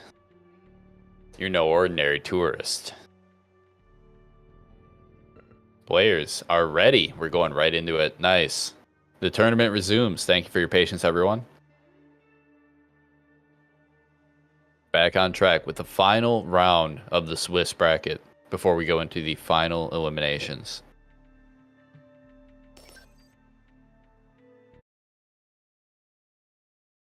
The finals before the finals.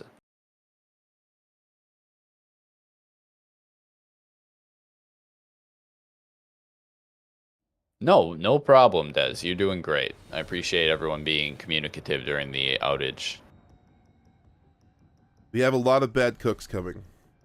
A lot of bad cooks. All right. Will they cook? From one set of memes to another. Or will it come out raw? Well, they are bad cooks after all.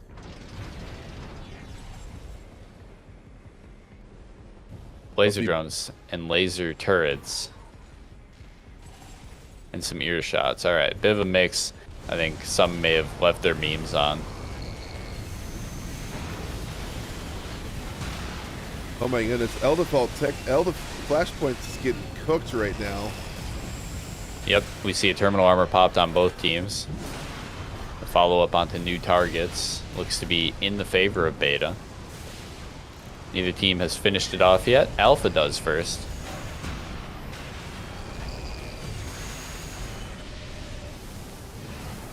Never gonna Armageddon up, exactly.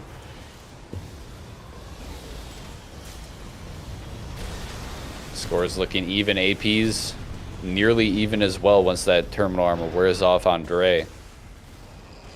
As Beta looks to find an opportunity to stagger all of these respawns and take a lead.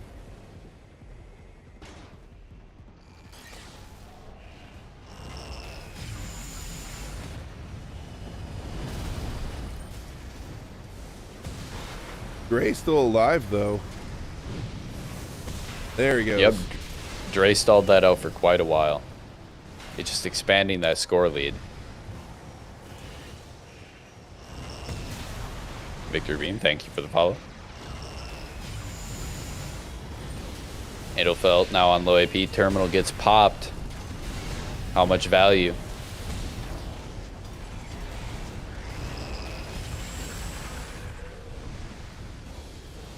Bad cooks are cooking a little bit better than the noodle turrets last time.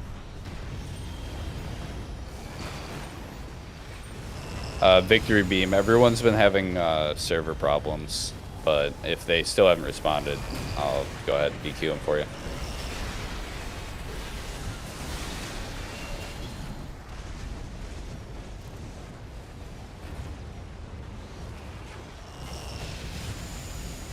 Like, we only just got this game started, so we'll see.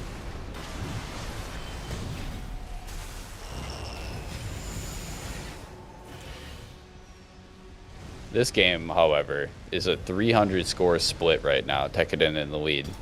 2 minutes and 20 seconds on the clock. Definitely enough time to tilt it, but it's going to be tough.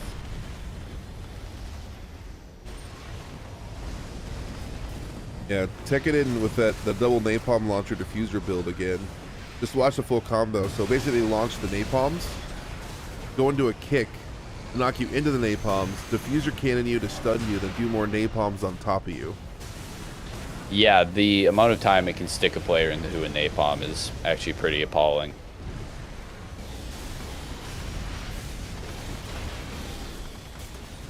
And even in the brawl, it can put out solid, consistent damage at close range just by hitting these cake loops, by shooting point-blank napalms, the uncharged diffusion cannon.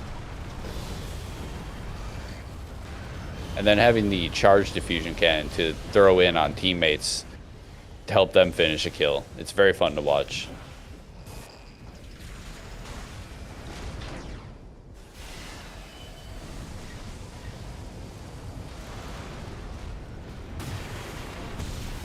Just watching someone assault boost while bad cooking is hilarious. It's like they're catching up to their own flames.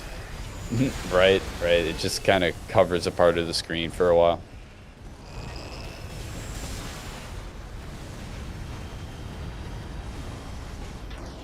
Pretty dang good scoring with this much bad cook spam. It's basically restricting the entire team to close range. Oh no! Oh no! I caught Beat that, old Michigan. I caught that. I did too. Mean old Michigan took a bad fall. P13. Gravity, always a very bitter opponent.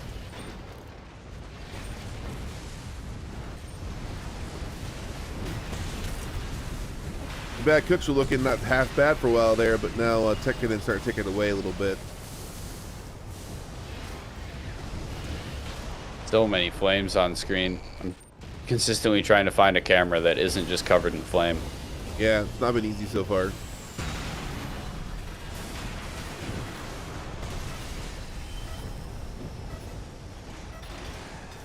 Getting meleeed.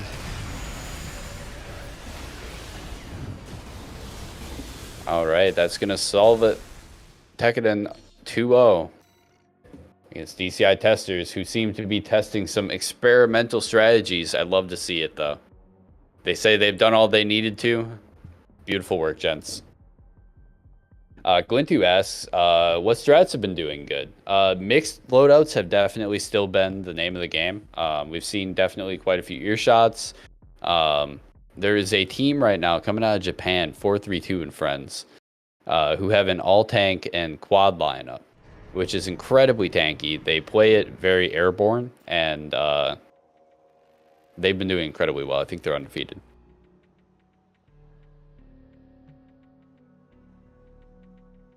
I just realized on the DCI tester side, one of them their name was Never, and the other one of them was called Up. The other one was gonna Give. Yeah, I'm assuming it wasn't Give. It was Armageddon. So I'm assuming it was supposed to be Give. Well, yeah, that was the idea. They had the lyrics for the first game. Yep, I thought so. They just wanted their own call sign.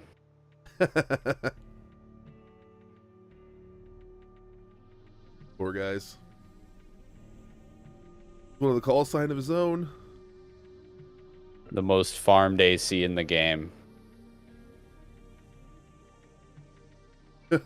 My last stream when I was doing mod stream, I was trying out some new weapons. I'm like, all right, what boss do I take this against? They're like, take it to the tester AC. I'm like, do we really do that to him?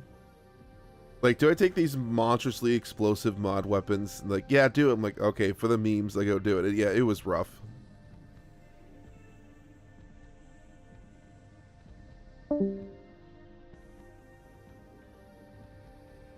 I'm now by myself. And you're back. Yeah, my cat put his feet on my keyboard and refreshed Discord. Cats are good for that. Yeah, he's mischievous and very clumsy.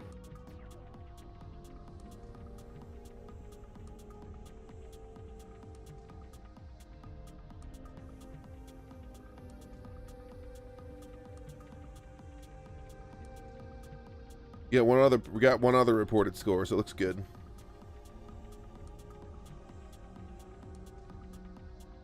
Yeah, that game may end up being a DQ if LATAM Core doesn't respond. Yeah, they've been missing.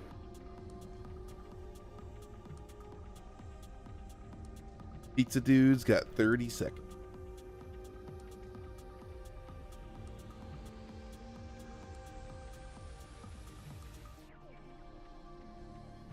Name that quote, chat.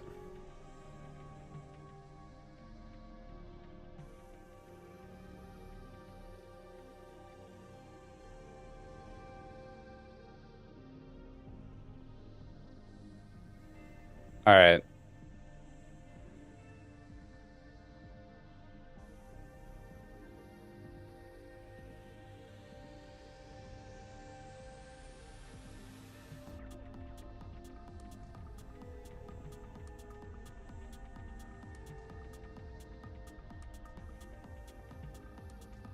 Bro probably just got disconnected from the lobby, dude. People get disconnected from lobbies in this game all the time for all kinds of reasons. Lots of reasons. Very common occurrence.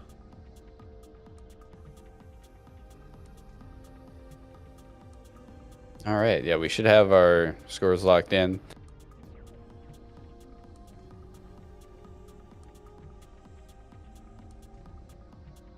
All right, nowhere.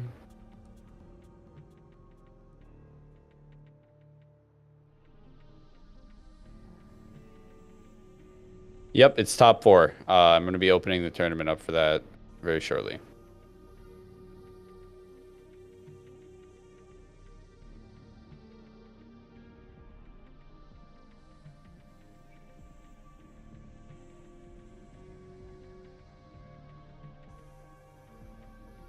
All right, time to open that up. We've got our top 4 decided.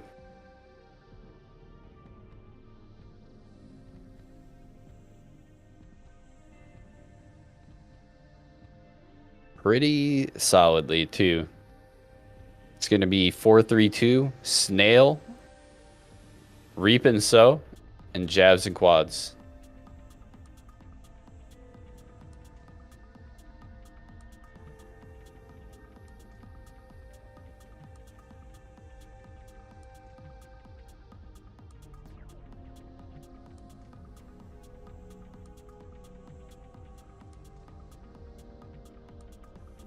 You want a separate bracket for that one?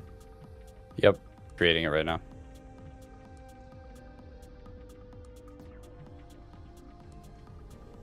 All right, I think these settings should allow me to.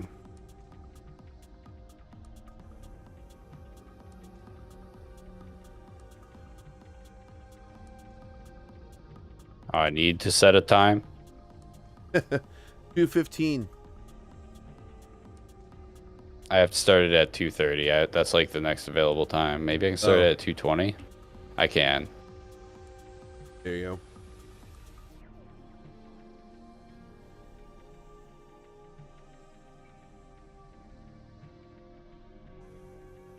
All right, check-ins are open. Need my top 4 teams, which you can see on the challenge page. 4-3-2, Snail, Reap and Sow, Jabs and Quads. Sign up on that. Go, go, go.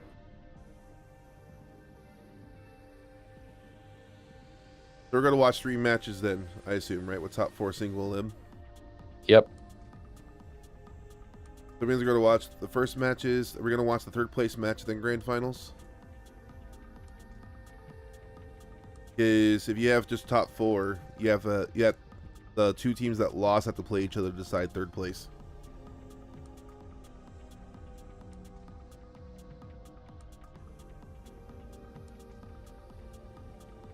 You gotta open the registration. Oh, yeah, you're right. Where?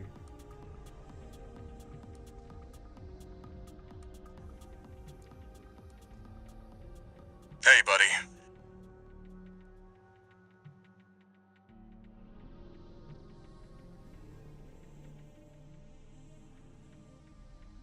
Not even on Twitch right now, but thank you for the follow.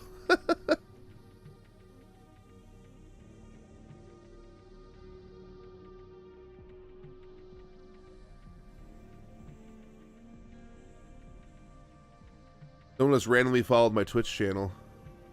Nice.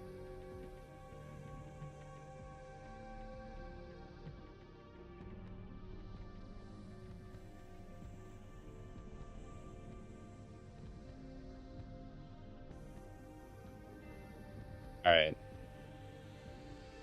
See if this works. Oh wait, shoot. No, that's the wrong link. You don't want that link. You want this link.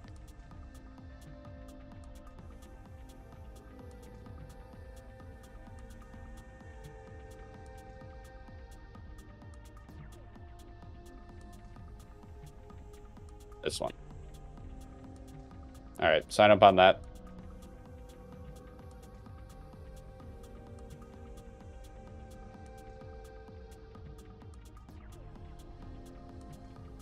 Going here shortly.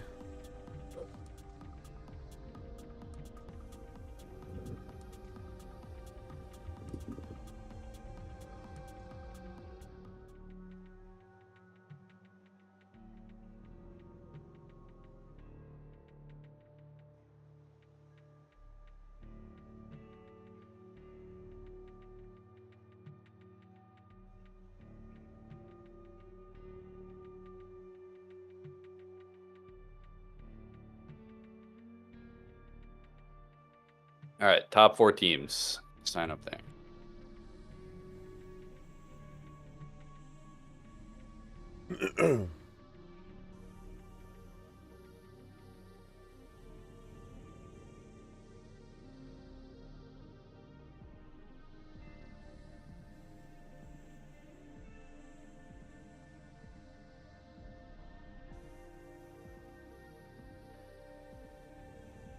I should be able to move contestants around in the bracket, Yeah, you should if I'm be not able to. mistaken. So yeah, we'll be seating based on that. Yeah, you being the organizer should be able to move brackets around.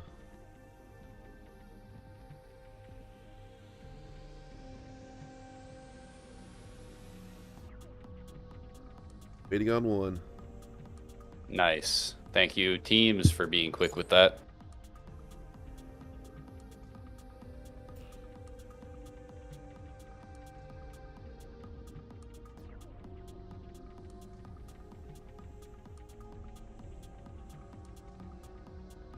Just waiting on Reap and Sow.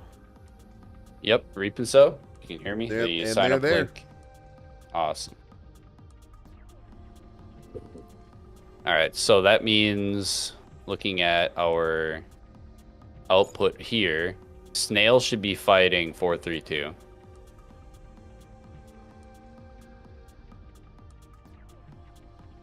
And Jabs and Quads are going to fight Reap and Sow. Where do we start? We're going to cast all of these matches, by the way, these final 3. So let's start off with Jabs and Quads and Reap and Sow.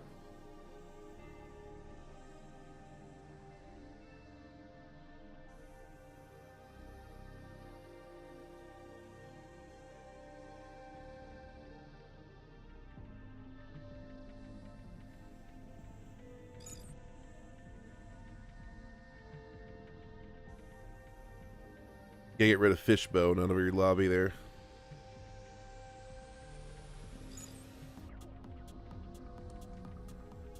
Fishbone. Nice emblem. Goodbye.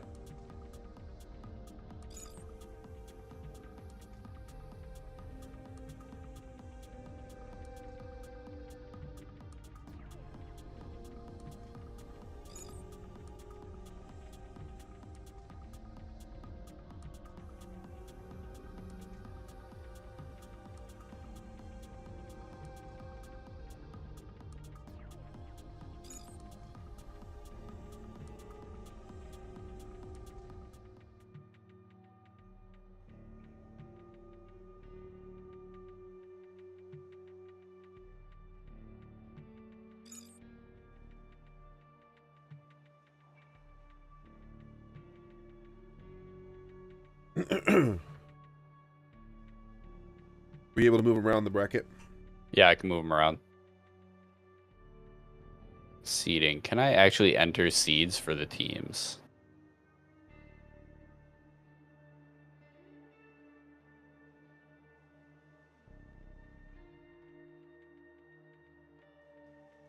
Oh, I can.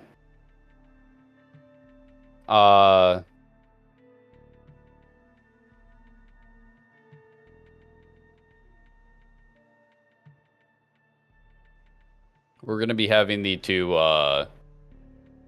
eliminated teams face off. So Yep.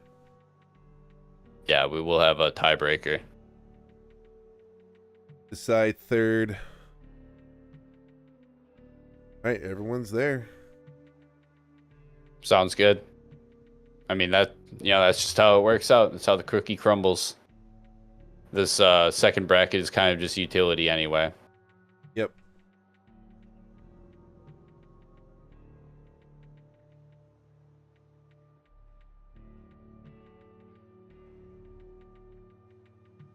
All right, so I can assign seeds. So give me a moment. I'm going to assign seeds. Yeah, bonds. Give me a second. That's what I'm working on. So let me just make myself alpha real quick. I'm going to assign the scenes. And I'm going to start tournament. This will give us our standings. I've found the setting. All right, so Javs and Quads seeded 4th, I think. Reap and Sow 3rd. Let me double check. Yep. Snail is 2nd. All right. This is the correct seating.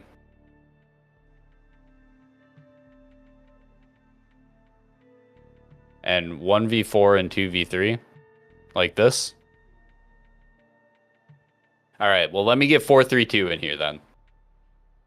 I'm going to clean out the lobby. Thank you for your patience. Yep, RNS got to go.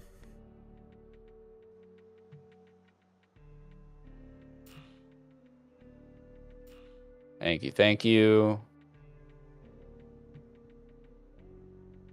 4-3-2. And friends.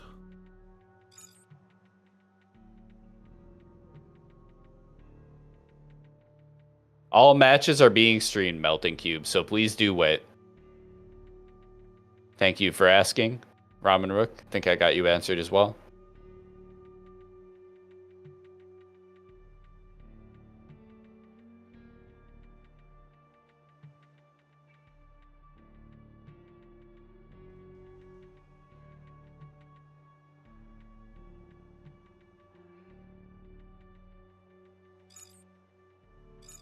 All right, let's get him assigned. And then teams, whenever you're ready. We're starting on our city, Xylem.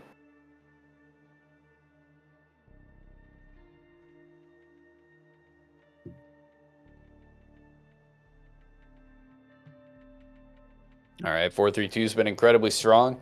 Jabs and Quads won the last 3v3 tournament. This could be a very competitive match and a tough one. As I was mentioning earlier, I'd be curious to end up seeing some counter picking to what builds 4-3-2 is running, or they're just running the ones they're comfortable with. Because sometimes counter picking can backfire if you're not Definitely running builds can. you're used to running. 100%. And it's no secret what 4-3-2's been doing running through the bracket.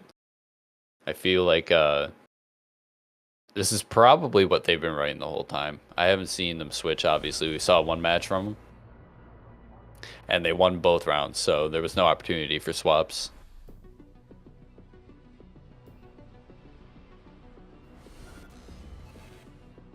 That's the same builds. That looks about right.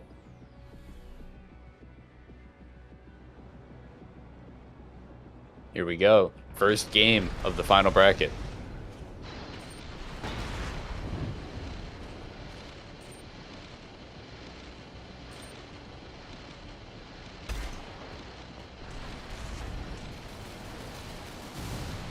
The false jabs and quads are gone. That is correct. We cleared that up. Both teams just trading out a little bit of damage here and there, here and there. Coral missiles are deployed. Looks like they're going to hit a wall. Yep. Purposely running away to keep this from happening. Smart. Yep, jabs and quads willing to play it safe. Farquaad's manual aim earshotting is known to land cross map every now and then.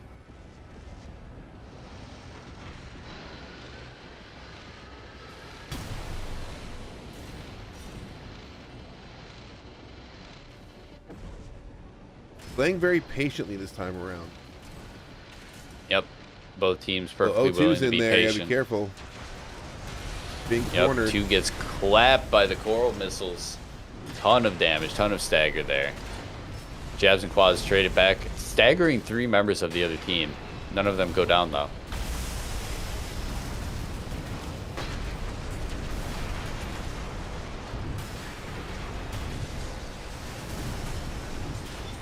That kicking Zimmerman quad is just so thick, so aggressive. It like holds down the fight for the team. Did a good job putting the shield out too when the earshots came in to minimize the impact. Yeah, very important. And you can throw that one up all the time. It's always worth trying. I find that you can even hold the button while quick boosting, just so that it activates the very frame that it's available.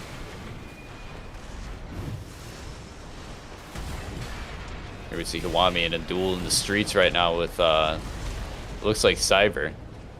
Yeah, you did a good job Cyber. going back in though, getting away from the terminal armor. That was good play. Yep, Cyber played that one out well. Score is in jabs and quads favored by a slim margin. O2's by himself right now. You gotta take your chance on here, Green. Jabs and quads had 2 by themselves for a little bit. Cyber's playing a little bit of a pick game. Caught one player, almost caught another before they re-engaged. And immediately terminal armored. The damage output from 432 and friends has been wild. There's too many hand missiles, just couldn't keep up. Yep, they're accurate. They're reloading all the time. The aggression from 432 has been phenomenal.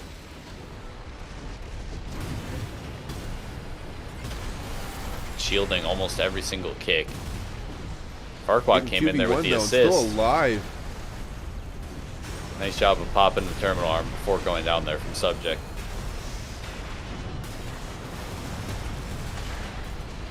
.432 with these Tetra kicks are just, it's insane.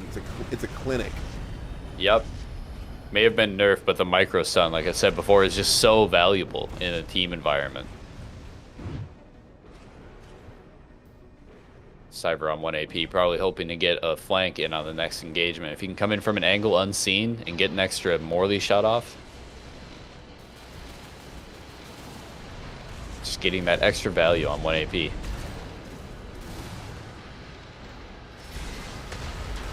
Coming around the corner with the Morleys, well timed, but traded back the damage immediately. Oh, he wasn't at 1 AP. His terminal armor just got popped. Oh wow, okay, it was hanging out at just 35. above it. I wonder if that tripped anyone up. Yep.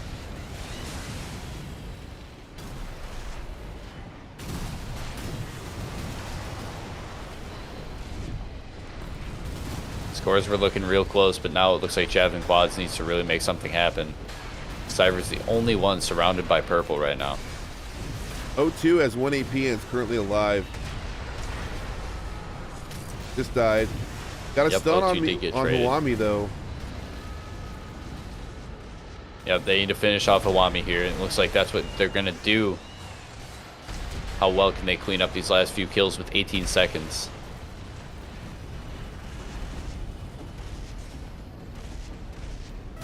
Not giving as many points as I would have thought.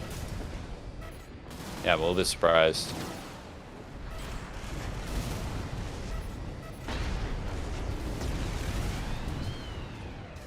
All right, 4-3-2 is going to take game 1. Tight match almost the whole time.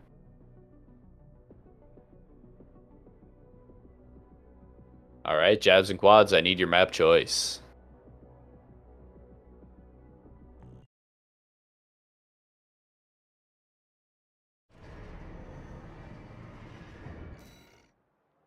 Let's do best of 5 for these final games.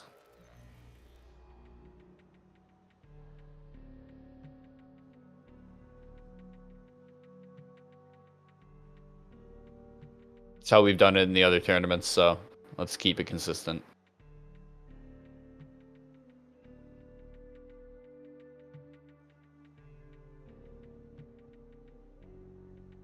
We don't have 5 maps? Yeah, we'll just reopen maps once we've gone through the full rotation.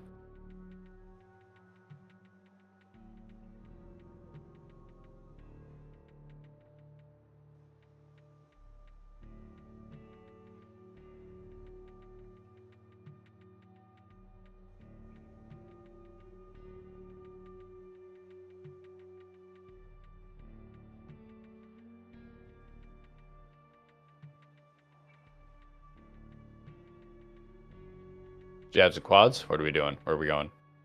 Going quads.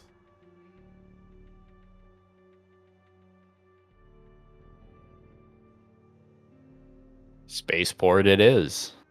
Thank you. Old Bertram Spaceport. Phenomenal mission, fighting around the battleships. Yep, get Rusty in your ear the whole time, too. Yeah, Rusty keeping you company on the mission really does help elevate it.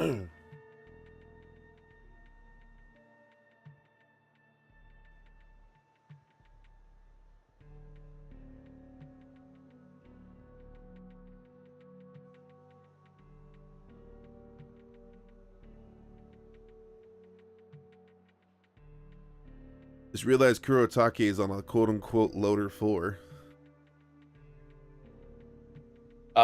The iconic name. That's no loader 4. That's a missile boat.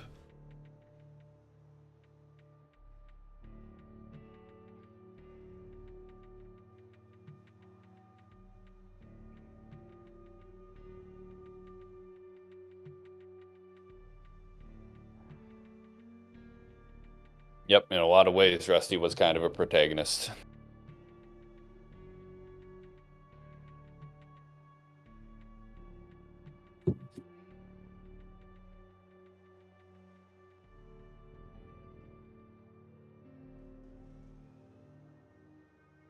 All of Javs and quads are currently in assembly.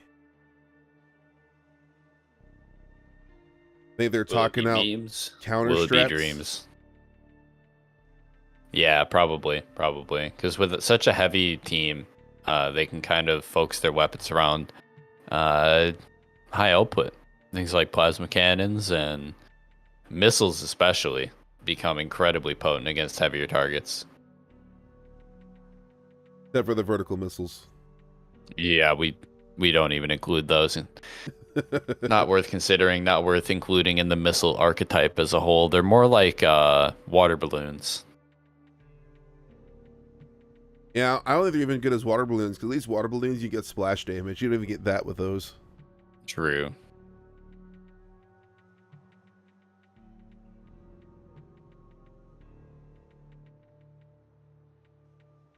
Ah, I see.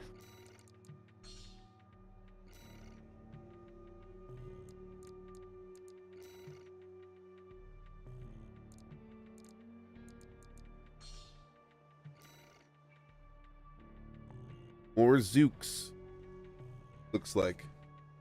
Definitely a phenomenal weapon against large targets.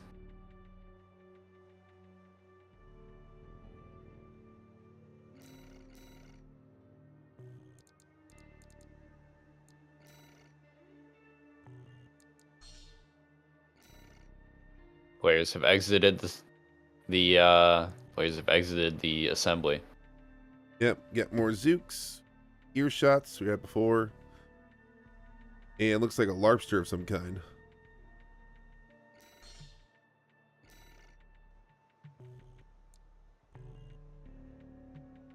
The larpster just got swapped out, might have.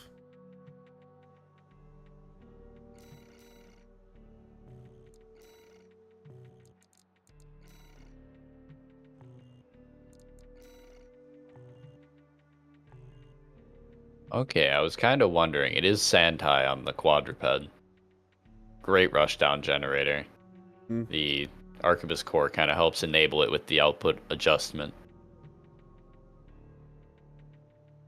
Otherwise, it's a little bit tough to fit on a quad with the energy requirements.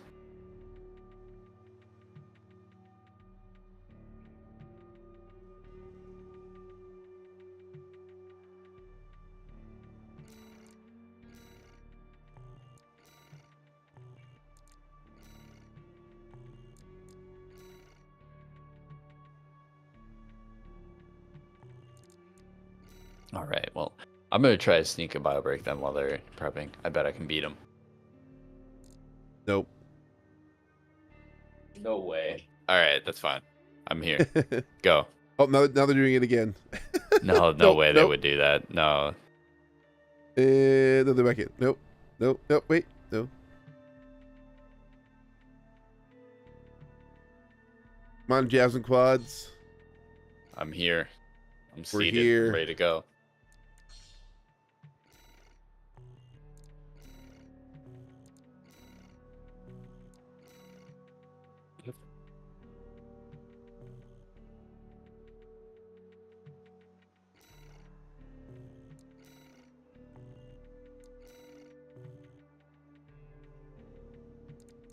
Finally ready. Don't tempt them. Just let them ready.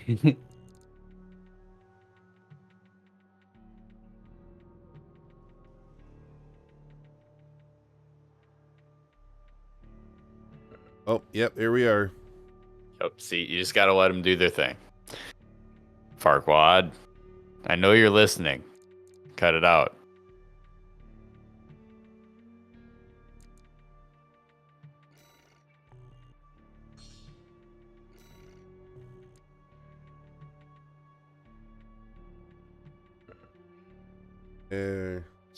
Jeez, it's like a random lobby. I know it's just about as bad. Oh, can't Alright, change there it we now. go. We're locked in. Game 2 of Jabs and Quads and 4-3-2 friends. See what adjustments came out. Clearly a lot of adjusting. A lot of adjustments.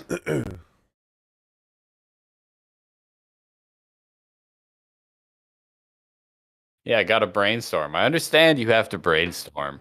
I can also tell when Farquad is memeing.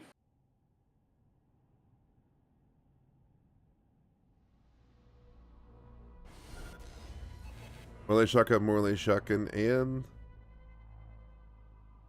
plasma lobster. Yep.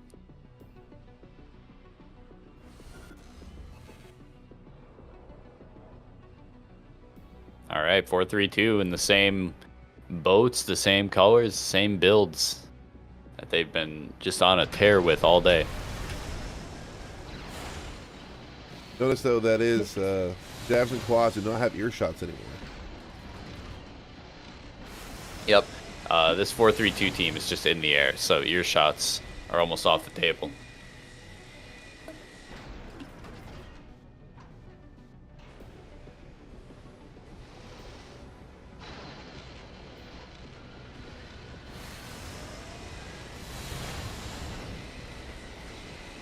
The ominous sound of two ACs charging up plasma cannons and coral missiles all going at the same time. Yep, just a chorus of potential damage.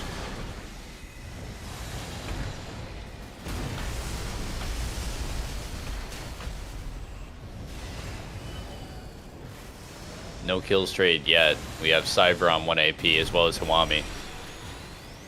Yeah, I think Hawami gets the energy traded. direction and also the coral direction is not a bad idea. You have a couple heavily defensive, like especially Hawami, for example. Pretty high explosive defense, pretty high kinetic defense because of the heavy tank. Energy is probably the weakest, and of course coral does true damage. So the swap by Farquad makes a lot of sense. Yeah, Coral can have a lot of value against high defense ACs.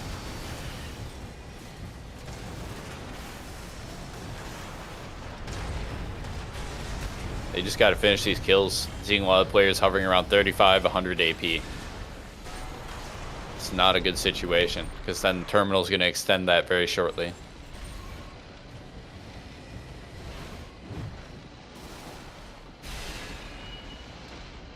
Also, shout out to the design team for when the plasma cannon is charged. It's one of the sickest looking weapons.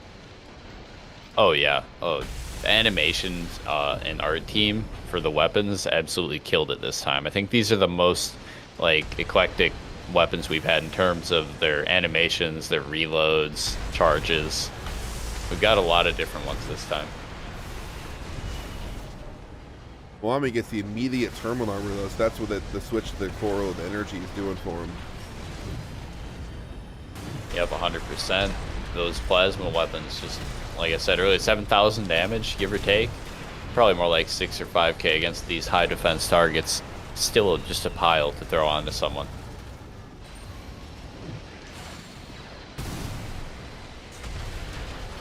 Jazz and Quad's able to take a lead though. Yeah, let's see how well they can fight to hold on to it. 4-3-2 has been incredibly coordinated in how they reclaim leads. We've seen them behind a few times, but they keep clawing it back.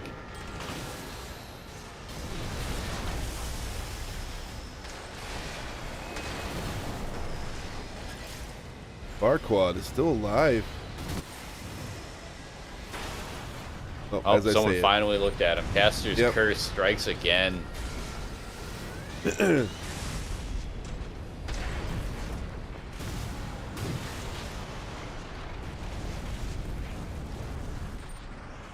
let's see if Alpha can regroup now. They have to. Yeah, can't be caught in a zone like this. Can be bad. Not only has 4-3-2 gotten the kill lead, but they've also got pretty healthy AP, all things considered. Yep. Yeah. Subject 7 got caught out by themselves for their team respawn a little bit here. Kiwami decided to go in and disengage. Like, I'm a big tank, I can handle it. Yep, take the trades, just fire the plasmas. Can work out, and we're seeing that.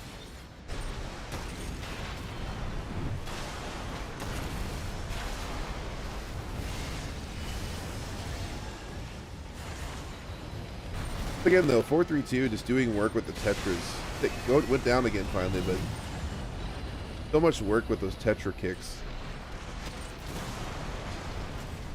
Yeah, absolutely. The pressure from that AC is enabling their teammates to float around and throw out these coral missiles at their leisure.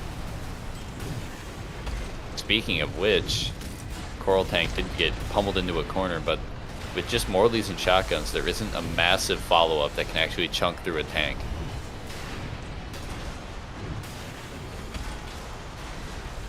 I say that, but the score split is only 1 kill, and we've got 4-3-2 goes down. Kurotake's got the terminal popped. Cypher also extremely low. Oh my gosh, it's a 7-point split. Points. That's 1 priority kill away. Man. 1 priority Going kill into- was the difference there. A single priority kill was the difference. Extremely even points on both teams. Wow. All right, Jabs and Quads, your next map.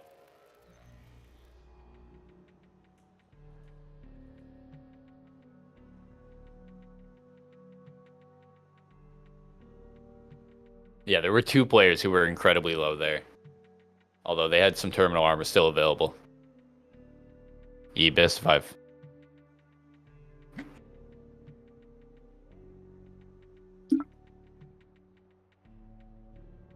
Jabs and Quads, where you want to go?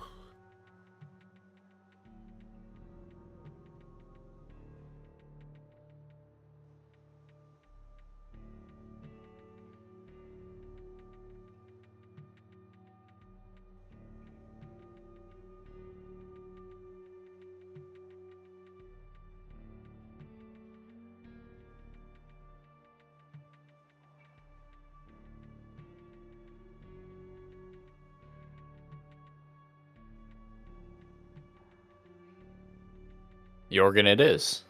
Thank you very much.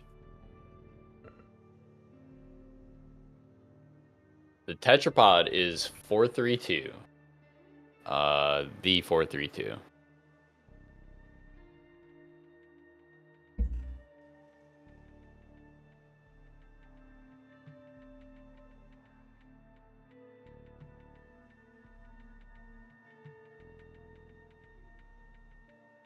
All right, players, when you're ready.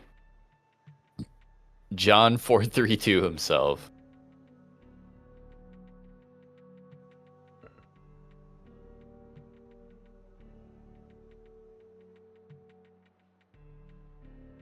All right, Jabs and Quads, 432, game 3. And he said that was Yomiji, right? 432 is Yomiji. Yes. Really has won 10 Japanese tournaments. That's correct. A Yeah, prolific Hawami, PvP. who just got done winning a tournament, coming in and playing this one. Yep, back to back. Yomiji. Excellent. Thank you, Scram.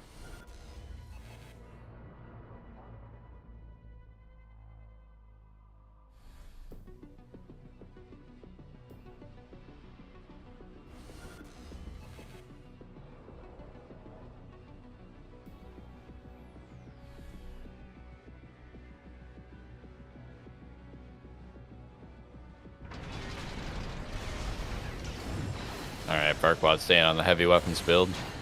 Nope, no major changes. Nope. Maybe some minor tweaks, but your shots are back on the menu.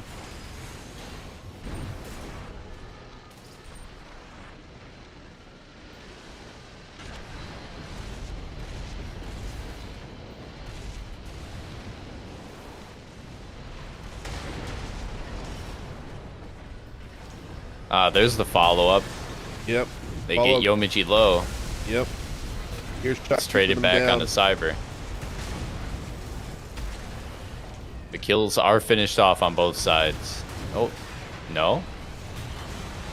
There it is. Still a very close fight here. Oh my gosh. Is that Hawami coming out of nowhere? With the tank kick. The Rolling hit off. and run Bone Mesa. Yep. Hit and run Bone Mesa. Anything is possible. Fell off the map into a kick, into a hit with the bazookas and ran off. Good awareness there, finishing off Kurotake. Extra damage, terminal armor popped on 432. Subject is getting just insane value right now. Finally finished off by Hawami. Tight game. Just a couple of VIP points away.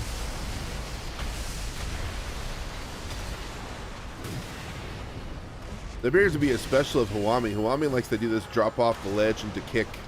Second time I've seen him do it. Interesting use of the vertical mobility. The gravity acceleration is quite fast in this game compared to other directions. And then you can stall it out completely by kicking.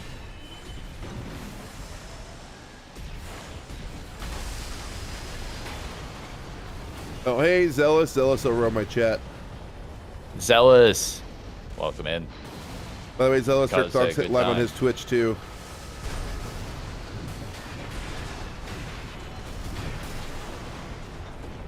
.432 looks to be steadily clawing just a little bit further ahead on the AP in the fights. Could turn around here at any moment, though, with all this damage being thrown around. Earshots, plasmas, Haldeman's. There's a terminal on Hawami. Lots of 432s booms. is about to pop.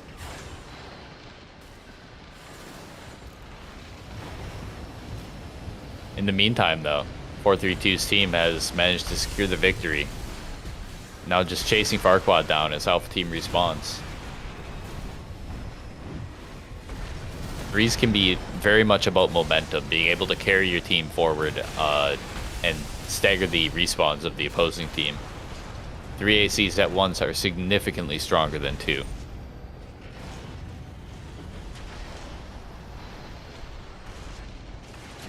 Took 7 opposite to UV canceled the air shot that way you can go up and get close and personal here. It's about You'd be canceling earshots. Like, when you're watching someone with earshots, you're really looking for that warning. Yep. It's a very important warning. You can feint people with it pretty hard. Then make them waste their energy by quick boosting, trying to get away, and next thing you know, you're dead. Especially a tank where their quick boost reload time is over 2 seconds. You can make an opening. 1 minute on the clock, a 3-kill split. Jabs and Quads need some perfect play here. I'm thinking the open field is playing a little bit more into 4-3-2 and Friends' advantage here for their build types. Yeah, these coral missiles floating overhead. Dodging. Yeah. Spaceport may have done more work for the dodge cover game for gaps and quads. Played it smart.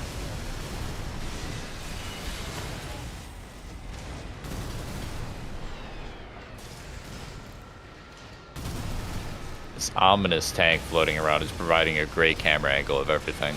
It is.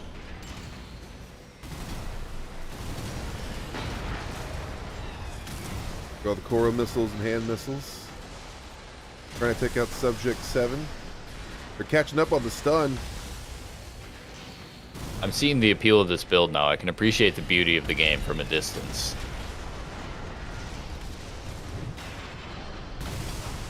Kurataka gets stunned, but not enough follow-up to really capitalize on it. Stunned again, same issue though. Yeah, there isn't really a high DPS boat on their team. The plasma is the closest thing to it, and it definitely did work. The improvement was immediate.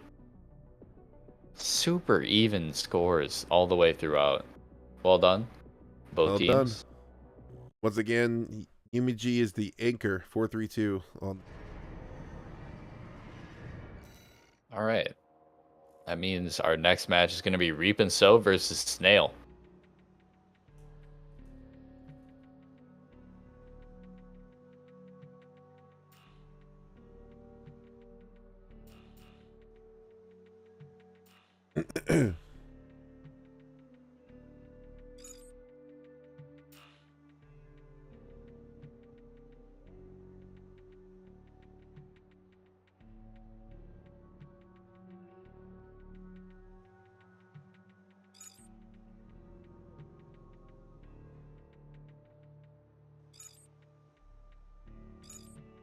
I give it 3 L's.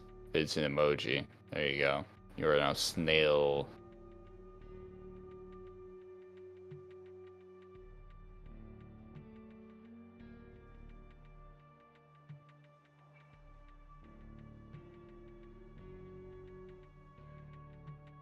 Be like this.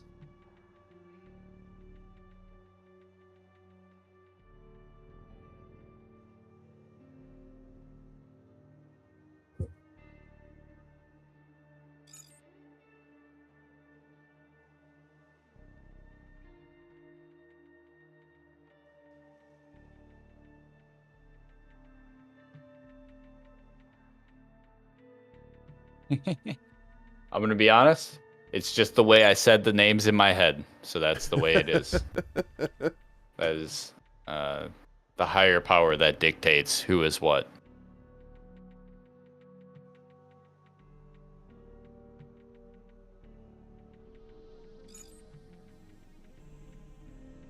There it is.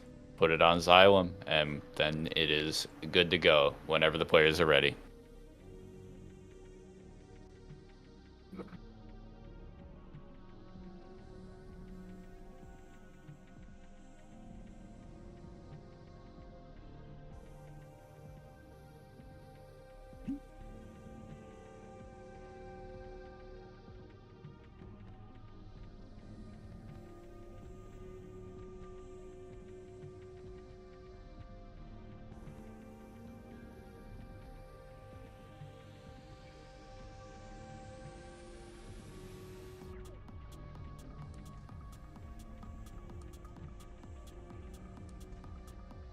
All right, looks like we're almost good to go.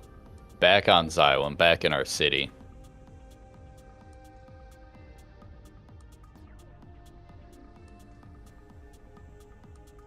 I'm predicting a very close match here.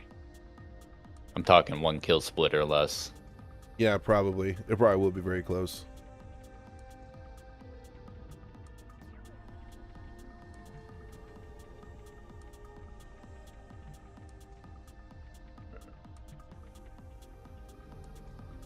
All right, here we go. Reap and Sow versus Snail. Looking to fight their way into a top position here. Loser has to play it out to even keep their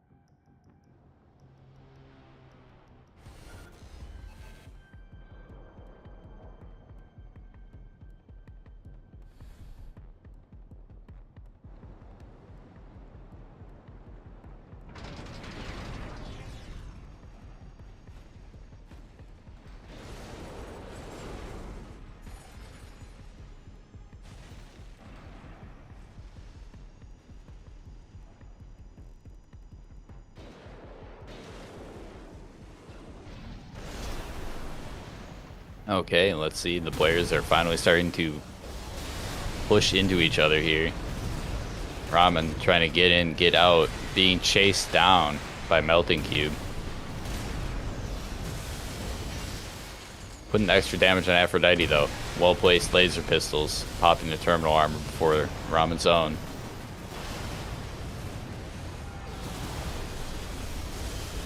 Aphrodite followed up on. Meanwhile, Ramen being left to do even more damage on that 1 AP. Heavy redshift, just duking it out right in the middle. Missile packs available to help chase down rats. And then Risa doing the kiting with some earshots. Remember that I was muted for a little bit. I was going to arrange a sub for you to get Zealous in here in case I had to go to dinner, but I'm good now. Huh. All right. But Excellent. Good. I'm sticking around. Yeah, dinner's starting to sound real good. Well, I got satiated. My wife made fruity pebble treats. Oh, there you go. Excellent like snack. Rice Krispie treats, but with fruity pebbles instead. It's superior. I don't care what anyone says. Oh, absolutely. It's the better way. Ramen apparently alive for 40 seconds at 1 AP there with those laser pistols, just chugging away with the damage. Wow, that's a long time. Good awareness from Sabbath there, cleaning up that kill. Looking like Reap and Sow are coming out to play here. Strong lead with half the time remaining.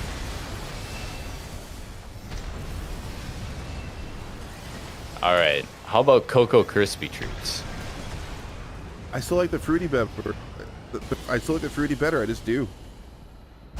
Fair enough, fair enough. It's only You a would- 1-kill split now. I'm gonna go double fruity. Get the fruity mini marshmallows on top of it and just like go all out. Oh my word. Marshmallows sound overpowered. Now I Sitting made, at I about made, a I made 2-kill all the split streams now. hungry now. All the stream is hungry. My apologies. Cursed. 2-kill split. Aphrodite being the focus here with a big target, but a lot of stability. Managing to survive over 1 AP, meaning terminal armor is still available.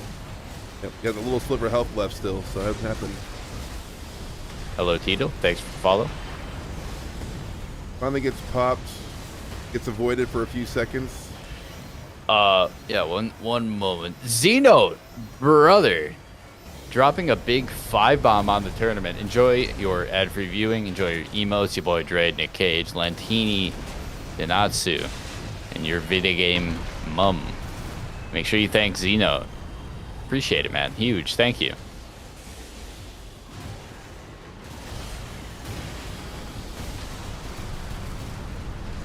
Catching up on the game now. We've got almost a 4-kill split. Reap and Sow starts to widen their lead with a minute left on the clock. Rissa just went down though. Oh, but Melting Cube could not stay alive by themselves too long in the air. Yep. Now we're gonna have to try to reproduce or regroup with Aphrodite. You got a Bonds on the minute. respawn. Hopefully, a lucky respawn could get Bonds right in the right back in the fight. They are hard focusing Melting Cube every time he comes out. Is that Alba legs in Attorney? Yes, it is. They're pretty dang good for floating around. They're lightweight, so they don't hurt your boost speed as much in the air. Dabba has been alive with 1 AP now for almost a solid minute. That is huge value. Still untouched. Oh my goodness, the kick missed? Oh, there it is. Not without a trade, though.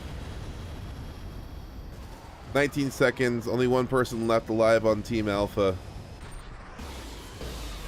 Yeah, even if they could lock that in, I don't think it'd be enough. It's going to be a game 1 for Reap and Sow. Very strong show for the first game back on the stream in a while.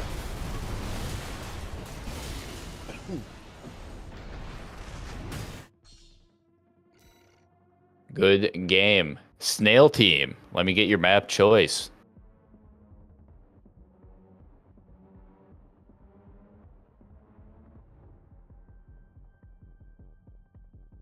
You can see why Reap and Sow was focusing Melting Cube with the points on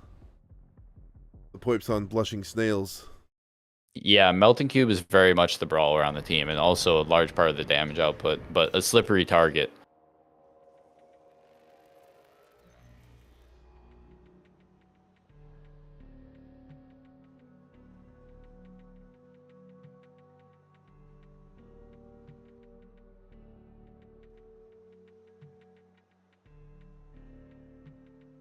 No, Flywave. Never said that. Did not say that. Did not.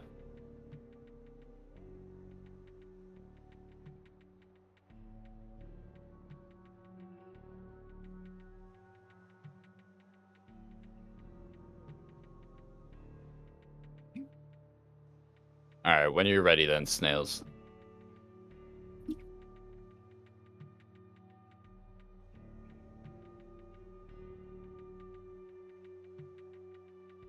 So someone's asking, were we not able to add on the final bracket in the Swiss form on challenge?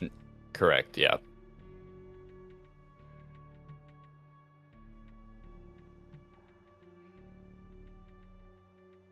Well, pack one up for Start GG, I guess, because that's the one thing they can do. Yeah, just another reason to switch.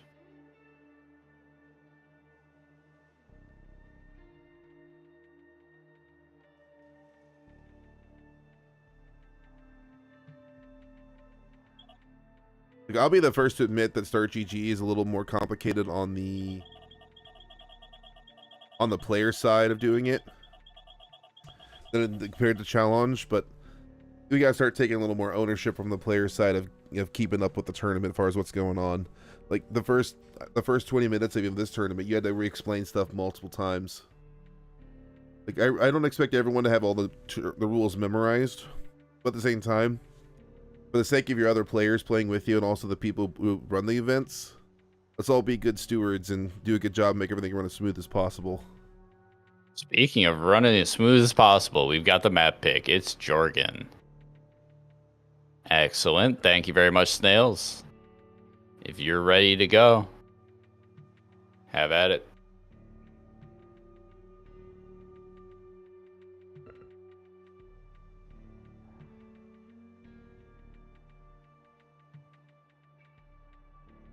A map known as Jorgen in Spain. Jorgen. It's one of my favorites. Especially in 1v1s. The cover around the outside is fun to fight around. It's small enough that you can run circles around it. And then you got the fight pit in the middle. It also has the rat hole. Joe Jorgen. Oh, I get it, Joe Rogan. I get it. Oh, these colors are lovely. The pastels. We have the pastel team. Ooh. All right. A change from Aphrodite off the quads onto heavy biped.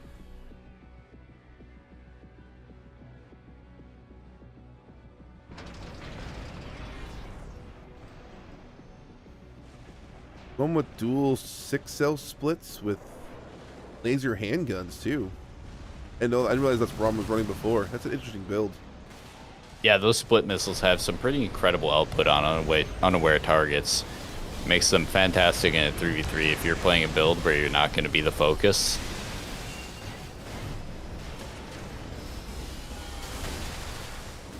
Check out the APs. Ramen scooting around at 1. Aphrodite, I think, just got cleaned up after a terminal armor.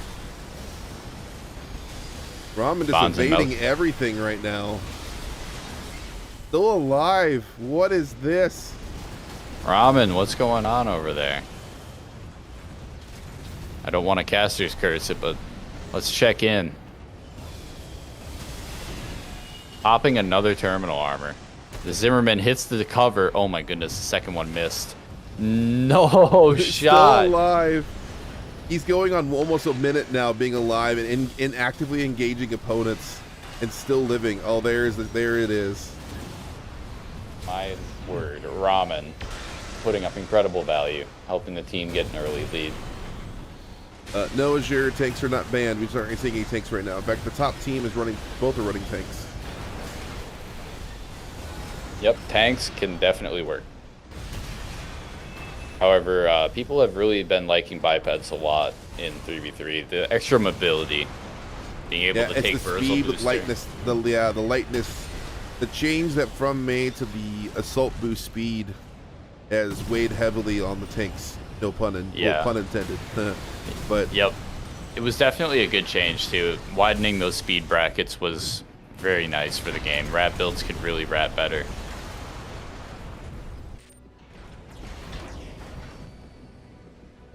Lightweight, zippy dodge builds could dodge better at that point.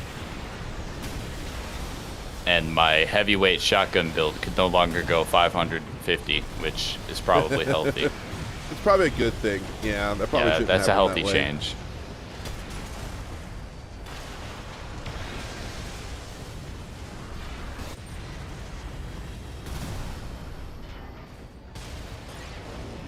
Yeah, scoreboard 2 kills split with half the time remaining. Ooh, half a kill split now. Yep, definitely a close match, with Reap and Sow maintaining a lead for most of it. If Snail can get a kill on Sabbath, that could make up the difference if Reap and Sow gets an additional kill. Yeah, they need the VIP points because they're only about 30 behind. Yep.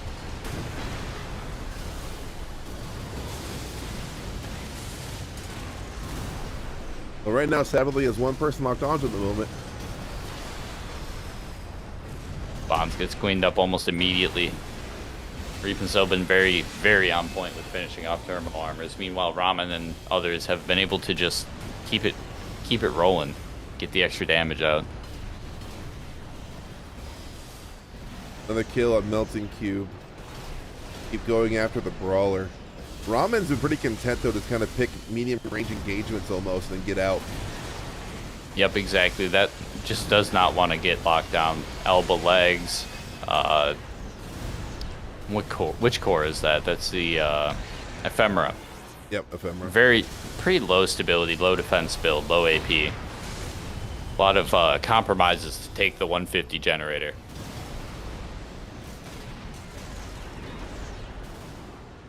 The laser hand pistol are one of those deceptive things too. You're getting hit by it because you're not getting staggered really by them. You can just really kind of ignore the damage, but without realizing it, those laser hand pistols can start stacking up AP loss. Yeah, it's one of those weapons where you don't get staggered until you're at half AP. Yep. So, you have to watch your AP numbers. Those little blue streaks coming from off screen are actually quite hazardous, and they add up quickly. Wonder what generator he's running on that build. You might want to check that after this mount. My money's on the 150. The 150 EN weapon skill with laser pistol is what puts it over the edge, in my opinion. That might be why he's running Ephemera too, for that extra generator output. Mm-hmm.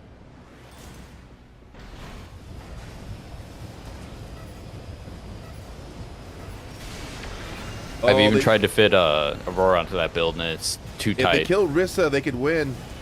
Rissa ran off with the terminal armor. Oh, assault boost away. Oh, Rissa had their assault armor popped at 8 seconds left. Oh my goodness, no, that is scary. That is 3 seconds of 1 AP survival.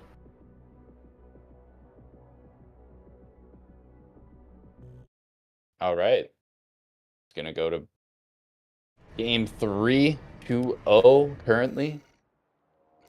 Snail, what is our next map? He is running the 20B, by the way. Running the 20B.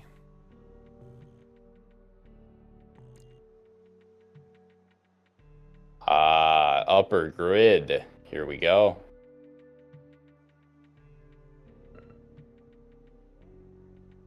Setting the map. Cover for just a second. I'll be right back.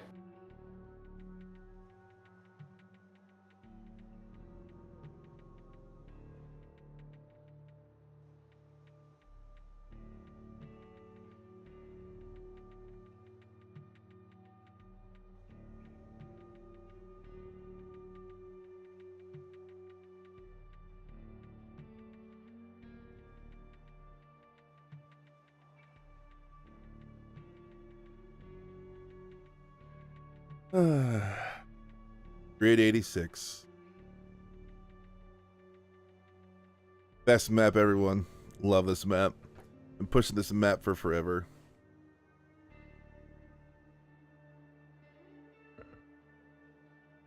All right, we're going in.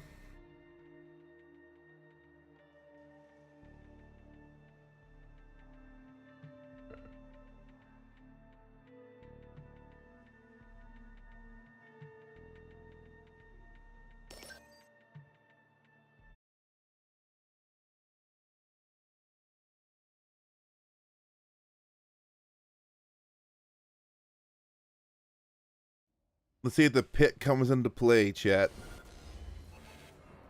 If we get any mean old Michigans on this go around. Yeah, we've had a few so far. In fact, we had one that was like a double old Michigan. 2 players died right next to each other in the pit. We'll see what happens. Yep, the twin Michigan. Win Michigan. Both dying of a bad old fall.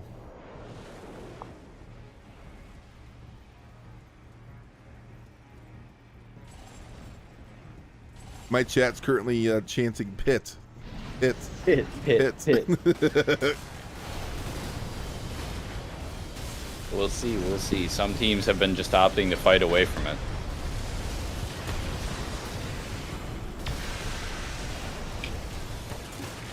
Ramen getting hard focused by Aphrodite.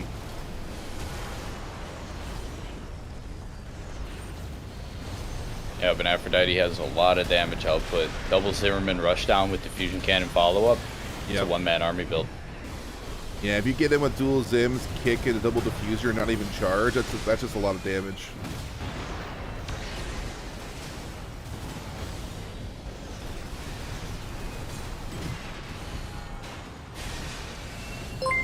Oh, Sabbath on 1 AP does get finished off. Yo, Xeno with a 5 gifted. What?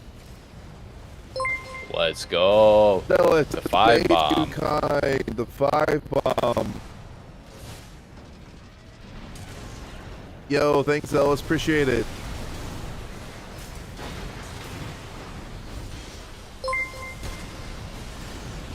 Let's see, Melting Cube in the thick of it, as always.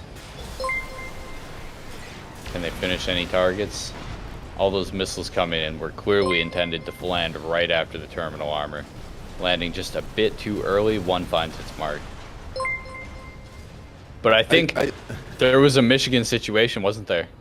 There was. Yep. Pacha.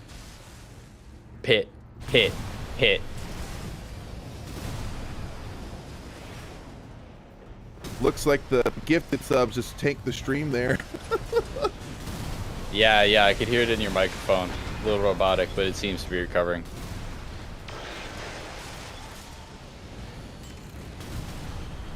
Back to the pit, indeed.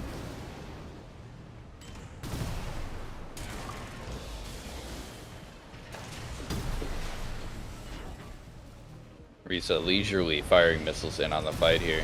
Looking for a good angle for those ear shots. Might be finding it.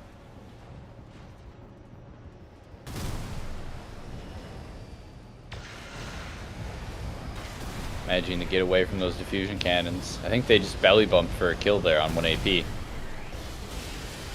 What's eating up my OBS went nuts with the resources. It just jumped up to 50% CPU. No wonder it's working right now.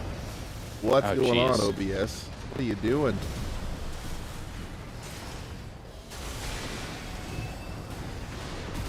Refresh the browser sources.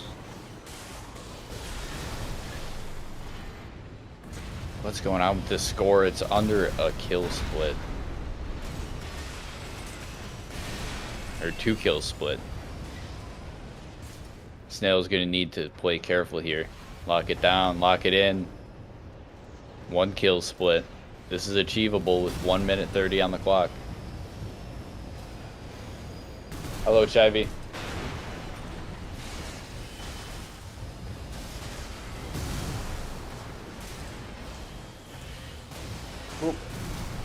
Let that play itself out for a moment.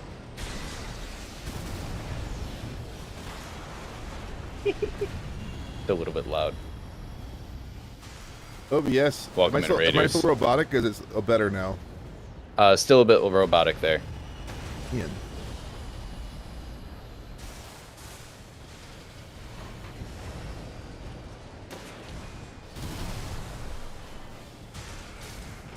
Golden Way. Yeah, sorry about that.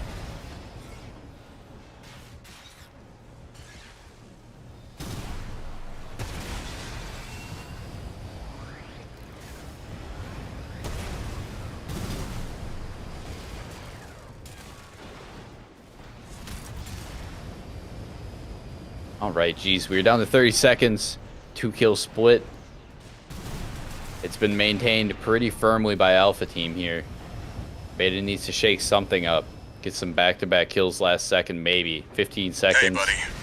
We're nearing the time when terminal armor is going to make it almost impossible.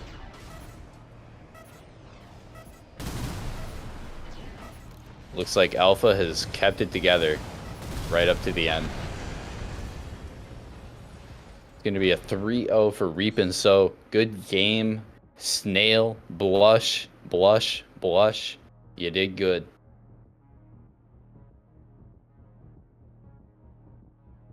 All right, it was my chat bot. My chat dock is what went nuts. It broke it completely. Oh, there you go.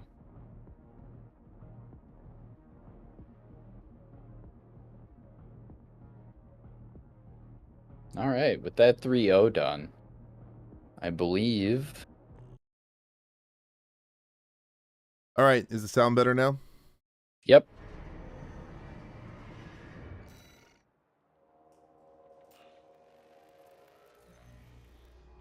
I Well, believe we have a tie contest to solve before the finals. We do. So that means I need Javs and Quads and Snails Blushing. Snails Blushing, if you need to stretch for a minute, feel free. Don't ready up right away if you don't want to. I understand back-to-back can be excessive. But we got to end on the finals. Yeah, we do.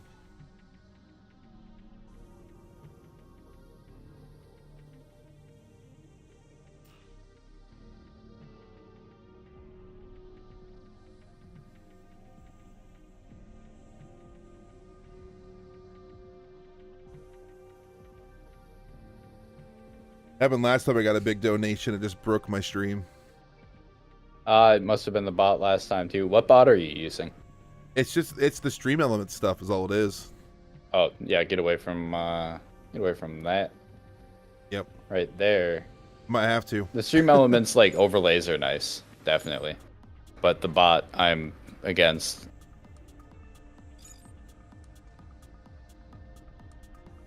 Simply because there's a better free option out there.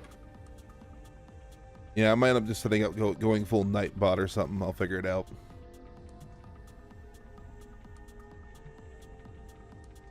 Wait, it would be... Yeah, it'd be Snails and Javin Quads. I'm a fool. I'm a fool.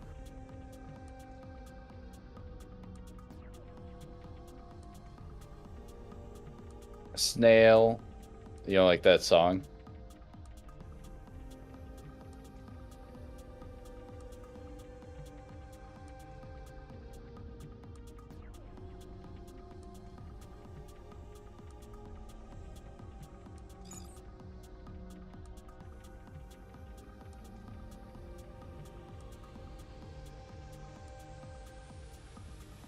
Ravens, so...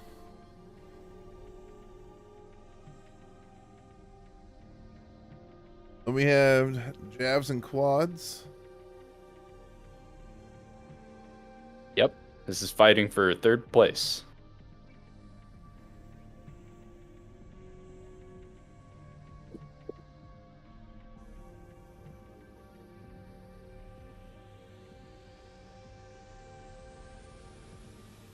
And Snail Blushing.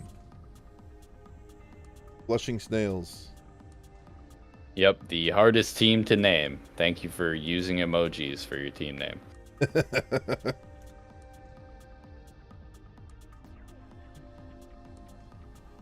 best part of the bit is getting into the final bracket and forcing the god dang thing to continue. Oh, it looks like they might be ready up here. I don't know. Well, whenever the competitors are good to go.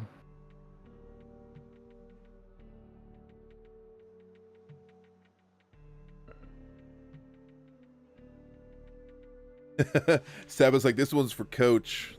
The cleric. Thanks, Sabbath. Appreciate it. Oh, yeah. Do it for Coach. Yep. This is Sabbath here. He's playing the round.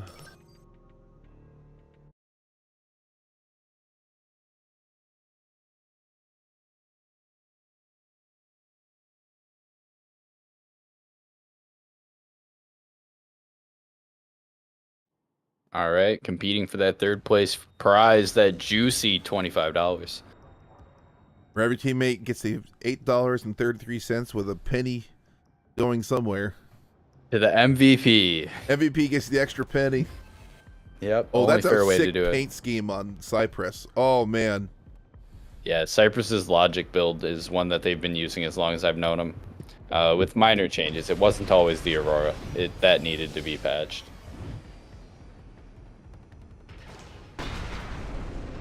Bond's going for that early earshot.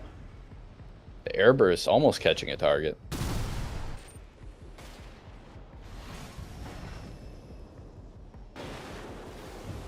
Yep, 0-0.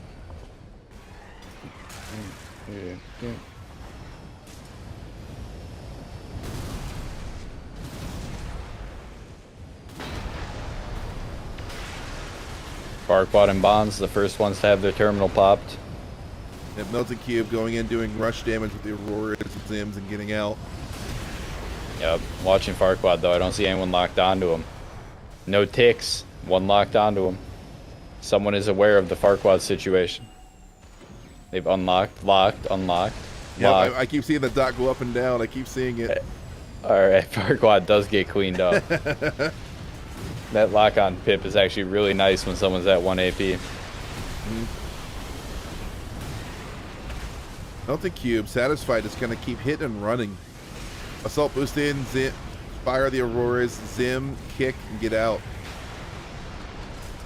Hit and run tactics. Hit and run in 3v3 is incredibly good. You're pulling people's attention all over the place, distracting them.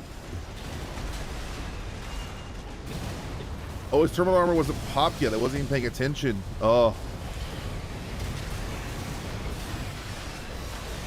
Running the turrets. Running the drones.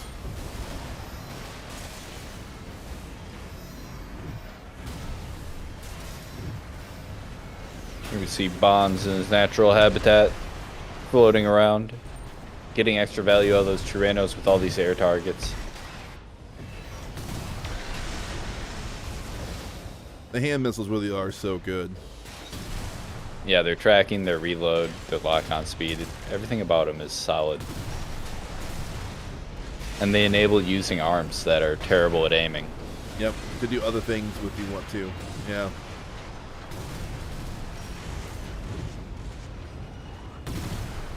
Emiko, thanks for the follow. Terminal arm probably gets popped though on Subject 7.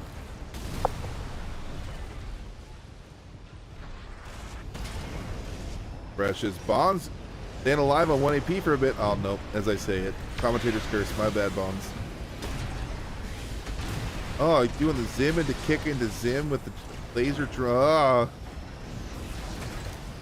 Instantly pops again on Subject 7. Back down to terminal armor.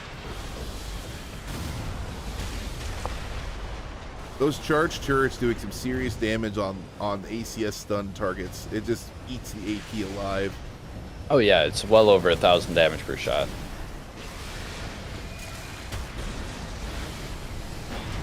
Scorely pretty squarely in Snail's favor here. Plus, with those, you can just fire them off on someone that just got terminal armor and then run away and focus on someone else and hope that your drone gets a hit, and then you're done. Yep, serve a similar role to the vertical plasma missile. Fire and forget terminal armor remover.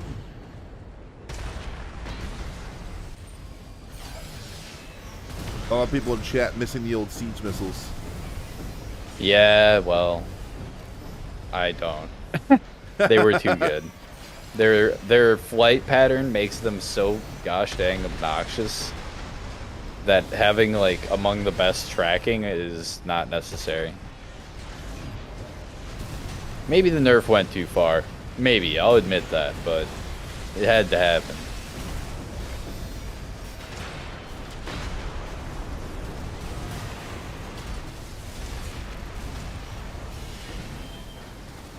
They were a bit oppressive before. Oh yeah, La Creatura in its initial form was so obnoxious. The Bull's boat with the double aperitif, double coral missile. That's because the coral missile was basically bugged.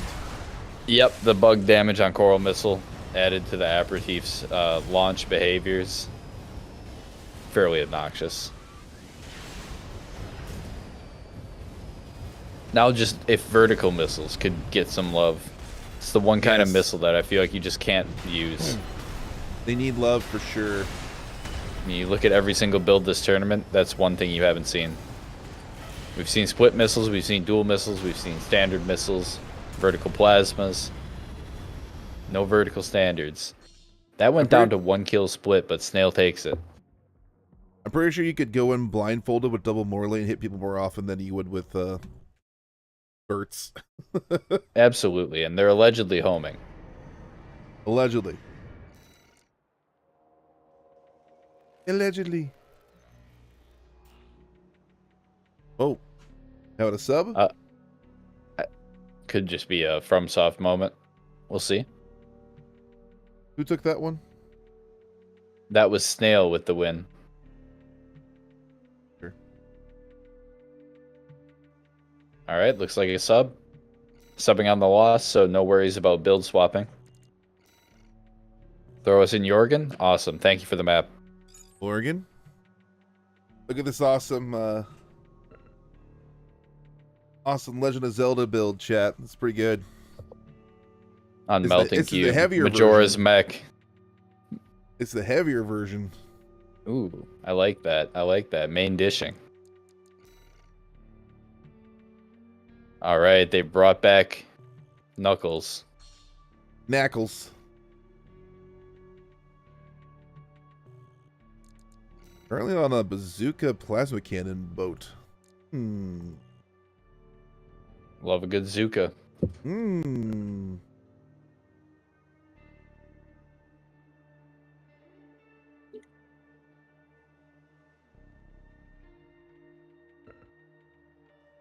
Breath of the Wild, but you pilot a 27-meter tall mech. I'd play it.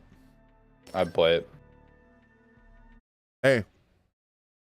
I've never played Elden Ring, but I said if someone mods in a fully functioning AC in Elden Ring, I'll play Elden Ring for the first time live on stream. Oh, there you go, man. I think that's the best way to approach it. You know, you were worried that they were going to make Armored Core a Souls game. Well, actually, Armored Core is your Souls game. Someone gives me a fully functioning AC inside of Elden Ring, I'll play it for the first time.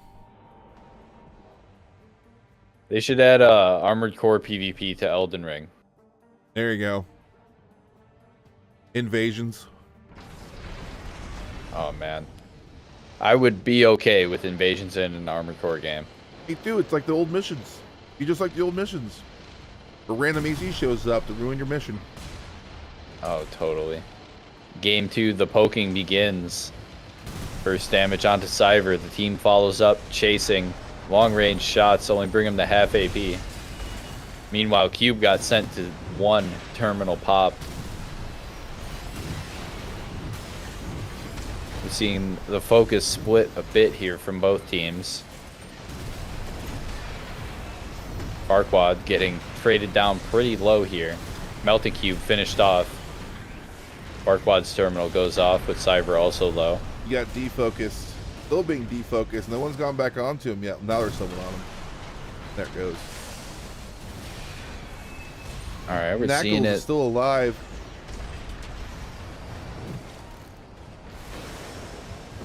The early score situation leaning Beta's way with both remaining players rather low. An unsteady lead in the first minute. Using the tank tread's ability to keep flying and moving while busting out those bazooka shots. We are now at a 1-point split. I love that that can happen.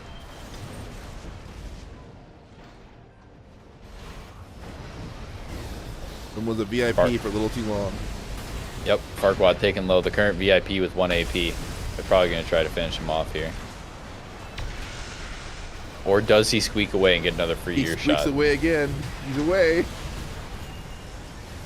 All right, there come the missiles from off screen. Yep, they got him off screen.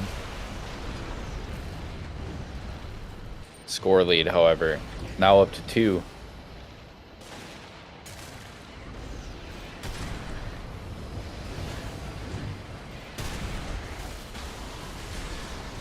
All right, looks like Cyber's now the focus target.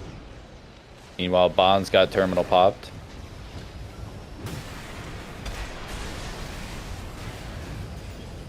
Oh my gosh. I hadn't even noticed Cyber was on a boat. Yep. Double earshot, perfectly capable of staggering a quadruped, just raw from 0. Duke boat, double plasma cannon. Hassans are terrifying while charging. Yep, this thing is just ready to engage from medium range, from close range, and it can float around and use its splash. It can do boat kicks with that big snoz. It's got the starboard bow involved. You know, I've seen that starboard bow actually make a pile bunker miss. Really? Because it knocked the opponent out of the way.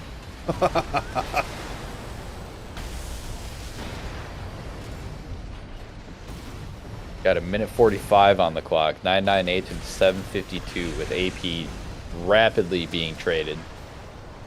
Alpha's catching back up though. Bond's about to eat it. If Bond's lose, I'll get Beta back up a little further. So Farquaad's getting low again too. The boat's at 1 EP. There goes the boat. Alright, Farquaad's on terminal armor. He's staying directly engaged though. He's not running. He smells blood in the water on 2. Did not work out in his favor though. Come into subject 7, going into a kick into double Morley. It's 12:45 to 1111. We got. That's the second time we've had it. These scores are remaining incredibly close all game. Only a VIP kill or 2 have made the difference right now. Oh, Farquaad's already ate it though. Farquaad's already down to terminal armor. Looks like they had some missiles ready on Melting Cube as it's instantly followed up. The point split is now 8 in Jazz and Quad's favor. They've got terminal armors available. They've got AP. They've got 25 seconds. The kill on Bonds may seal it up for him. We'll see. That very well could be it, as Subject has terminal armor popped with 15 seconds left. It's going to be tough to survive long enough with that, so they're going to have to brawl it out. It's an 8-point difference. But terminal armors, no, it's not possible. Right down to the wire. What a brawl. Great fight.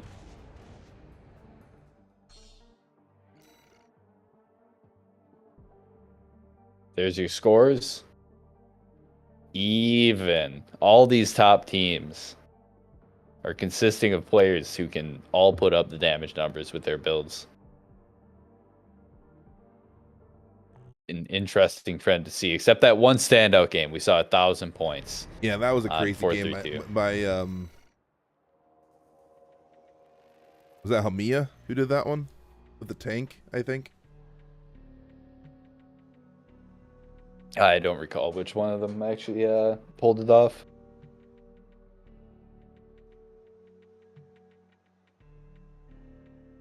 All right, let's get a map choice from Snail then.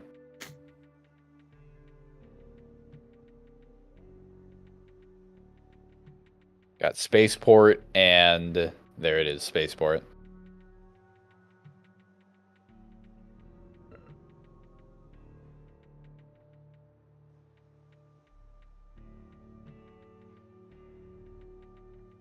All right, teams, when you're ready.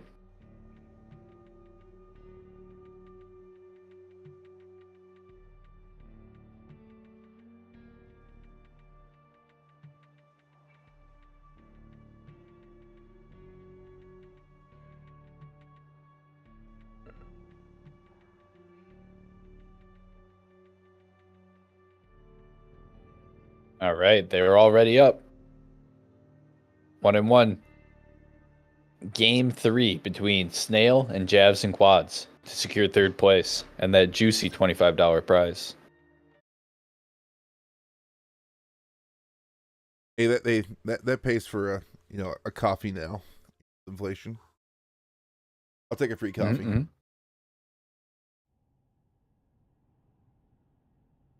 Put it all on the line for a coffee.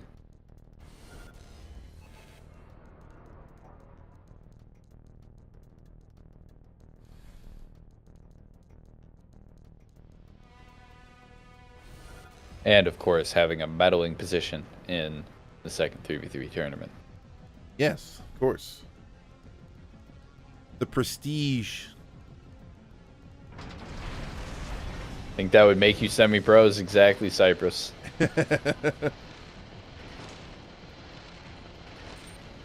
we haven't seen a whole lot of 3v3 tournaments on our end of the spectrum, so I would count it. Yeah, they're a little tough to organize. Like, players have to form teams, and there needs to be tournaments to, facilitate teams forming. But then teams need to form for tournaments to happen. Yep. Loops got to start somewhere, and we're seeing the early stages of it now with the way builds are shaking out. We're seeing completely new things from our Japanese team in 4-3-2. And it's definitely evolved even since the last month's tournament. Yep. Seeing a lot of tech movement, which has been nice to see. Although we've seen some adjustments made on a couple games here, but for the most part, people have been pretty comfortable sticking with the builds they know. People are always concerned about counter picking. I don't think it's as much of a thing in 3v3s. It is a little bit, but you got to be careful that you don't go pure counter pick and then you ruin team synergy, because synergy does matter too. Yeah, the build you like and are good with should be, pretty versatile or have a purpose. But your team as a whole should have the bases covered, so sticking to what you know can just work. Now, if what you know is super niche, maybe expand. Early score going in for the double ear shot from above, but got killed right before it came out. Oh, man. You hate to see it. So ready, perfect shot lined up. And someone comes in and ruins it. Terminal armor popped on subject. Cyber goes down as well. Farquad also low and staggered. Could be a string of points here for Snail. There we go. One go down again. Running away from the terminal armor. That's what we got to do. Oh, the top of the ship blocks the gear shots. Just barely doesn't clear the ledge. All right, let's see if Jabs and Quads can get regrouped as a full 3 again. Right now, a 1v3, now a 2v3. Man, Cyber coming out of nowhere blindsiding. The boat got Melty stuck Q grounded. gets terminaled. Aphrodite's about to terminal. Meanwhile, Subject and Farquad both have theirs available. Subject just got terminaled. Big, massive chunks of damage going on this 3v3. Yep, lots of burst. Burst seems to be the favor of both of these teams.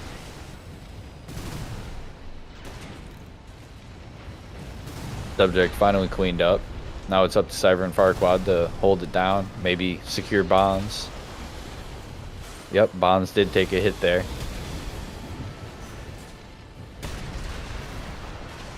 Every time Blushing Snail's gotten close, immediately answered by Jabs and Quads. Been within 150 points a couple times. Every time they get that next kill, Jabs and Quads goes right in turn. Yeah, Jabs and Quads being able to trade these kills back every single fight. Even when they're down a kill, they're usually getting a stagger and then maybe even a kill on 1 to 2 people.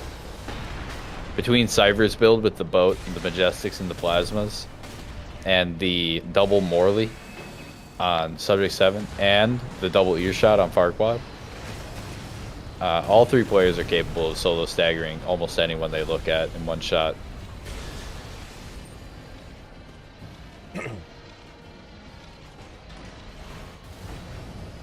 Takes the So drones Javelin and quads, runs we're away. happy to play time there.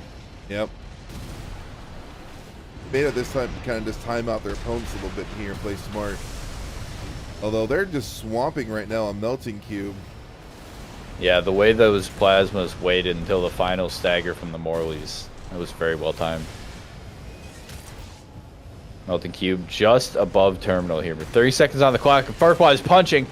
Terminal armor popped with a fist.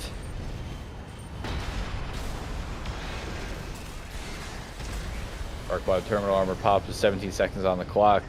I think he feels confident in the score. He is fired in the ground so he gets some splash damage on whoever was hunting him down. I like it. With 5 seconds left and plenty of AP and terminal armors, I think Jazz and Quads will take game 2.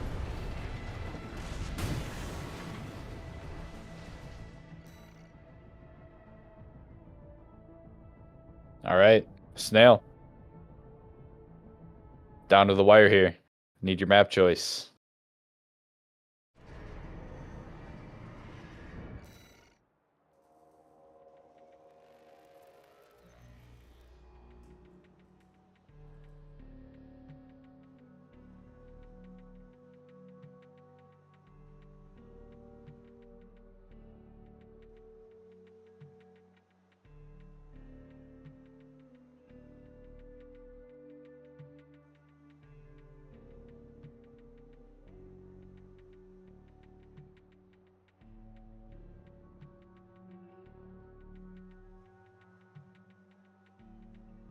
Right, Snail Blushing, what's your map? It has to be grid. Yeah, it has You to are be grid. correct. Yep. We made the full circle.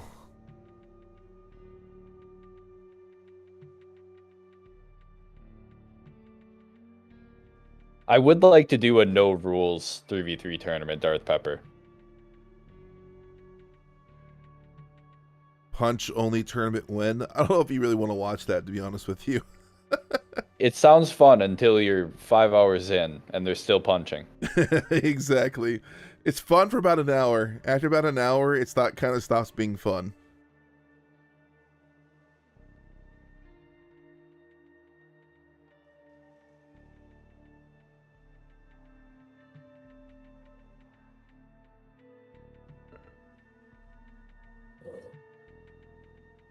Bones has been punching for over 500 hours. That is correct, yes, and that's great. But it's not just punching. Yeah, it's not I just know for punching. a fact Loyal Bones is using blades and the hammer. Yeah, it's not just punching. The punch Alright, is meant to basically extend the stagger. That's not only punching. All right, Jabs and Quads, game 4. This one could secure 3rd place for Jabs and Quads. Snail fighting to stay.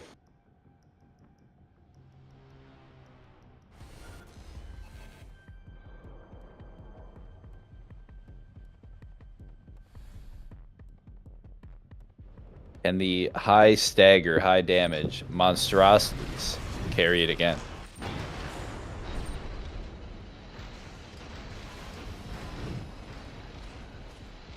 Boat won't have as much vertical freedom in this one versus the other maps, but at the same time, because you don't have uber long range by comparison, that could mean you see more Fasan and bazooka shots hitting, because there isn't the extreme range. True, true. They're best in that mid-range. They're still not a laser-fast projectile. Yep.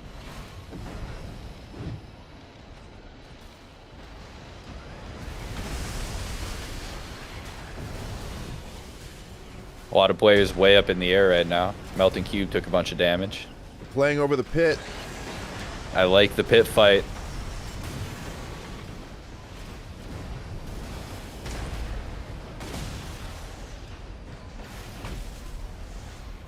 Tons of damage coming out. A lot of players low.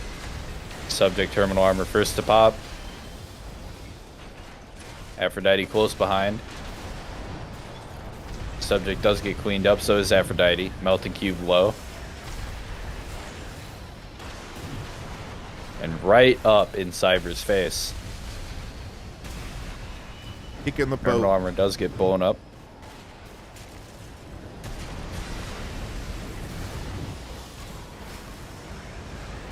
Not a whole lot of stability on the boat, but more than most lightweights. Yep, probably sitting at around 1800 to 1900. Yep. Maybe even higher. That is a main dish core. Oh yeah, yeah. Main dish is a good point. Yep.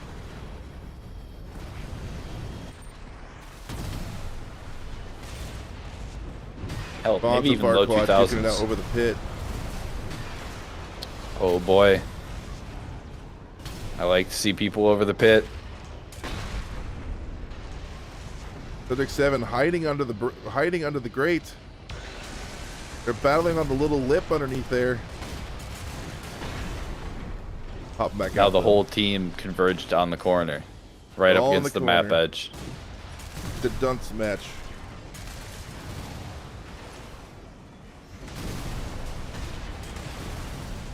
Bonds right now is just uber focused on the boat. Yeah, trying to get that thing out of the fight. Needs sustained damage to get through that much AP. It may be lower on stability, but it's still a tank. It still has a big number for AP. Yeah, lots of AP. All of Alpha is currently dead and respawning. Yep, I just had the caster's curse camera cycle. Subject on 1, Farquaad mid, and Cyber very low AP.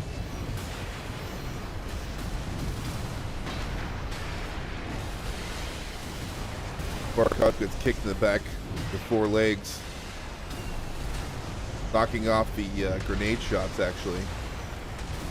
Yep, 400 point split right now with all those players going down. 200 split now. Full team respawn for beta. Go again. Bonds, though, on the 1 AP. Assuming number 1's the first one to get targeted here. Yeah, it would be smart to just put hand missiles on that, and Farquaad sees it. You can, yep, rushing in. Oh, Few missiles people aren't focused on on 1. Looks like someone else finished the job. Melting cube the next target. Meanwhile, Cyber got terminaled. Yeah, they hard focus Cyber. Get him out.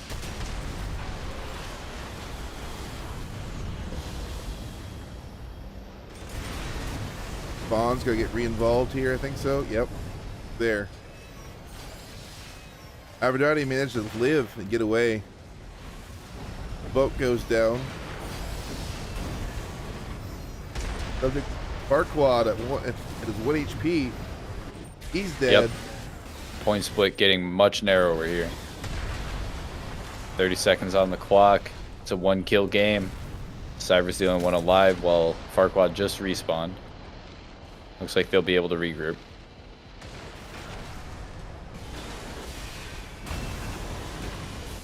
Aphrodite had terminal armor pop. Bonds is also low as Cybers gets popped with 15 seconds left in the danger zone over the pit. I like the pit play. Alpha's not going out without a fight, though. They have some chances here. I think Cyber just snuck out of there. Yep. Just snuck out. Gone. Oh, at the last moment. Not enough, Good though. game. Good game, jabs and quads. With a 3-1 against Snail. Well played. Great games from both teams. That means Farquaad jabs and putting in quads. work. You are our 3rd place. Congrats, Congratulations. jabs and quads. Congrats.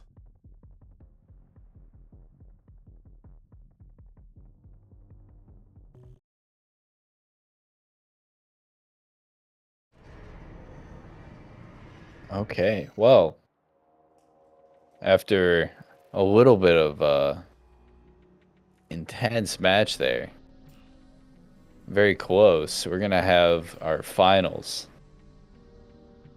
This is between 432 and Friends. versus Reap and Sow. Can I get you back in the lobby?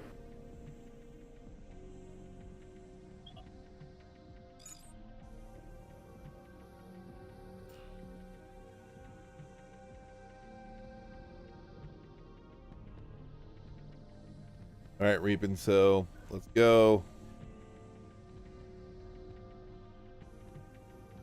Show them what you're made of.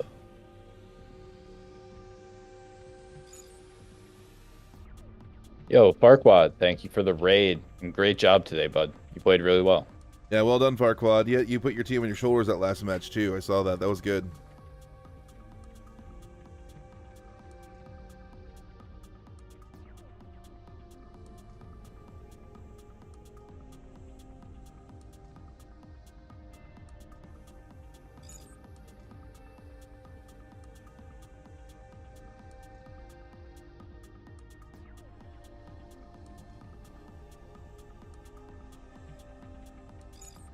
See if 432 friends can remain the undefeated of the East here. That would be an achievement to not only win, but also do it completely undefeated.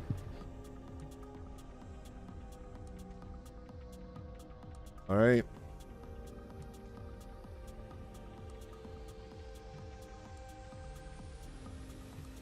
Teams are assigned. The map is set. When you're all ready, the match will begin.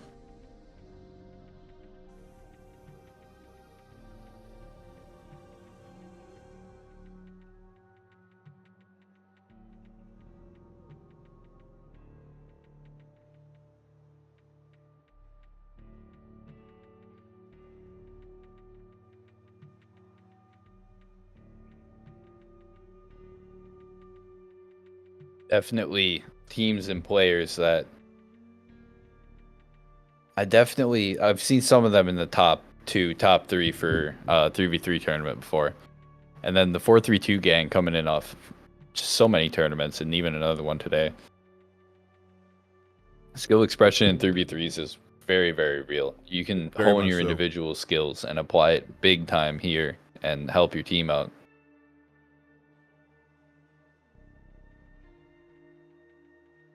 Seeing a lot of like incredibly good manual aim plays. We're seeing great communication and target switching, which requires each player to be extremely good excuse me, at switching their lock on and finding other players in the middle of incredibly chaotic experience. All right, here we go. DerkDonk's $250 3v3 Armor Core 6 tournament grand finals now.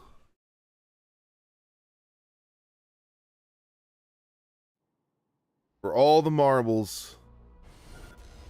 For the big payout, it's a little bit less, but here we go. The pastels have returned. A little bit of camo here. The paint jobs are just improving between rounds. I feel like they're keeping busy with the paint.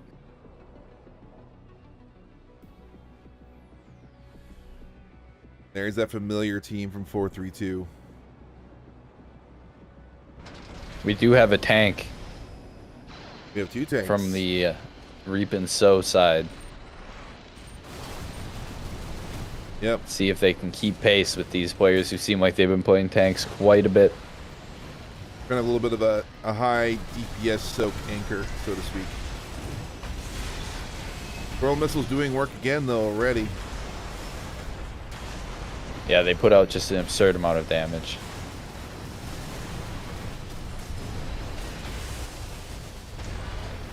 Risa's even switched over to a quad. I don't think I've ever seen Risa using a quad. But it's the same playstyle, so there's easy adaptation there. With even Sabbath running the tank, I'm not seeing that either.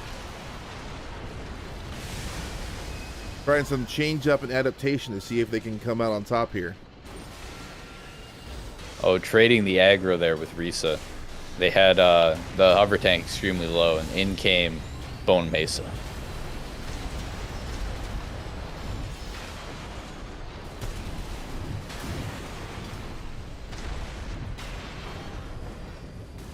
Meanwhile, 432 operating on low AP. Same with Hawami.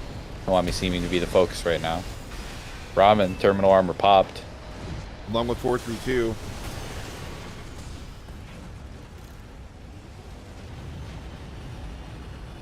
The extra points does give the lead, though. Yep, that score lead entirely attainable right now. This is a close match, 2 minutes in.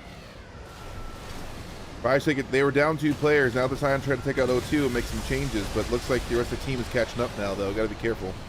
Jeez, those coral missiles coming from off screen doing a full stagger bar is just wild. Ramen's been alive at 1 AP for a while now. Currently watching Sabbath duke it out in the streets with, I believe, 432 metal slab. Yep. That shield has been insane. I'm watching all these shots connect, and the stagger bar just hasn't gone up. Just doesn't matter Insane with the individual shield. play. Full team wipe by 432 on the Reap and Sow team.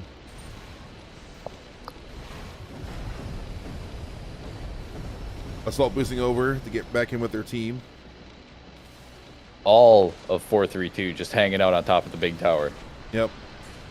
You're ready to rain down fire. Starting at high altitude, saving energy. That's the green way to play. Wami's terminal armor pops along with Ramen's, almost in sync. Diffusers are a good choice against the big Bomeza tank because of the lack of energy defense by comparison. So it's a good choice. 100%. The kills get traded. Next target's reset. Terminal armor popped. Meanwhile, 432's team, Kurotake gets staggered. Both of them get staggered, but they're looking healthy. Leaving only Sabbath to pick up the pieces as Ramen respawns. 10 cell doing work against the boat tank, but teammates caught up though, so this is going to be the end here for just a half a second. Yep, just hopefully trying to get out that extra bit of damage. Maybe that one hit on number 3. Oh, they staggered away from Sabbath. Although there's a stray coral missile hit. There we go.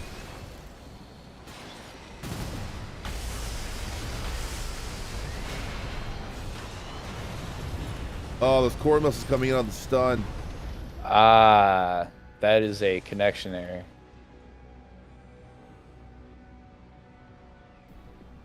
That is a FromSoft gaming moment.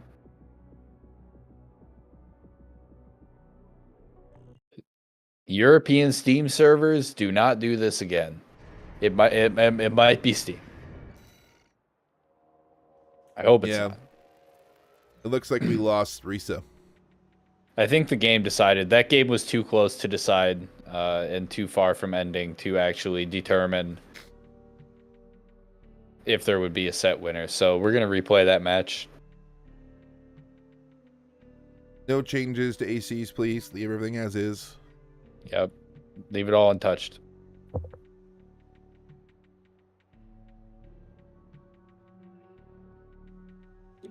Yeah, relax. I'm just saying stuff. I'm wrong sometimes. Risa is not EU.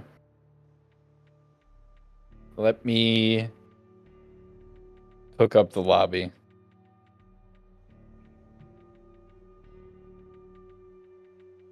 If she restarts and it doesn't work, I'll remake the lobby.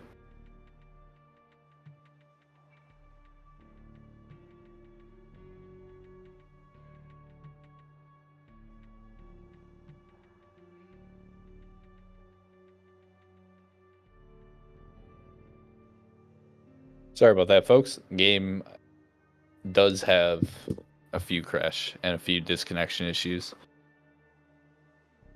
Got to work with what we got.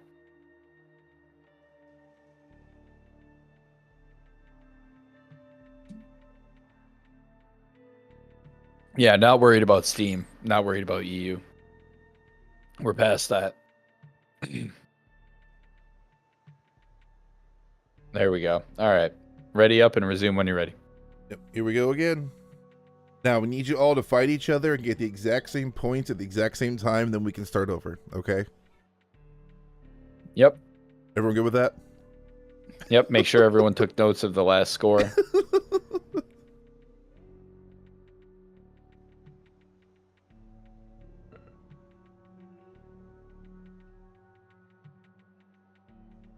Of course, we all kid, because there's no way.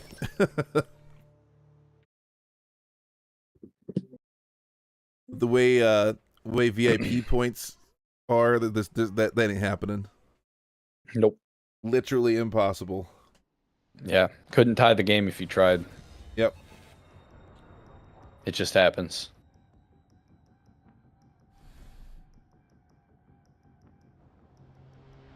All right, very familiar starting lineup.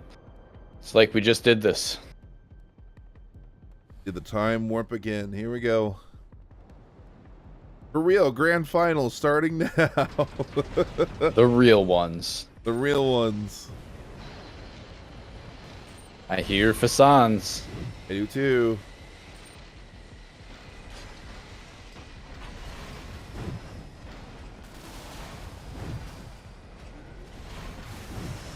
Just seeing the Bone Mesa stay up in the air for that long, the way they're working it, is just, my brain is having a hard time to compute this.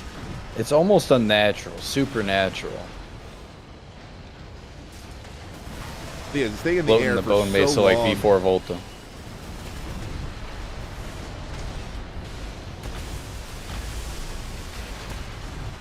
Terminal armor gets popped on 432.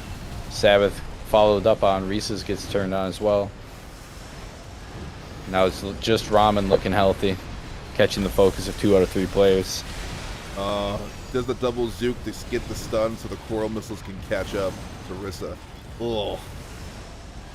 Yeah, those double coral missiles are just such an insane follow-up. And when there's bazookas on the team to help secure the stagger, it becomes almost a done deal.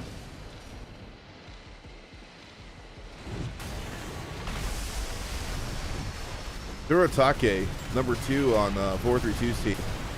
Not only have they not died yet in this minute and 20 seconds, see right now, that's the most damage they've taken this whole game. They're still at half health. That is absolutely absurd, but I'm looking at the perspective and it makes sense. They're basically directly above other players. The hardest spot to be spotted. Yeah, Players have to also look aim 90 up. degrees up. Yeah, plus there are limitations of how far up, certain guns and cannons can aim up anyways. Yep, not so for missiles, which can arc down. Yep. Unless you're the verts, then you still miss, but, Then you still miss. We'll stop talking about those at this point. Kuratake's terminal armor gets popped, followed up on immediately. And missiles doing the job. Checking out 432. Aggressive as always in a duel right now with the shotguns. The shield doing so much work. Yeah, it's absolutely absurd. They're using it basically anytime there's uptime.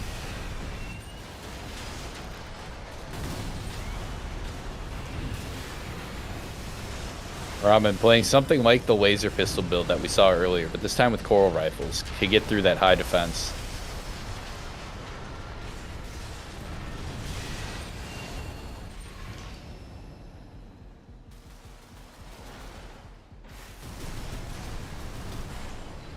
Kuratake, however, will clean it up. The Tensei is doing work against the boat. The problem is every time either Sabbath or someone is getting focused on the boat, they're aiming up, and then the tank or 432 comes in while they're aiming up and just cleaning up and doing extra damage to them. Yeah, exactly. They're doing a great job of pulling aggro off. We saw it traded even earlier, where the Bone Mason tank just came across the lock-on.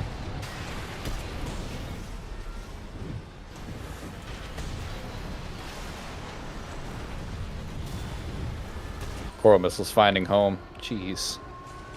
They do last a while, don't they?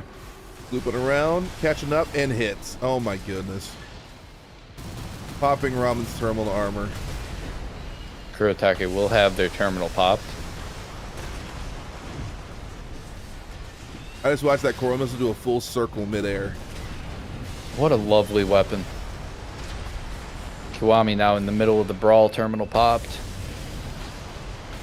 1 AP, how much extra value can they secure? Kicking up into the air to try a dodge, but someone's there to finish it. Here's securing the kill on 432. 50 seconds to go. Kuratake doing a great job of just getting away, waiting for the respawn. About a 4.5 kill point disparity at the moment with 40 seconds to go. That's something Perhaps miraculous happening.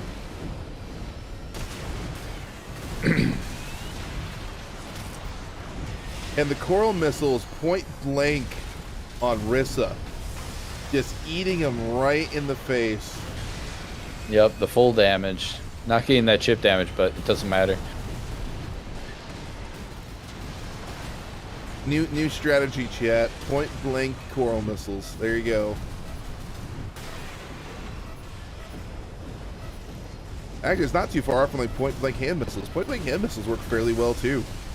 They really do. Sometimes the missile will spawn right in the enemy and just instantly hit. Yep. All right, a first game win for 4-3-2 and friends.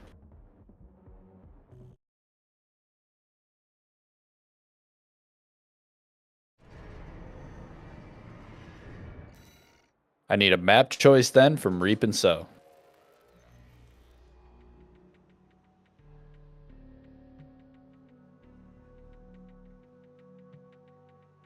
Imagine we're going to. I'm gonna guess spaceport. I guess. Thank you, Bonds. Appreciate the feedback.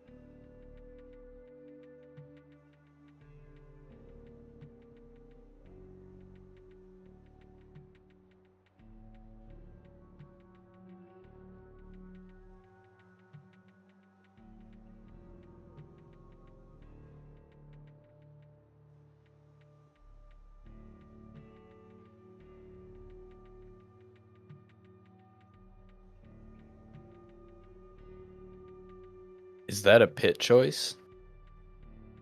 I don't think Spikefire is on Reap and Sow. I want double confirmation on that, please. Which map are we going to?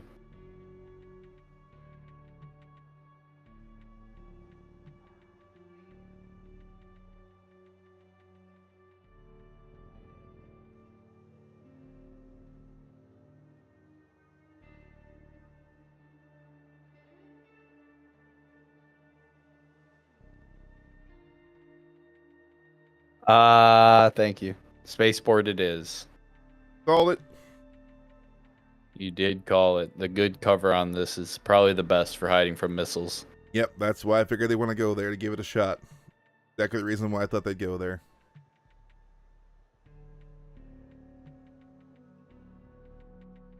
All right, game 2 of the finals, Reap and Sow, 4-3-2, when you're ready. Definitely going to see some changes here. I've seen some preparing done from the Reap and Sow side. Yep, there's definitely some changes going on. A lot of changes. I think necessary. They've changed their builds around a bit to try to adapt, and that could be the right direction, but it seems like they're maybe not as comfortable on these different leg types. We got Zims with LCDs on one. We got a Larpster with, well, not a Larpster actually. It looks like it's Redshift Nebulas with a Morley and a 10 cell. Okay. And Ramen's rocking double LRs, double duo 3s. Okay, yeah, that's some good missile damage output. Yep.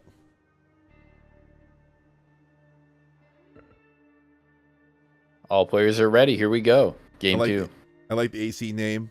Planet Caravan.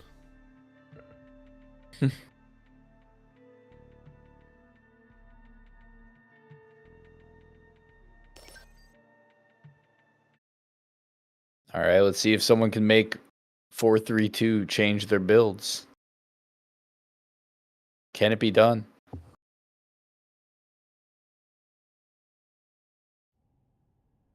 If Reap and Sow doesn't make this match and get this one, I want to see some pile bunkers on the last round.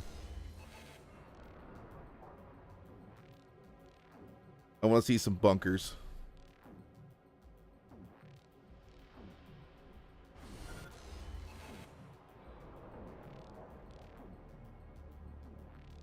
The Bink is a tough one to make work.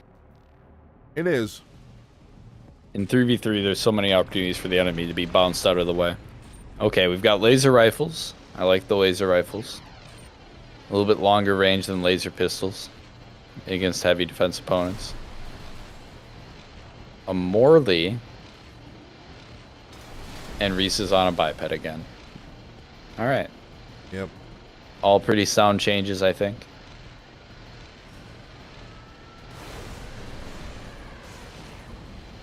The early damage trade, however, going to be in the favor. 4-3-2.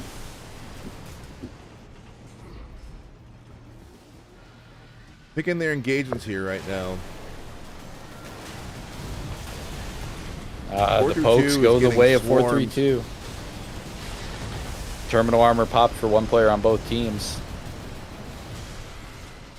However, 4-3-2 has the stability advantage by a mile right now. Oh, the core missiles catch up to Ramen. Ooh, a lot of damage. Pops terminal armor instantly. Hey, I can't help it. The boat never dies. It's a free spectator cam. Like, look, I click around. There we go. Then I go back to the boat. You're right. This is our spectator camera. I can see everything from this view.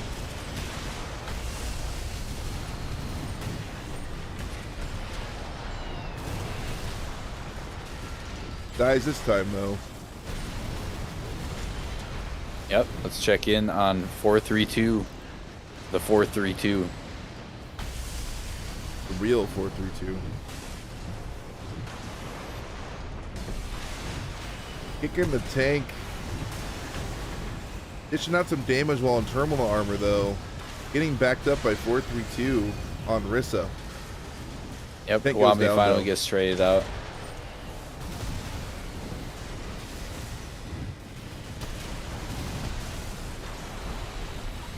Seeing a really, really close brawl here. The hand missiles end up doing Rissa in, though. It's like Kurotake was instantly followed up on as well. Terminal popped up 4-3-2.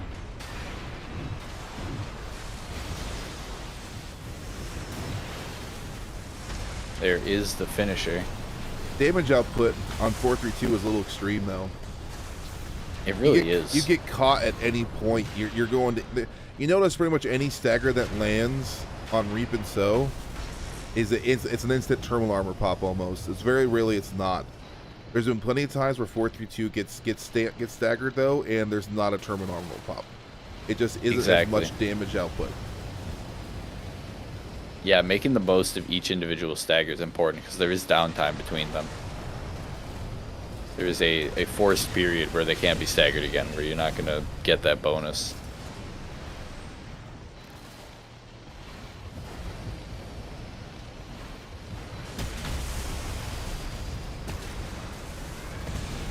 They are keeping it close, though. Yeah, this point split this is completely surmountable. Anyone's game right now, but it is in the favor of 4-3-2.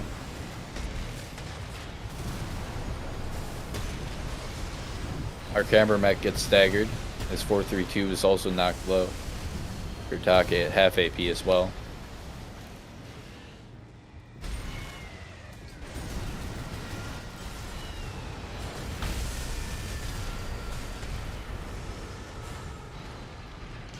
Four 4-3-2 going back at a commanding lead here, though.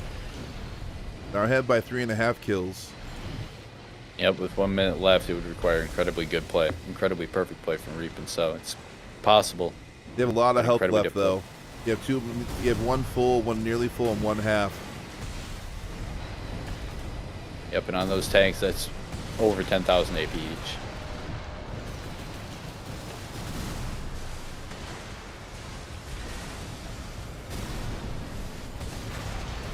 $1,300 to $900.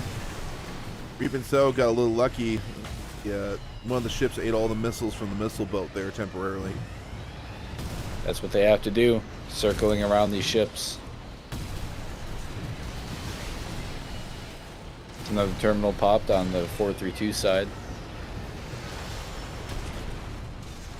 Oh, the kills get traded back though. The lead remains.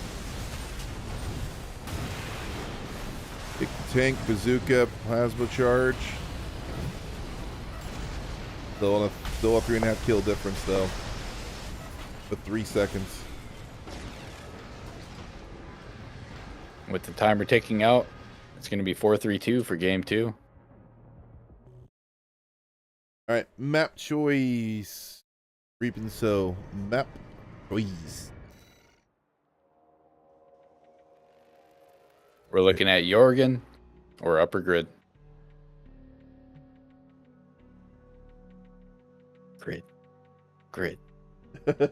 I know what I'd like to see.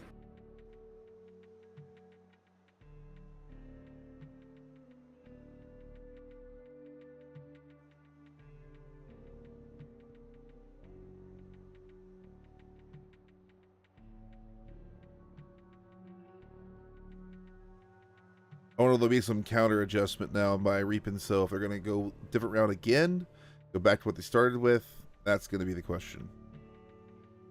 Yeah, I'm the not map really choice sure what does the matter. approach is here. The map choice does matter because you just got rid of the better missile blocking map of the maps. Now, granted, you can hide around the building some on Jorgen. There's a couple places you can kind of hide around missiles on upper grid. But you have a much more open field. So do you go even heavier missile and buy into it? Or because of the open play field, do you just go unga bunga, as the term is now called, and just go heavy cannon and try to damage race at this point? So I don't know. It's tough. It's a tough choice. I almost think having coral missiles of their own could even have value. The tanks are going to have a hard time getting away from them. Yeah, they are. Jorgen it is. That's the call. Jorgen.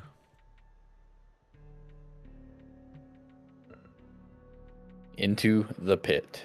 Teams, when you're ready.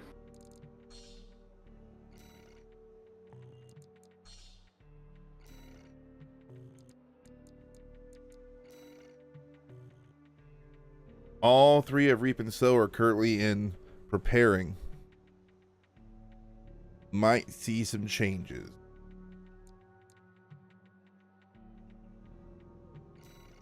I would expect so. I've seen these players just play incredibly adaptive, even in casual lobbies. Definitely not afraid to change things around.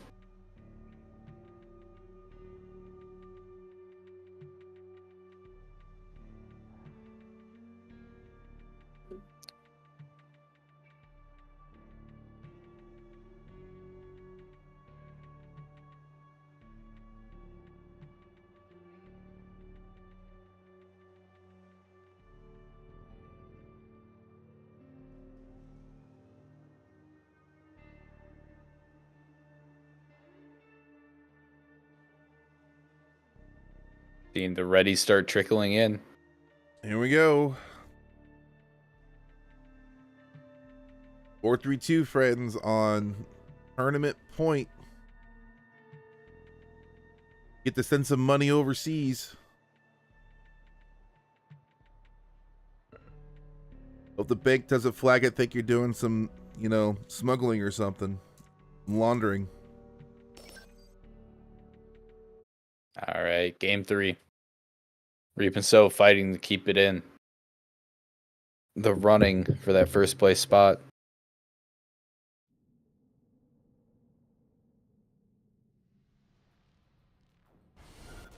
Back to the quad, sticking on the... Oh, so mix and match a little bit here. Okay. A little column A and a little column B.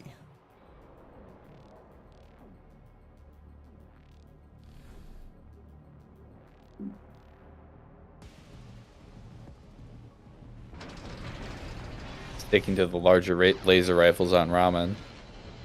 You still got the coral rifles, this time just double Morley on the biped.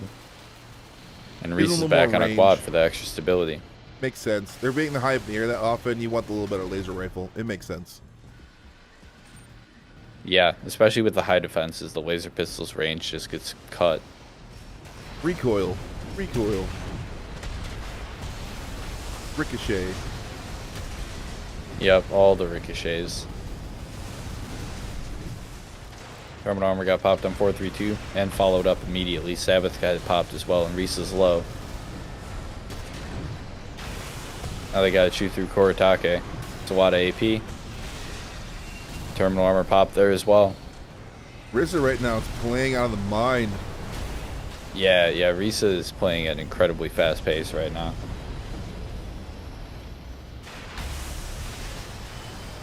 Terminal armor does finally get popped. Kiwami's also gets traded though. Reap and Sow on a good pace here. Wami, Death's Door, though. Can't dodge as a tank. There it goes.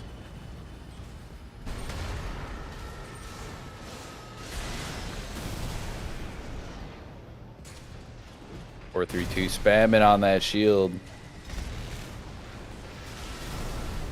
Caught from behind. Terminal armor popped. His Sabbath goes down. Ramen's low. Ramen terminal armor does also get popped as 4-3-2 goes down. Reese now pulling the attention of the Bone Mesa tank. Stagger on Hawami, half AP.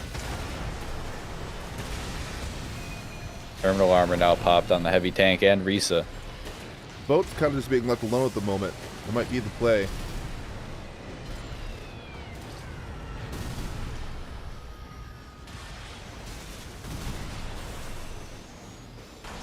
Risa hovering around at 1 AP, hopping around the corner. Kurotake searching. Gets kicked. Risa finally does go down. 4-3-2 at high stagger and half AP. Sabbath staggered, getting chunked. The one kill Terminal on armor Risa finally gave him popped like on. 250 points. That was a big chunk of points they just got. 4-3-2's terminal does go off. Followed up on immediately. Score swinging towards 4-3-2. Immediately swings back with the kill on 4-3-2. And swings right back with the kill on Sabbath. Risa's low. And gone. Now a 2-kill game. 4-3-2 has Kurotake. a lot of AP left. Kurotake gonna need to be the focus for a moment. Half AP, very killable. Worth extra points too.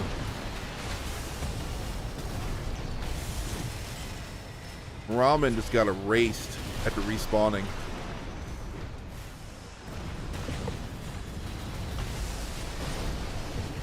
Just over a 1-kill split. Kuro probably gonna stay the MVP for a little bit. Yeah, Kuro was alive for a long time. Watching 4-3-2. 4-3-2 playing at incredibly high pace as well. These aggressive players on both teams playing out of their minds. Boat's getting properly focused. Coral missiles catching up to Ramen. Man, the double plasmas just came out of nowhere. And they do a lot of stagger. The charge attacks can easily stagger a lightweight like that. Wami's terminal gets popped. Checking on Wami's the now hover the tank at half VIP. AP, just hanging out.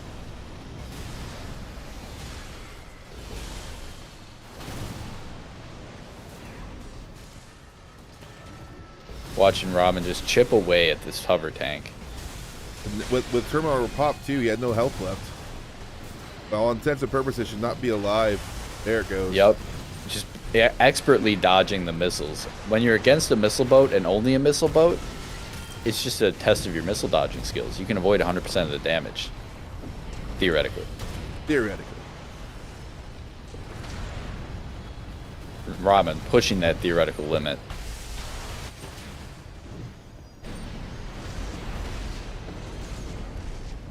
Got 10 seconds left with a 3.5 kill difference. Terminal just popped from the high pointer, but even if you get a kill on that, I think it's must go to 1400. Yeah, 1405. That's it. That is it. 4-3-2 and friends putting up an incredibly consistent play through this entire tournament. What a team indeed. Look at that point spread right now on Reap and Sow. Look at that.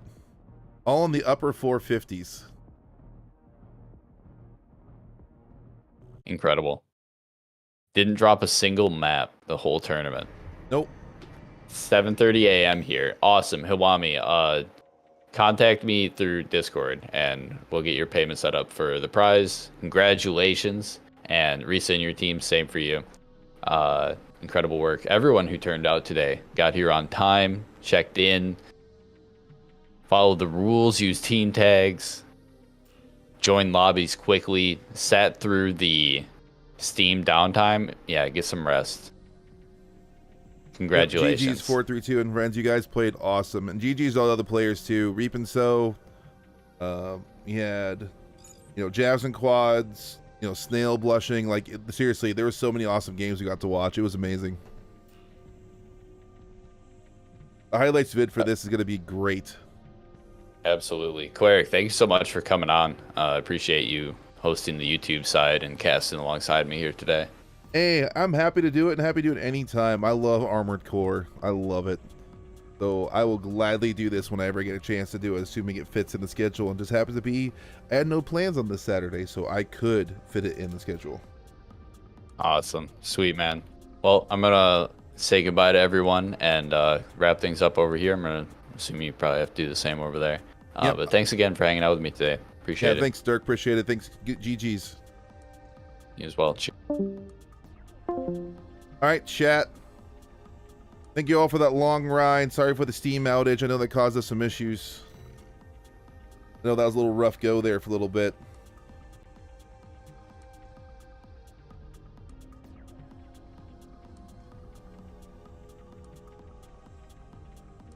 But yeah, that was DerkDonk's. So those who don't know, DerkDonk about 3-4 days a week, sometimes more, hosts regular 1s and 3v3s on his Twitch channel. So if you want a good place to hang out, kind of have a chill stream where you have some fun rules. Usually runs the 1s, he gets 3v3s. If you want some fun with that, I would say go check his channel out. But yeah, anyways, thanks for hanging out. Thank you all. Appreciate it. And I will see you next time. Alrighty? See ya.